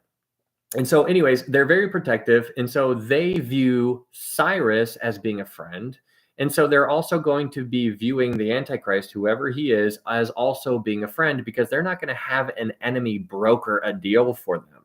It's going to be a friend. It's going to be a fake friend, obviously, because the friend is going to be the Antichrist. It's going to be bad. He's just pretending. But then 3.5 years into that covenant, when that covenant is confirmed, the Antichrist is going to break the covenant. He's going to reveal himself, in a sense, and he's going to walk into the temple, and he's going to sit as God. That's when the abomination of desolation goes up, and the mark of the beast is revealed into the world. You have a whole picture. It's a very clear timeline of when all of this stuff is going to take place. It's remarkable. Anyways, that is all some parallels from Cyrus in regards to the futuristic Antichrist. And so just going back over a couple things in regards to the futuristic Antichrist, I think it's good to be sensitive to what Nimrod was. Nimrod in Genesis chapter 10 is the first world dictator. And what we know about him is he is a builder. He is a builder. He built all of those things. So he is known as the first world dictator and a builder. And so it seems that the futuristic Antichrist will be a builder as well. Also, we see in Isaiah chapter 45, we see that Cyrus is a Gentile. So that also seems to reinforce the idea that the futuristic Antichrist will also be a Gentile. Again, these are controversial things that I'm saying right here. So I want you to always remember to test all things and to hold fast to that which is good. I'm just saying some words up here. You need to be testing all things and hold fast to that which is good. So I'm just pointing out some words and I'm saying some things, and you can come to your own conclusion. And you know what? It's at the end of the day, it's a completely secondary issue. We just need to be telling people about Jesus and just trying to win them for the Lord, because that's what it's all about. And so we need to keep that the main thing. What's up, Boab Rob? Good to see you, man. Good to have you in here all the way from Scotland. Is that William Wallace? Is that from Braveheart? Man, what a good movie. Holy smokes. I just feel like screaming right now. You know what I'm saying? But okay. Anyways, I mean, if you know, got a blue face paint on my Hey, sheesh. See, Belinda knows. All right. So let's go ahead and get back into Genesis chapter 11. Okay. So in regards to Genesis chapter 11, I'm talking about like going back to talking about Babylon. So you can basically conclude whatever you would like to, obviously, with that kind of stuff. We're just talking about things that are in the Bible, drawing some real world connections, and you can come to your own conclusion. But something else to really understand is what it talks about in Revelation chapter 17. Let's go to Revelation chapter 17 and try to connect some of the dots. Revelation chapter 16. Let's go to Revelation chapter 16.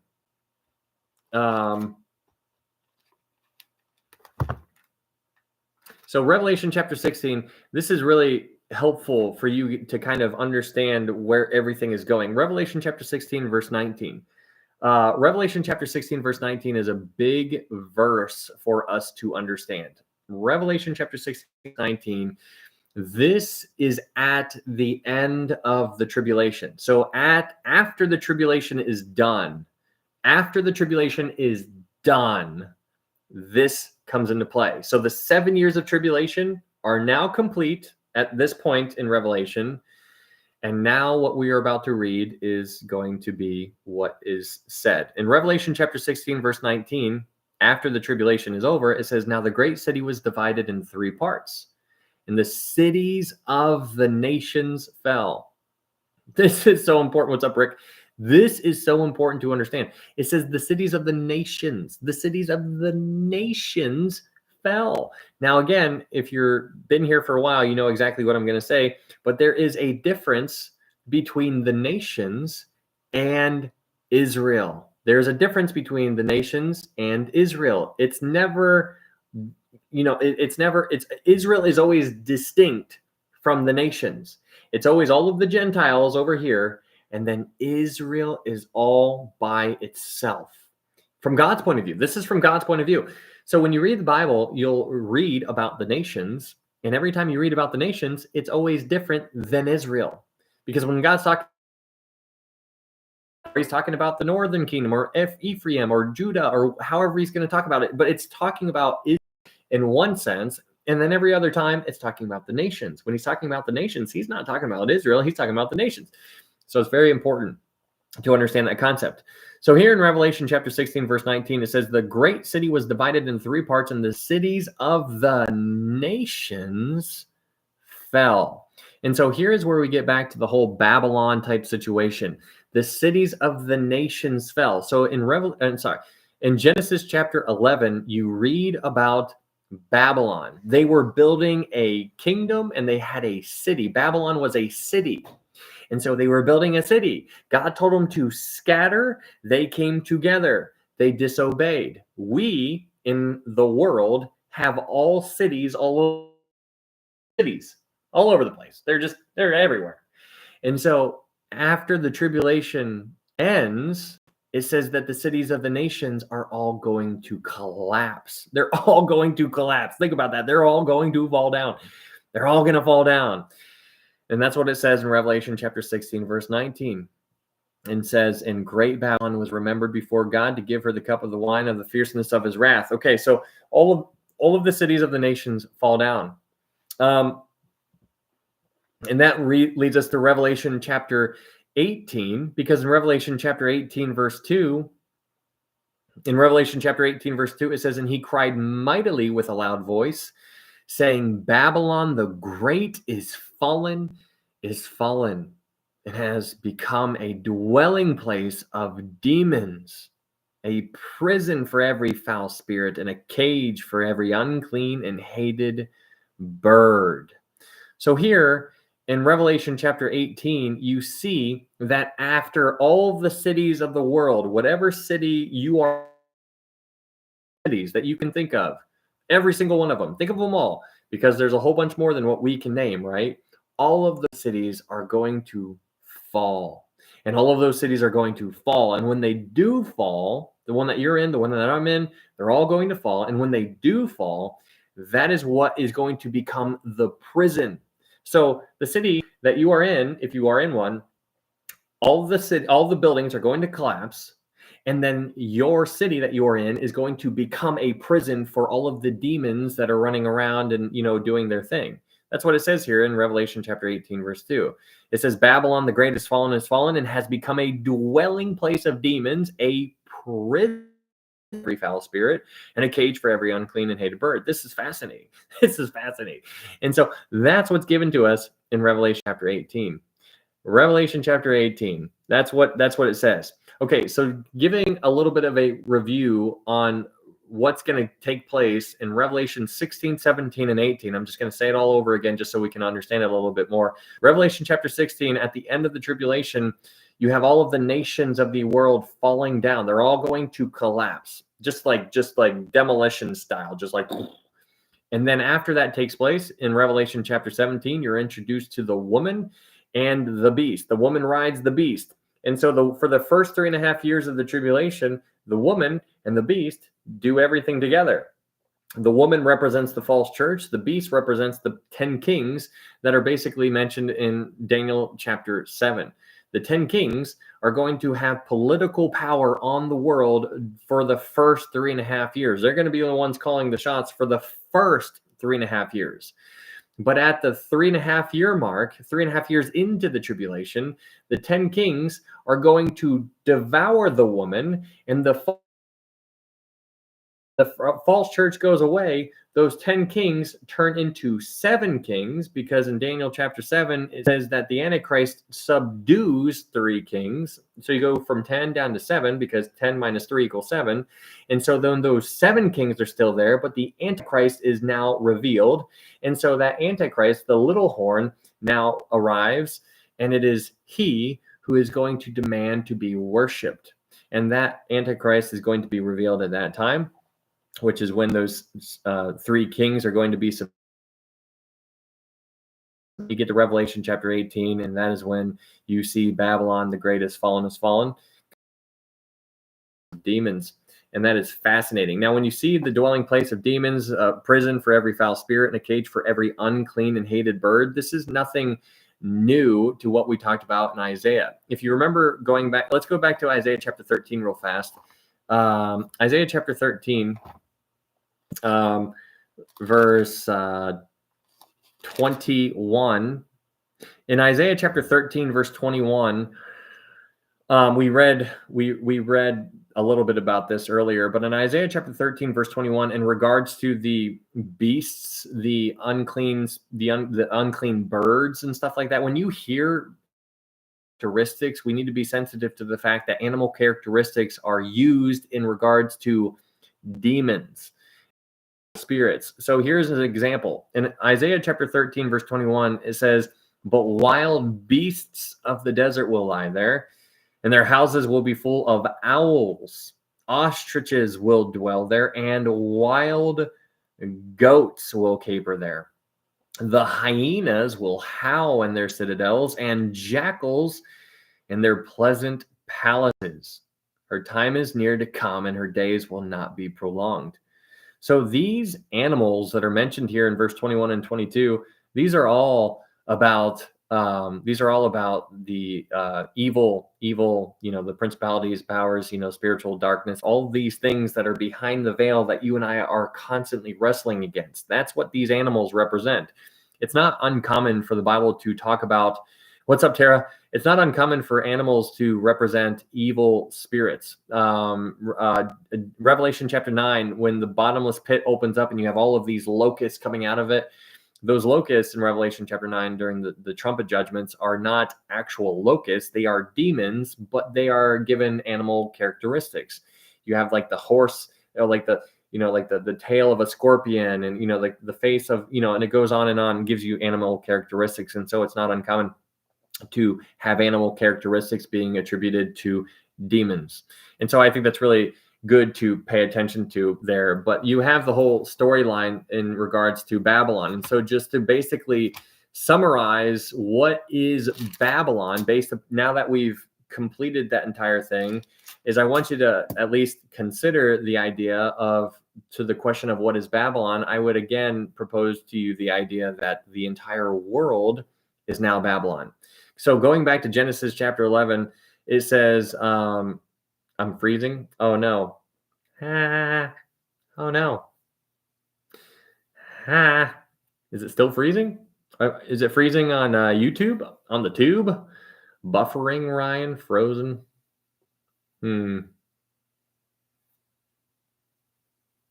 Not on the tube? Huh.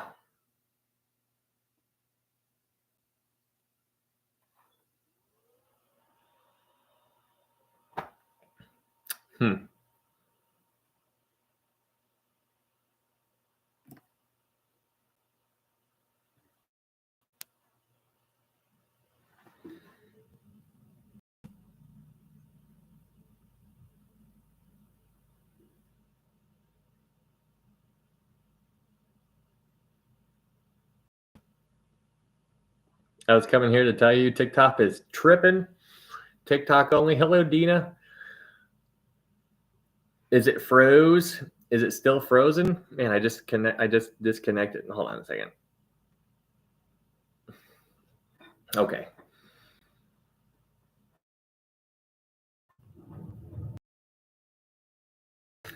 Big finger. I'll go check you. TikTok indeed tripping. Okay, we're back. We're back. All right. I hate technology sometimes. Telling you what, welcome back. Hey, thank you so much. It's good to be here. Well, that is the one thing I want you guys to avoid more than ever. Just make sure you never do that thing that I just got done talking about. Just never do it. That's the most important thing. Never do it. Do not do it. Never, ever do the thing that I said. Okay? You guys are like, what thing? No, okay. I'm totally kidding. Totally messing with you. Okay, so sorry. Okay, I think it's back. Very good. Hello, Dina. Donna. I switched. Okay. Boab, Rob. All right. So just to kind of bring it all together, bringing it full. So the idea that I propose to you is that some people think America is Babylon, and I would agree. But what I think is it's the entire world. I think it's the entire world. I think thank you, Tammy. You're awesome. I think the entire world is one. I think we have cities everywhere. I think the cities of the nations, the Gentile nations, which is everywhere outside of Israel, I think all of those nations are going to collapse. And that's what you read in Revelation chapter 18, because in Revelation chapter 18, you have basically, you have all of the kings, the merchants, the shipmasters. They're all observing Babylon is fallen, is fallen. And so when you read Revelation chapter 18, you see this picture of an economy, something that is connected to it like commerce, where the kings are merchants what to do, and the merchants are telling the shipmasters what to do.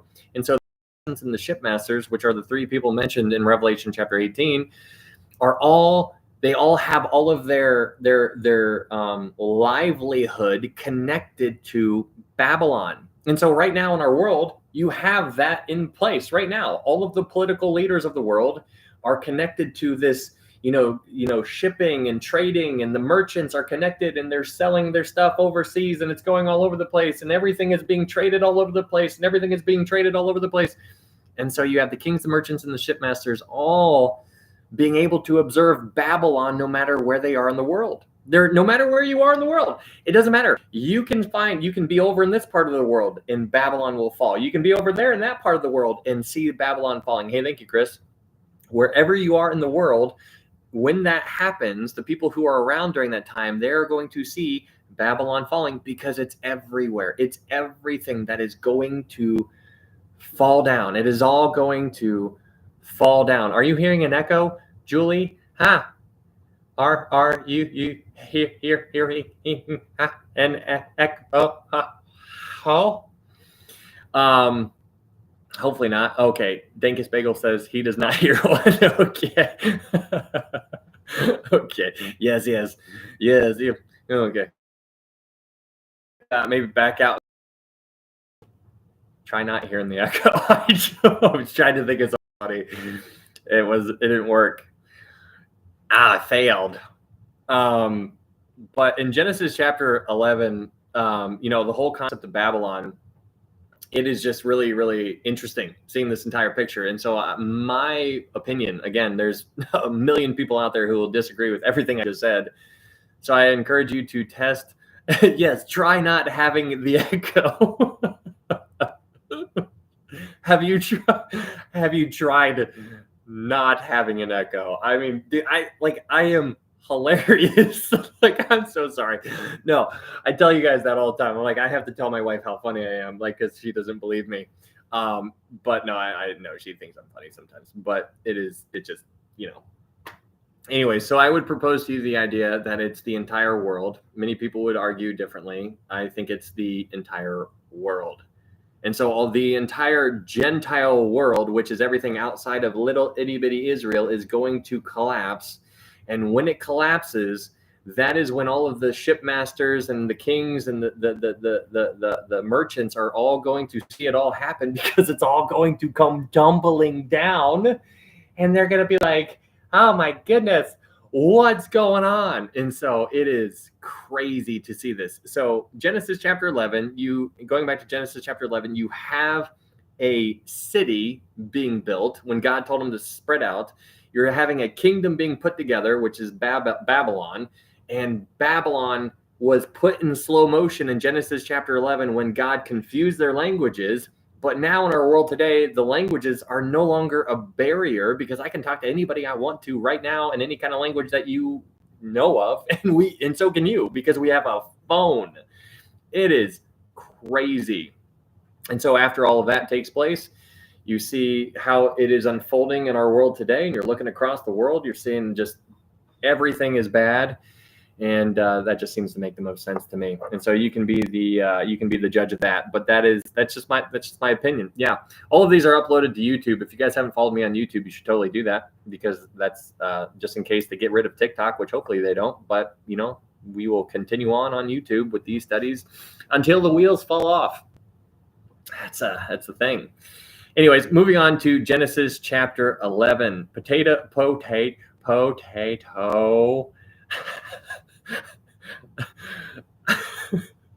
Oh yeah, we're live streaming on YouTube now as well. If you like YouTube a little bit better, which some, my goodness, I am so sorry. I just coughed on all of you people. Oh no. All right, Genesis chapter 11. Let's get back to Genesis chapter 11. Close your mouth. Where are you from? Ohio. Man. Genesis chapter 11, he just got me sick. I'm telling you what, I will be sad if they do something terrible about TikTok. I need to wipe my screen off. I have no idea how you haven't had any water yet, just because I'm just all jacked up on Mountain Dew. I'm not like a spider monkey. No, Jenna, I am. I like how you didn't even add mid-trib in there. It's like only these two. No, I'm not sick. I'm totally messing. Pre-trib. Oh, you live in Ohio? Let's go. The Bible is true. Very cool. That's what I am. Pre-trib. Yep. God is good. You good tonight. All right, let's go ahead and finish this chapter. Genesis chapter 11. I know it's getting the giggles. Yeah, getting weird. High five, preach it, makes most sense.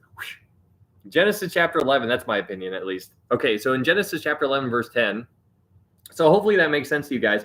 And if you understand that, then you'll do well, because if you understand, that's what I'm telling you. Like, if you understand Revelation, which is why it's the best place to start in the Bible if you're going through it with somebody who can explain things, then you get a picture of everything that is back here. And so there's people in here who probably haven't ever read the book of Genesis or at least studied it. And so if you were here with our study in the book of Revelation, then you probably already understood this. But now that you're here in Genesis and you're looking forward, you're like, okay, that makes so much more sense. And so hopefully it helps. Hopefully, you're at least getting a picture. And so again, test it and hold fast to that which is good. Like I could be wrong on all of this. And so this is why I just can't wait to get to heaven to find out how wrong I've been. Anyways, this seems to make the most sense to me right now. So this is where this is everything I'm telling you is what I personally believe. And so you can throw it away or keep it if you would like to. Revelation study on YouTube. Yeah, not the first one though. I thought about getting rid of that, but then everybody's like, now don't get rid of it. And I was like, okay, I won't. But there's 2 Revelation studies there. And there's the one that was like back in 2023 or something like that, which was the first one. And then there was the one in Revelation 2024. So that's the one to watch. If I had to advise you to watch one, it would be Revelation 2024. There's a playlist with all of those in there if you're interested in it. Anyways, moving on in Genesis chapter 11, verse 10. In Genesis chapter 11, verse 10, yeah, absolutely. In Genesis chapter, this is the genealogy of Shem. This is the genealogy of Shem. Yeah, if you guys want to support this ministry, there is ways to do that. This ministry is ran by you guys, and I don't like saying it that often, but if you wanted to, there are definitely ways to do that, because this is what I do now. I think it's very important. And so if you would like to take part in this ministry, there are ways to do that. Never feel obligated to, but it is always appreciated. And I would 100% appreciate prayer as well. Thank you, Leah, for that gift. And so, hey, thank you, Ocean. I appreciate that heart. Moving on to Genesis chapter 11, verse 10, it says in Genesis chapter 11, verse 10, it says, this is the Shem was 100 years old and begot Arphaxad 2 years after the flood. So here we're going to read a verse, the rest of the chapter in a sense, but this is going to be Shem's genealogy through only his son Arphaxad and not the other sons. So if you go back to Genesis chapter 10, verse 22, go to Genesis chapter 10, verse 22, you read about the sons of Shem. In Genesis chapter 10, verse 22, it says the sons of Shem were Elam, Ashur, Arphaxad, Lud, and Aram. You have those 5 sons, but the one that we care about is Arphaxad. Arphaxad, the weirdest name. They're all terrible, but but Arphaxad is crazy. Like, what do you even nickname? What's the nickname? Arf? Okay. We're going to be focusing on Arphaxad because he is the one who is mentioned in he's the one who's mentioned in Luke chapter 3. If you read Luke chapter 3, that is where you get the genealogy, and it's out of Mary's genealogy where you have Arphaxad, which leads you all the way to Jesus. And so Arphaxad is in the direct line of Jesus, which is why we are focusing on Shem, because out of Shem you have Arphaxad, and out of Arphaxad you get all the way, finally you get to where you get to Jesus. And so that's really kind of cool. But you can read about that in Luke chapter 3.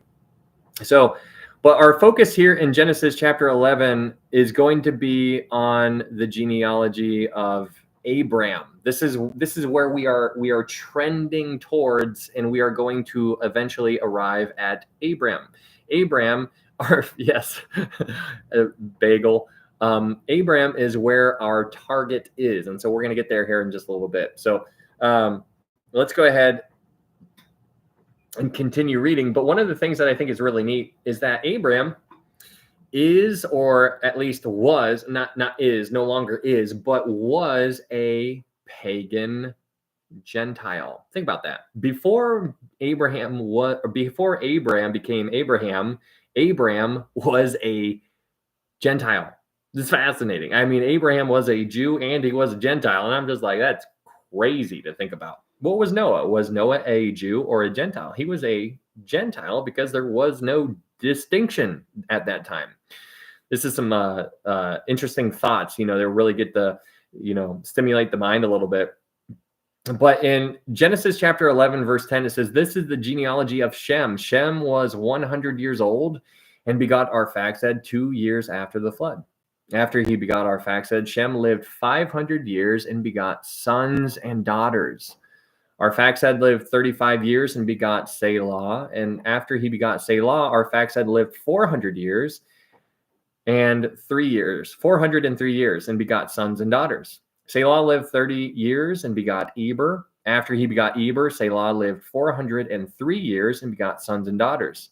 Eber lived 34 years and begot Peleg. Now, okay, the thing to pay attention to in this genealogy is to recognize how their lives are being shortened. They are being shortened. The ages, are they really like us today? The ages, their ages are much older than what we are. But what's interesting about these ages, I don't know if I understand your question fully, Grandma, but if you have any questions, and this goes to anybody, if anybody has any questions about anything, feel free to reach out to me directly on TikTok. I would love to. Oh my goodness. Thank you so much, Vicky. That is incredible. That's amazing. But yeah, if you guys have any questions about anything, feel free to reach out to me directly on TikTok or YouTube or whatever. I would love to talk to you, or even, talk to you on the phone. I try to talk to people as much as I possibly can. But that's awesome. Thank you, Vicky. That's incredibly kind. Thank you so much. I didn't have cash. Yeah, I don't have that many things, but thank you. That's incredible. Thank you so much. It's humbling. Thank you. So the one thing to kind of pay attention to here, I have a question. What's up, Boab? Rob, what's up, man? Yeah, man. You can always message me as well directly on TikTok. Would love to talk to you. One of the things to recognize here is to see. Thank you for what. Thank you. Yeah, I appreciate that. It's insanely kind. The one thing to pay attention here in regards to this genealogy is to see how their lives are dwindling down. They used to live before the flood like 900 plus years, but here they are no longer doing that. They are not living 900 plus years. Now you're getting to 500 years, you're getting to 400 years, you're getting to 300 years, and it keeps on going down. And so obviously this is evidence of something significant. Something happened when the flood happened. And so this is like, well, what was the question? What happened? What took place? What happened after the flood? Something happened to the environment. And so this is why, you go into the whole picture of perhaps they were in a situation before the flood that was similar to a hyperbaric chamber, and that hyperbaric chamber basically cracked when the floods, the fountains of the great deep opened up, and it kind of ruined the entire environment. And that's why they lived so long before the flood, but they didn't live that long after the flood. And so here we are today in 2025, and we are lucky if we make it to 90 years. I mean, like, it's just uncommon. Like, I have a grandmother who is 93. It's actually my wife's grandmother, and she just turned 93. But that's unique. That's not something that is very common. Most people don't make it that long, and so it just is very, very interesting. Yeah, thank you, Vicky. Thank you so much for that. I am blessed by that. That is super, super kind and thoughtful. Thank you so much for that gift. And so moving on to Genesis chapter 11, verse 17. Genesis chapter 11, verse 17, it says, after he begot Peleg, Eber lived 430 years and begot sons and daughters. Now, Peleg, what we talked about before, the word Peleg means division. And so we talked about this when we were talking back when we were first introduced to Peleg back in Genesis chapter 10, verse 25. And Peleg, meaning division, is basically seems to be a prophetic name that was alluding to what was going to take place in Genesis chapter 11. And what took place in Genesis chapter 11 is the division among the nations because of the different languages that was inserted into the story here. And so I think that that's really, really fascinating. Never thought about the flood like that.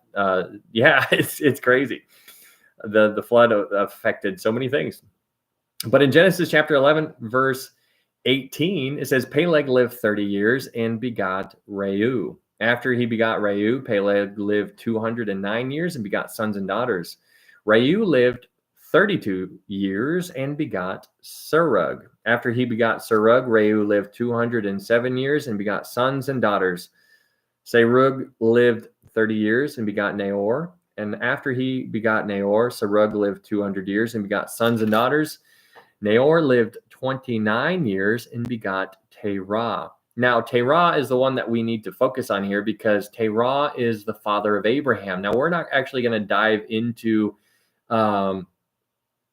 We're not going to actually talk about Terah this time, but next time we go live, which is going to be on Tuesday, we're going to really unpack some concepts here in regards to Terah and try to kind of paint like a tree of sorts, like a lineage, like a family tree, just because it tells us the story, and it all stems from Terah. Terah is the father of Abraham, and so Terah is significant. So we need to pay attention to Terah because out of Terah is where we get Abraham or Abram.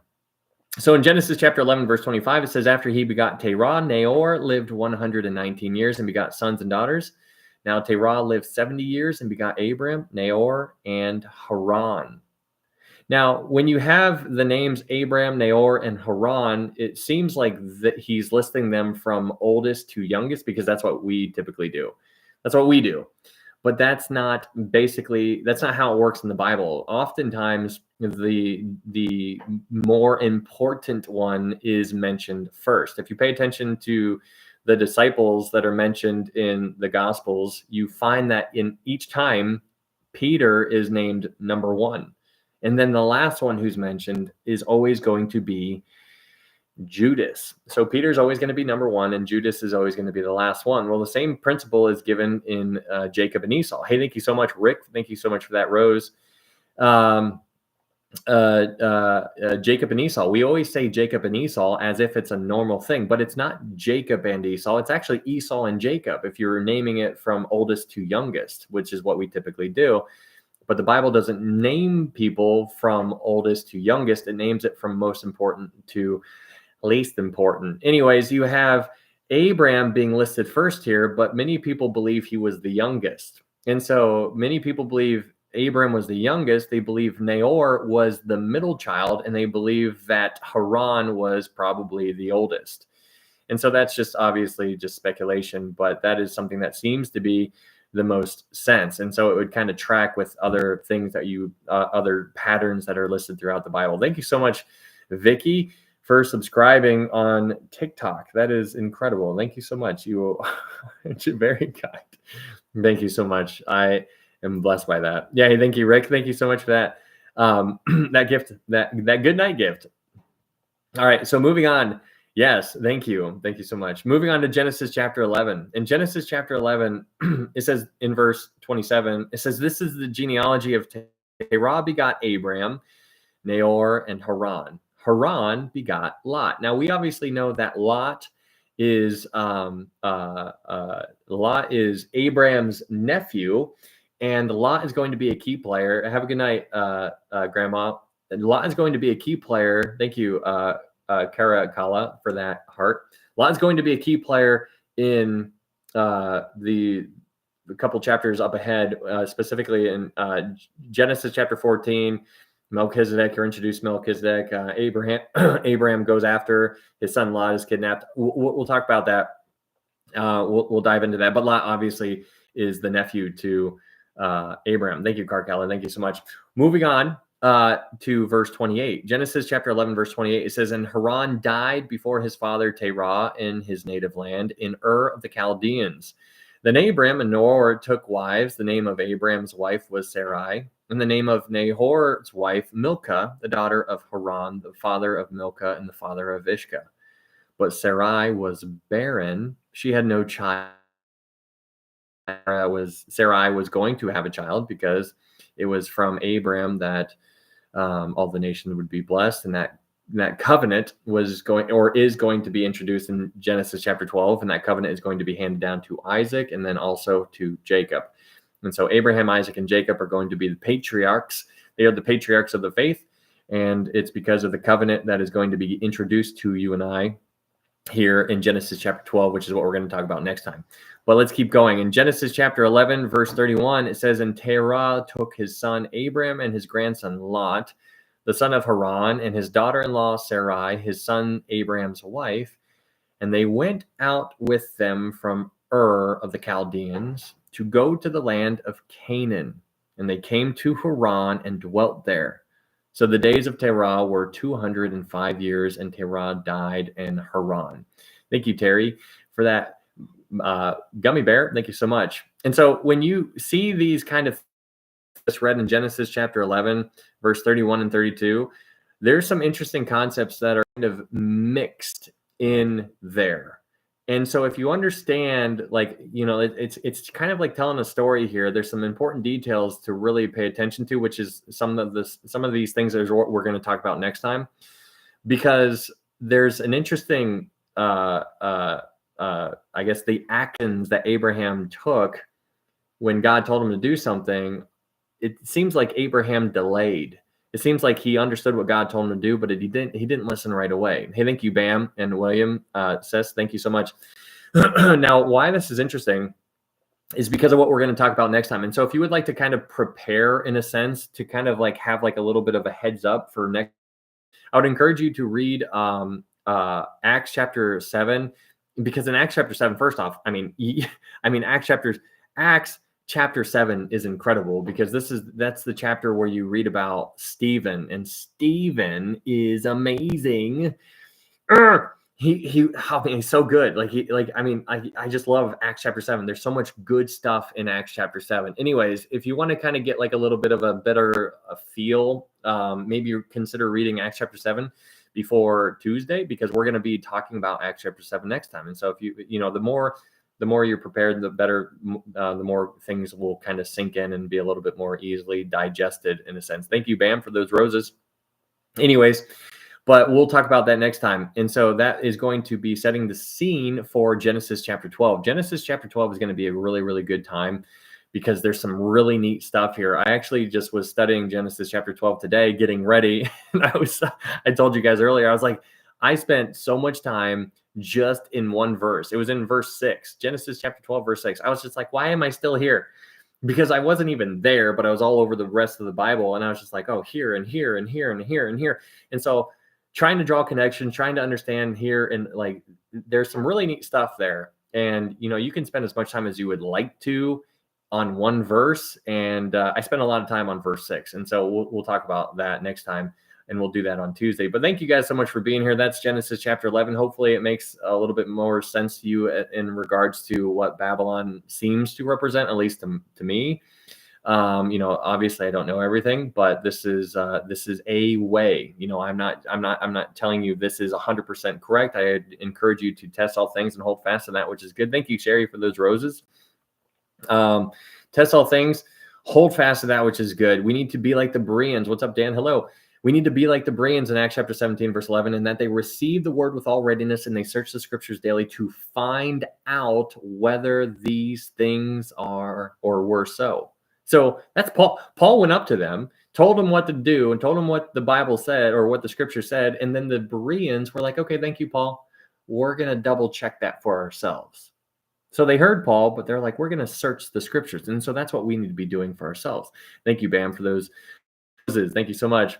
And so it's really, really kind of cool to see this, to see this whole thing played out. But you need to search the scriptures daily to find out whether these things are so. We need to do that. That's important. We're living in a time where, I mean, how many people have seen videos where you read the comments on the videos and the comments in the videos are, is this real? Is this AI? We are living in a time to where we don't know what's real anymore. In Matthew 24, Jesus says multiple times, he says, see that you are not, do not be deceived. Do not be deceived. And so we are living in a time that is just rampant with deception. We can't even trust our eyes anymore. What video is real? It is incredible, the technology. And so it's just getting weirder and weirder. And so I would propose to you that we are living in the last seconds of the last days. That's just my opinion. As you guys know, what's going on over in the Middle East, you have India and Pakistan. They are essentially at war right now. They are fighting each other. They're bombing each other. That's taking place just a couple hours ago at the beginning of this live. We talked about that. You have everything going on with the Abraham Accords, the possible expansion of them, which could be bringing in Saudi Arabia to the Abraham Accords, which would create a domino effect. That is significant because if that takes place, then you need to be sensitive that Saudi Arabia has Mecca inside it. So they are the guardians of it. And since they are the guardians of Mecca, that is, a huge idol in the hearts and minds of the Muslim mind. And so if Saudi Arabia joins this covenant, then that could possibly be what the Bible talks about in Daniel chapter 9. And so you got a lot of things popping off right now. Popping off. Pakistan Prime Minister just called an emergency meeting during the live. Fascinating. So you have, I wouldn't be surprised if they actually officially declare war anytime or soon, because it seemed like they already kind of did it unofficially, but we will see. But I don't know, guys. I just, it just seems like things are heating up. Things are getting spicy. And it's just getting wild.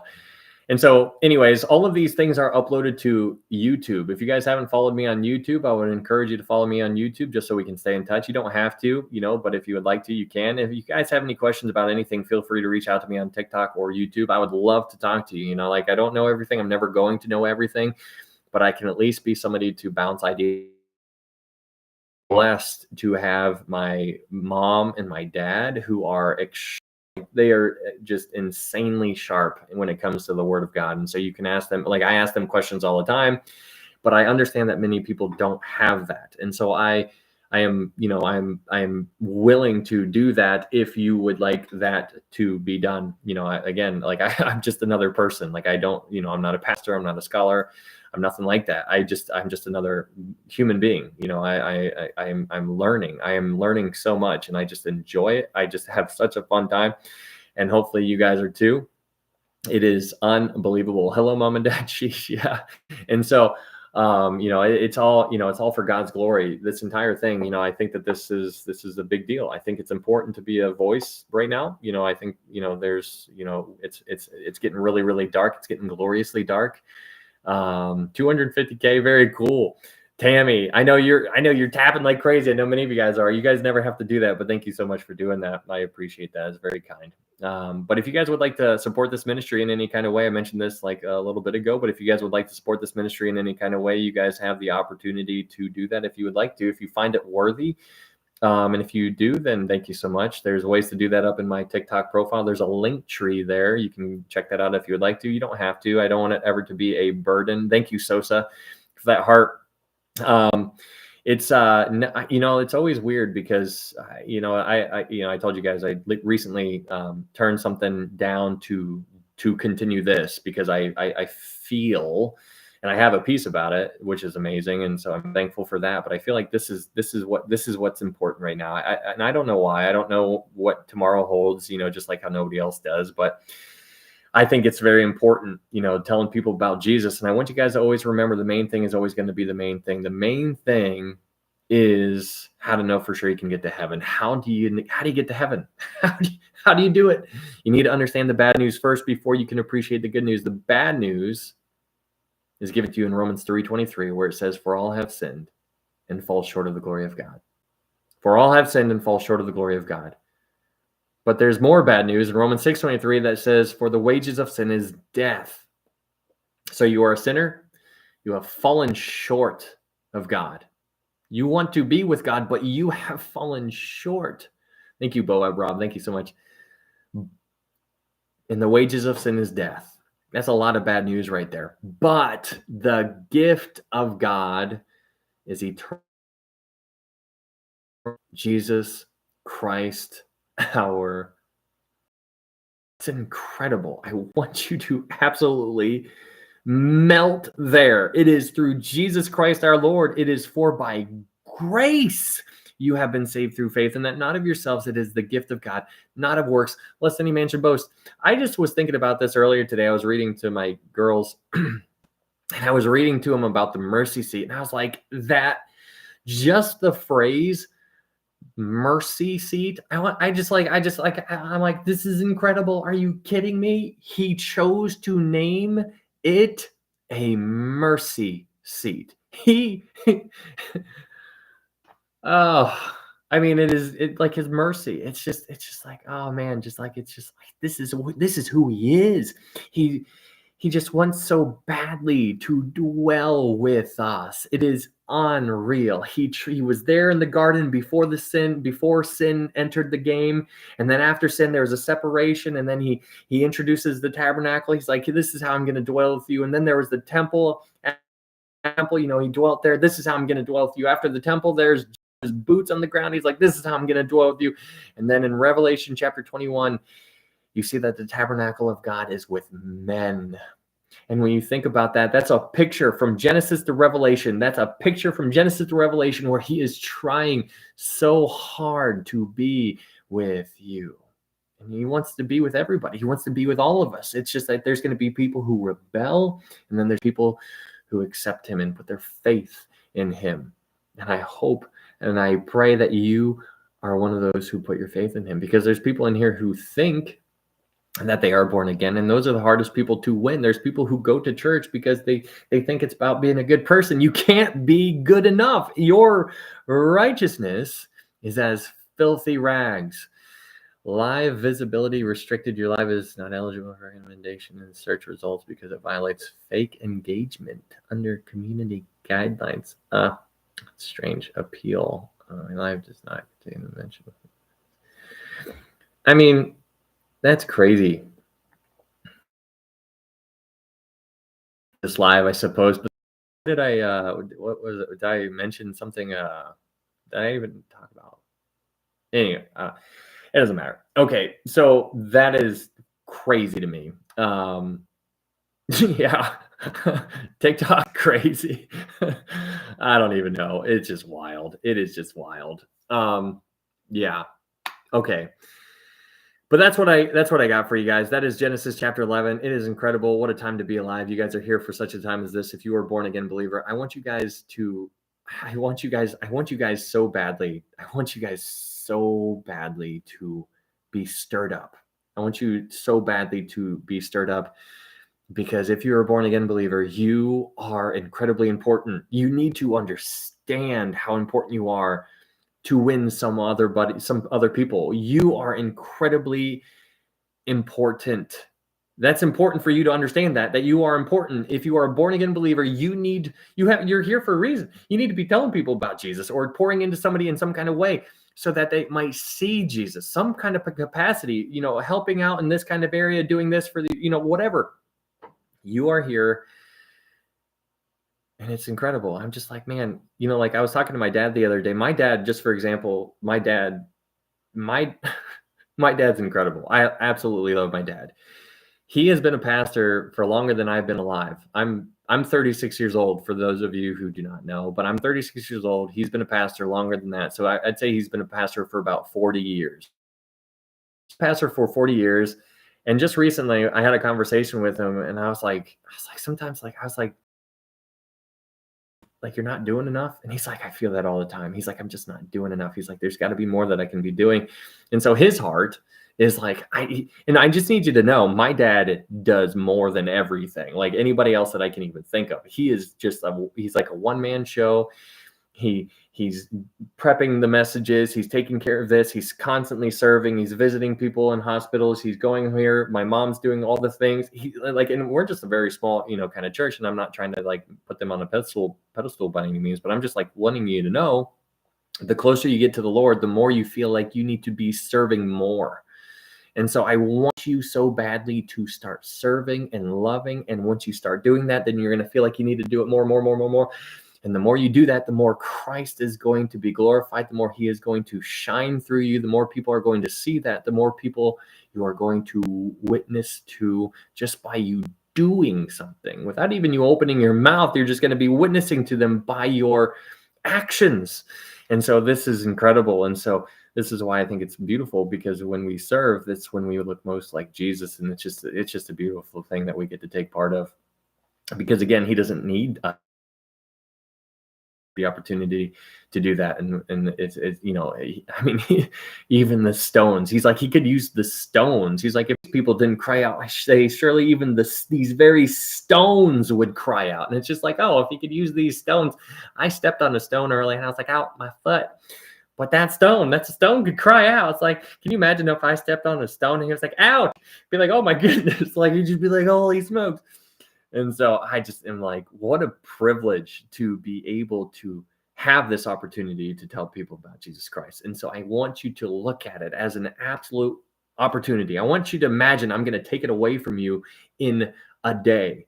Because if you imagine that I'm going to take away that opportunity for you to tell people about Jesus, then you're going to act like that means something all of a sudden, and you're going to actually do it, and you're going to try, and you're going to go out there, and you're going to go out in an uncharted territory. You're going to be nervous, and you're going to try to tell them. You're going to be like, I don't know, and you're going to do it. And you're going to be like, oh man, okay,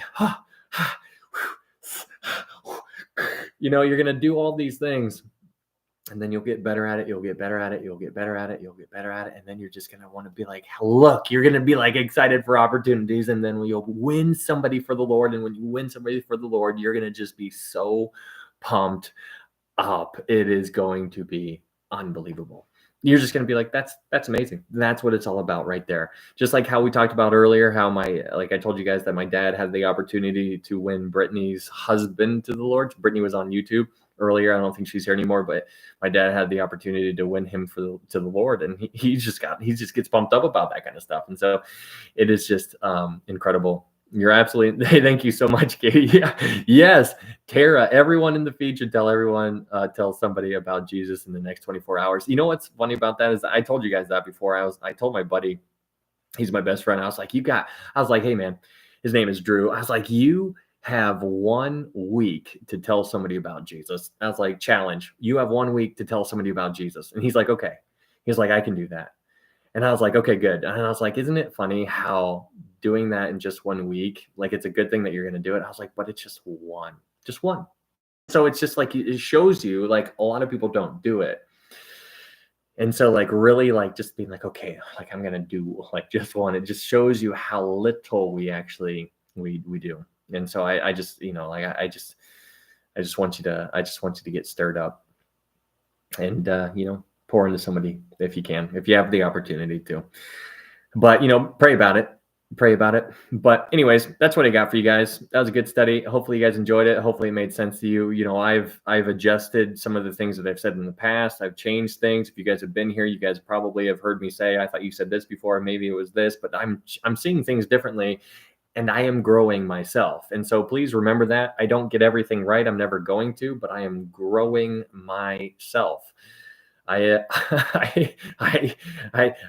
relatively new at this. I've been doing this for about a year and a half or a year and like 8 months or something like that. And so I have grown so much and I wouldn't have it anyway. And so one of the things that I think is really,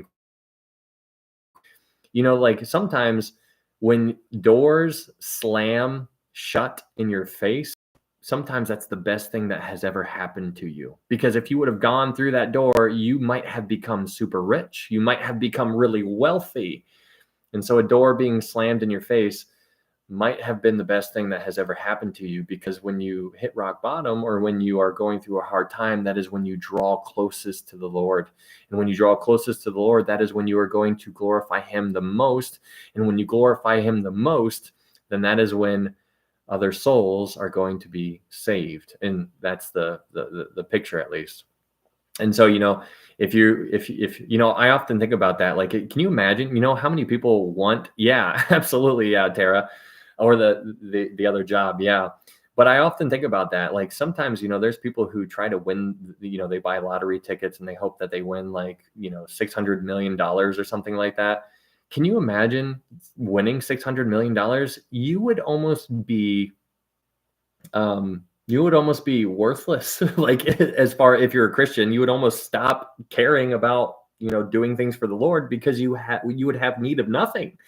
And so you would just be idle, and then you would just be hanging out, and it's just like one of those things where you're just like, holy smokes. And so there's a lot of, there's a lot of thought to consider that, it's I have a story for you, man. We'll bring it. Yeah, you can message me, Dan, if you would like to. I know you can only spend like 15 words in TikTok, but it's just definitely something to consider. So there's a blessing in it. And so just draw near to the Lord. If you're having a great time right now, if things are going on the way up, praise God. If things seem to be falling apart, praise God. Because one way or the other, we are one day closer to home if you're a born again believer. And if you have any questions about how to know for sure you can get to heaven, if anybody in here has any questions like that, feel free to reach out to me. I would love to talk to you about that, because it's the most important thing. There's nothing I would rather do. There's nothing I would rather do than try to help somebody find Jesus and put their faith in Jesus and answer some of these questions, because that's in the most important thing. Think about it. What else is there? What else is there? I made that video today about throwing out and giving away some of my kids' toys, because, they don't play with them anymore. And I was like, this toy right here costs like $60. I'm like, my goodness. And we're just throwing it. That is crazy. And that's a picture of our life. Like, we go through our entire life, we collect things. And then when we die, the things that we collected our entire life, garage sale.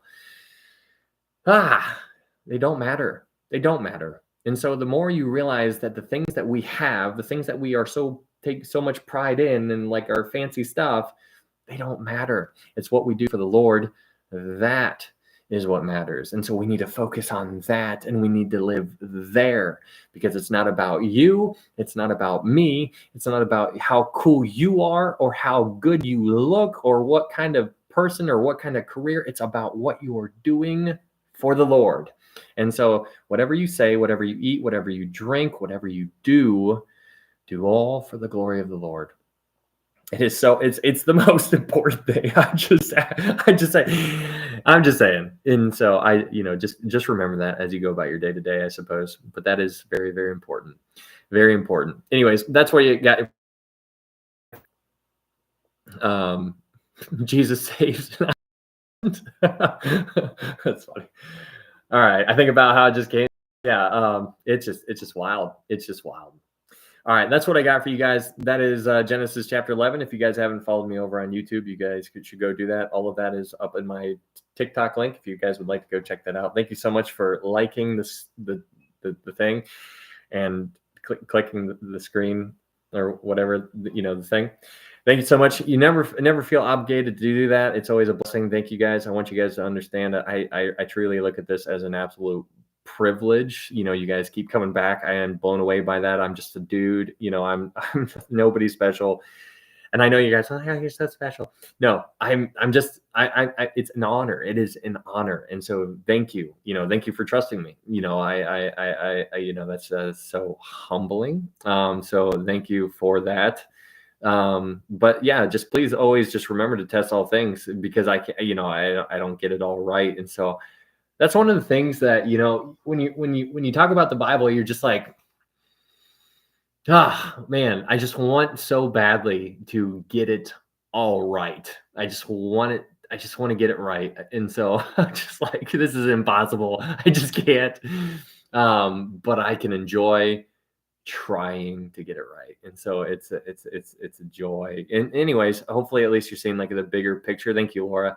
Hopefully you're seeing the bigger picture, because if you at least can see the bigger picture, then the idea is there to kind of build off of. And so you can branch off of that. And that's kind of the goal from growing closer, just being like, man, And then you just get to appreciate Jesus because you see him on like every page. It's incredible. All right, so that's what I got for you guys. Genesis chapter 11, good chapter right there. Looking forward to Genesis chapter 12. We will do that on Tuesday at 9:30 a.m. if you would like to. Yeah, Cheryl, it is good to see you in here. Always good to see you. Thanks for being here. But Genesis chapter 12 will be a fun chapter. We're actually going to tackle a couple chapters. We'll do a handful. So Genesis chapter 12, Genesis chapter 13. We'll do a couple chapters. And then we're gonna be coming up to Genesis chapter 14, and you guys already know I'm pumped for that one, and you already know why. Like to Acts chapter 7. It'll kind of help kind of prep your mind. You could even read Genesis chapter 12 and Acts chapter 7. Let's get just crazy with it. Maybe Jeremiah next time. Lisa, I am still in Genesis. We have like 40 more chapters to go. I mean, my goodness. Like I can't even. Caroline, thank you so much for that heart. I appreciate that so much. That is very kind. Thank you. Still waiting for Hosea. Yeah, that'll be a good one. Hosea, I was thinking about Joel too. I mean, Joel would be fun. I mean, but I was like, man, what about Daniel again? No, I don't know. But I kind of want to do Daniel again. No, we've already done it. We got to keep on trucking. I mean, I don't even know if we're going to be able to get through the entire Bible. I mean, like, I kind of want to, but I'm also okay with not getting through it all, if you know what I mean. But we're going to keep on going. We're just going to keep it going. Stop it. You're in Genesis. Yeah, we already did. Yeah, Daniel, because your name is Dan. I see what you did. Revelation, Holly says, blocked. All right. Well, thank you guys so much for being here. We are going to get out of here. And yeah, if you haven't followed on YouTube, you are more uploaded there if you would like to go back and review them. You guys have a good night, and I will, Lord willing, see you guys on Tuesday. And if you have any questions, like I said before, feel free to reach out on TikTok. I would love to talk to you. I would absolutely love to talk to you and help if any kind of way. And, keep praying. Keep praying for what's going on over in Israel. Pray for the peace of Jerusalem. We need to keep lifting them up. And pray for opportunities, if you wouldn't mind. Pray for opportunities to witness to people, to pray for the hearts and minds of them as well. Pray that their hearts are softened, because that is important. Pray for hearts and minds to be softened and to be sensitive to the gospel. I think a lot of people are kind of looking at the world and saying like there's some things going on. And so pray for the words, pray for boldness, and just pray for opportunities that you can tell somebody about Jesus, because that is that's incredibly important, and we need to recognize the emergent situation that we are in right now. I think it's very, very important right now. So pray for all of those things, and pray for the people in here. Many of you guys are praying for one another. Thank you so much for doing that. There's a lot of people who need prayer. I'm praying for a lot of people praying for me, a lot of people praying for you guys. And if you guys have anything that needs prayer, just, reach out. It's one of those things that we have the privilege to do. And it is an honor to be able to pray, because one day we're not going to pray anymore, because we're going to be with him. And so if you look at it as if it's going away, you might utilize that a little bit more. And I'm not just saying just a little bit here and there. I'm saying like pray fervently, because there's a lot of things that need we need to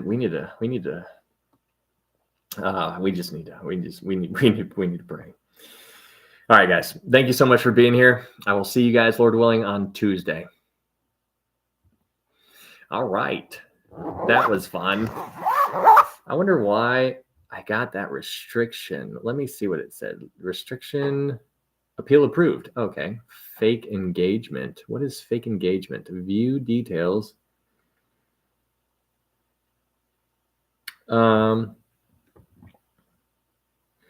Your live is not eligible for recommendation and restricted in search results because it violates the fake engagement policy under the community guidelines. Ha! I don't even know what that means.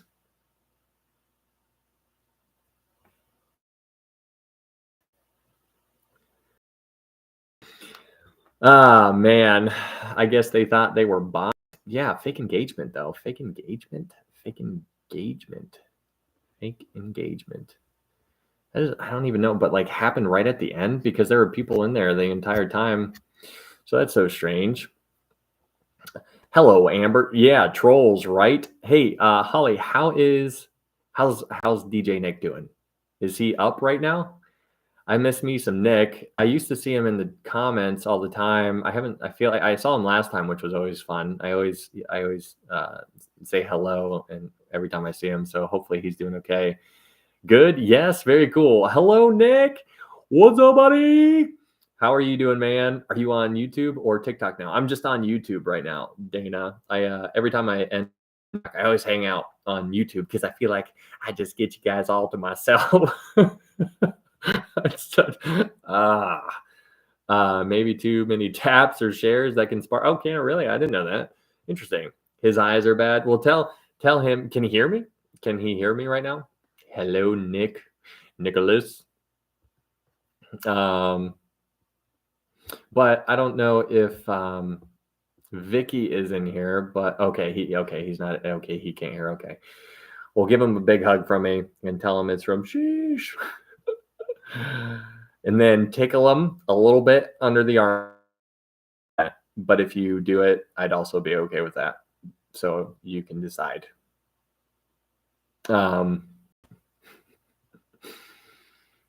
Oh boy, I sure will. Okay. Oh boy. I am just on YouTube right now, Dana. Oh, what a fun time. What a fun time. I don't know. I enjoyed that. You know, I enjoyed going through those. Hopefully you guys enjoyed that too. But that's a good time. Thank you guys. Thank you, mods. You guys are awesome. You know, on TikTok and on YouTube, you guys pinning all the things and posting things and the references. And I'm just like, that's incredible. I'm like insane. Like I don't even understand references, and I'm just like, you guys are listening. Like, do you know how I feel like it's just so uncommon. Like when people go to church, they can't wait to get out of there most times. And so getting people to sit still and pay attention to what the whoever's speaking, the pastor, if there's somebody else up there, it's hard to get people to sit through like 45 minutes of that. But you guys hang out here for 4 hours and 43 minutes, and you guys are just still references, and I'm just like, that is insane. Hopefully you guys are hydrating throughout that in time, because you guys talking about me not drinking water. I know. But I had an extra cup of coffee today, so that was fun. I was excited about that. I was like, yeah, coffee. I'm listening while playing a relaxing game. However, that's completely fine. What's the relax? I'm trying to think of a relaxing game. Is it chess? I love chess. Not very relaxing. I get really mad about that sometimes when I lose. I'm like, no. Just being honest, I like to walk a little too. Yeah, walking's fun.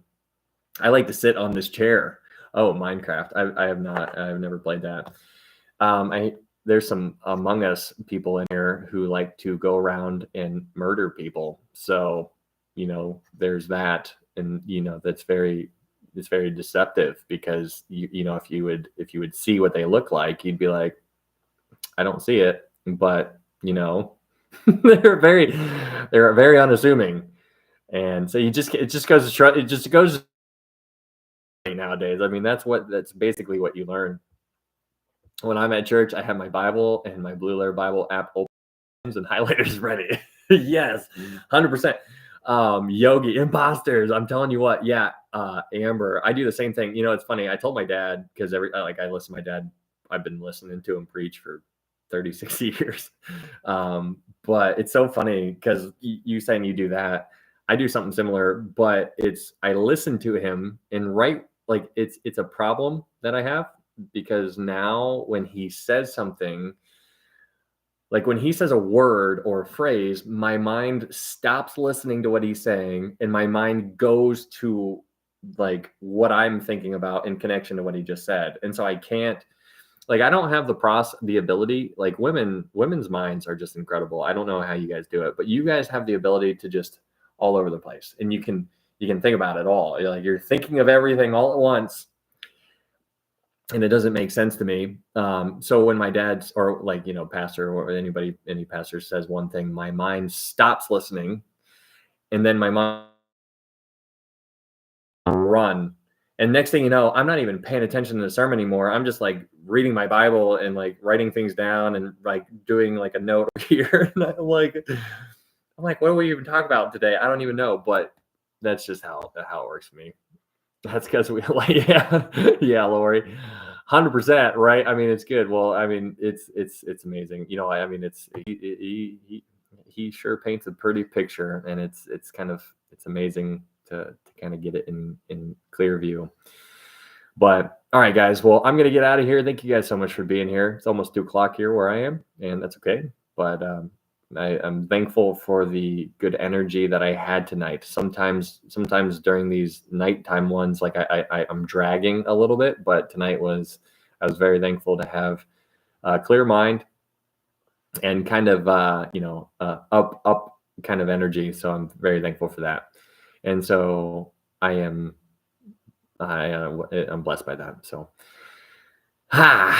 yeah, I can't even lie. I've been guilty of that myself. Absolutely.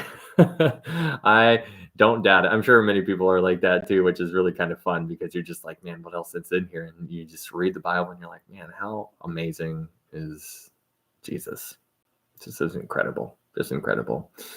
All right, guys. Yeah, absolutely, Julie. Yeah, Holly, good night. Bagel, good night. Amber, Yogi, you guys, Bridget, for sure. You guys all have good night. Lori, I don't know. There's 18 people in here. And Dana, I don't know who else. Dina, I don't know if she's still in here. I'm scrolling all the way up to see if you guys are in here and you're just silently watching. Thank you so much for being here. I appreciate the silent watchers just as much as I appreciate the very loud people who are in here. The loud people. Dinkus Bagel. So yes, happy Mother's Day to you ladies. What an amazing thing. So that's incredible. Happy Mother's Day to you guys too. Sorry, no, I went to go let my dogs out. Okay. All right, guys. You guys have a good night, and I will see you, Lord willing, on Tuesday. See you guys.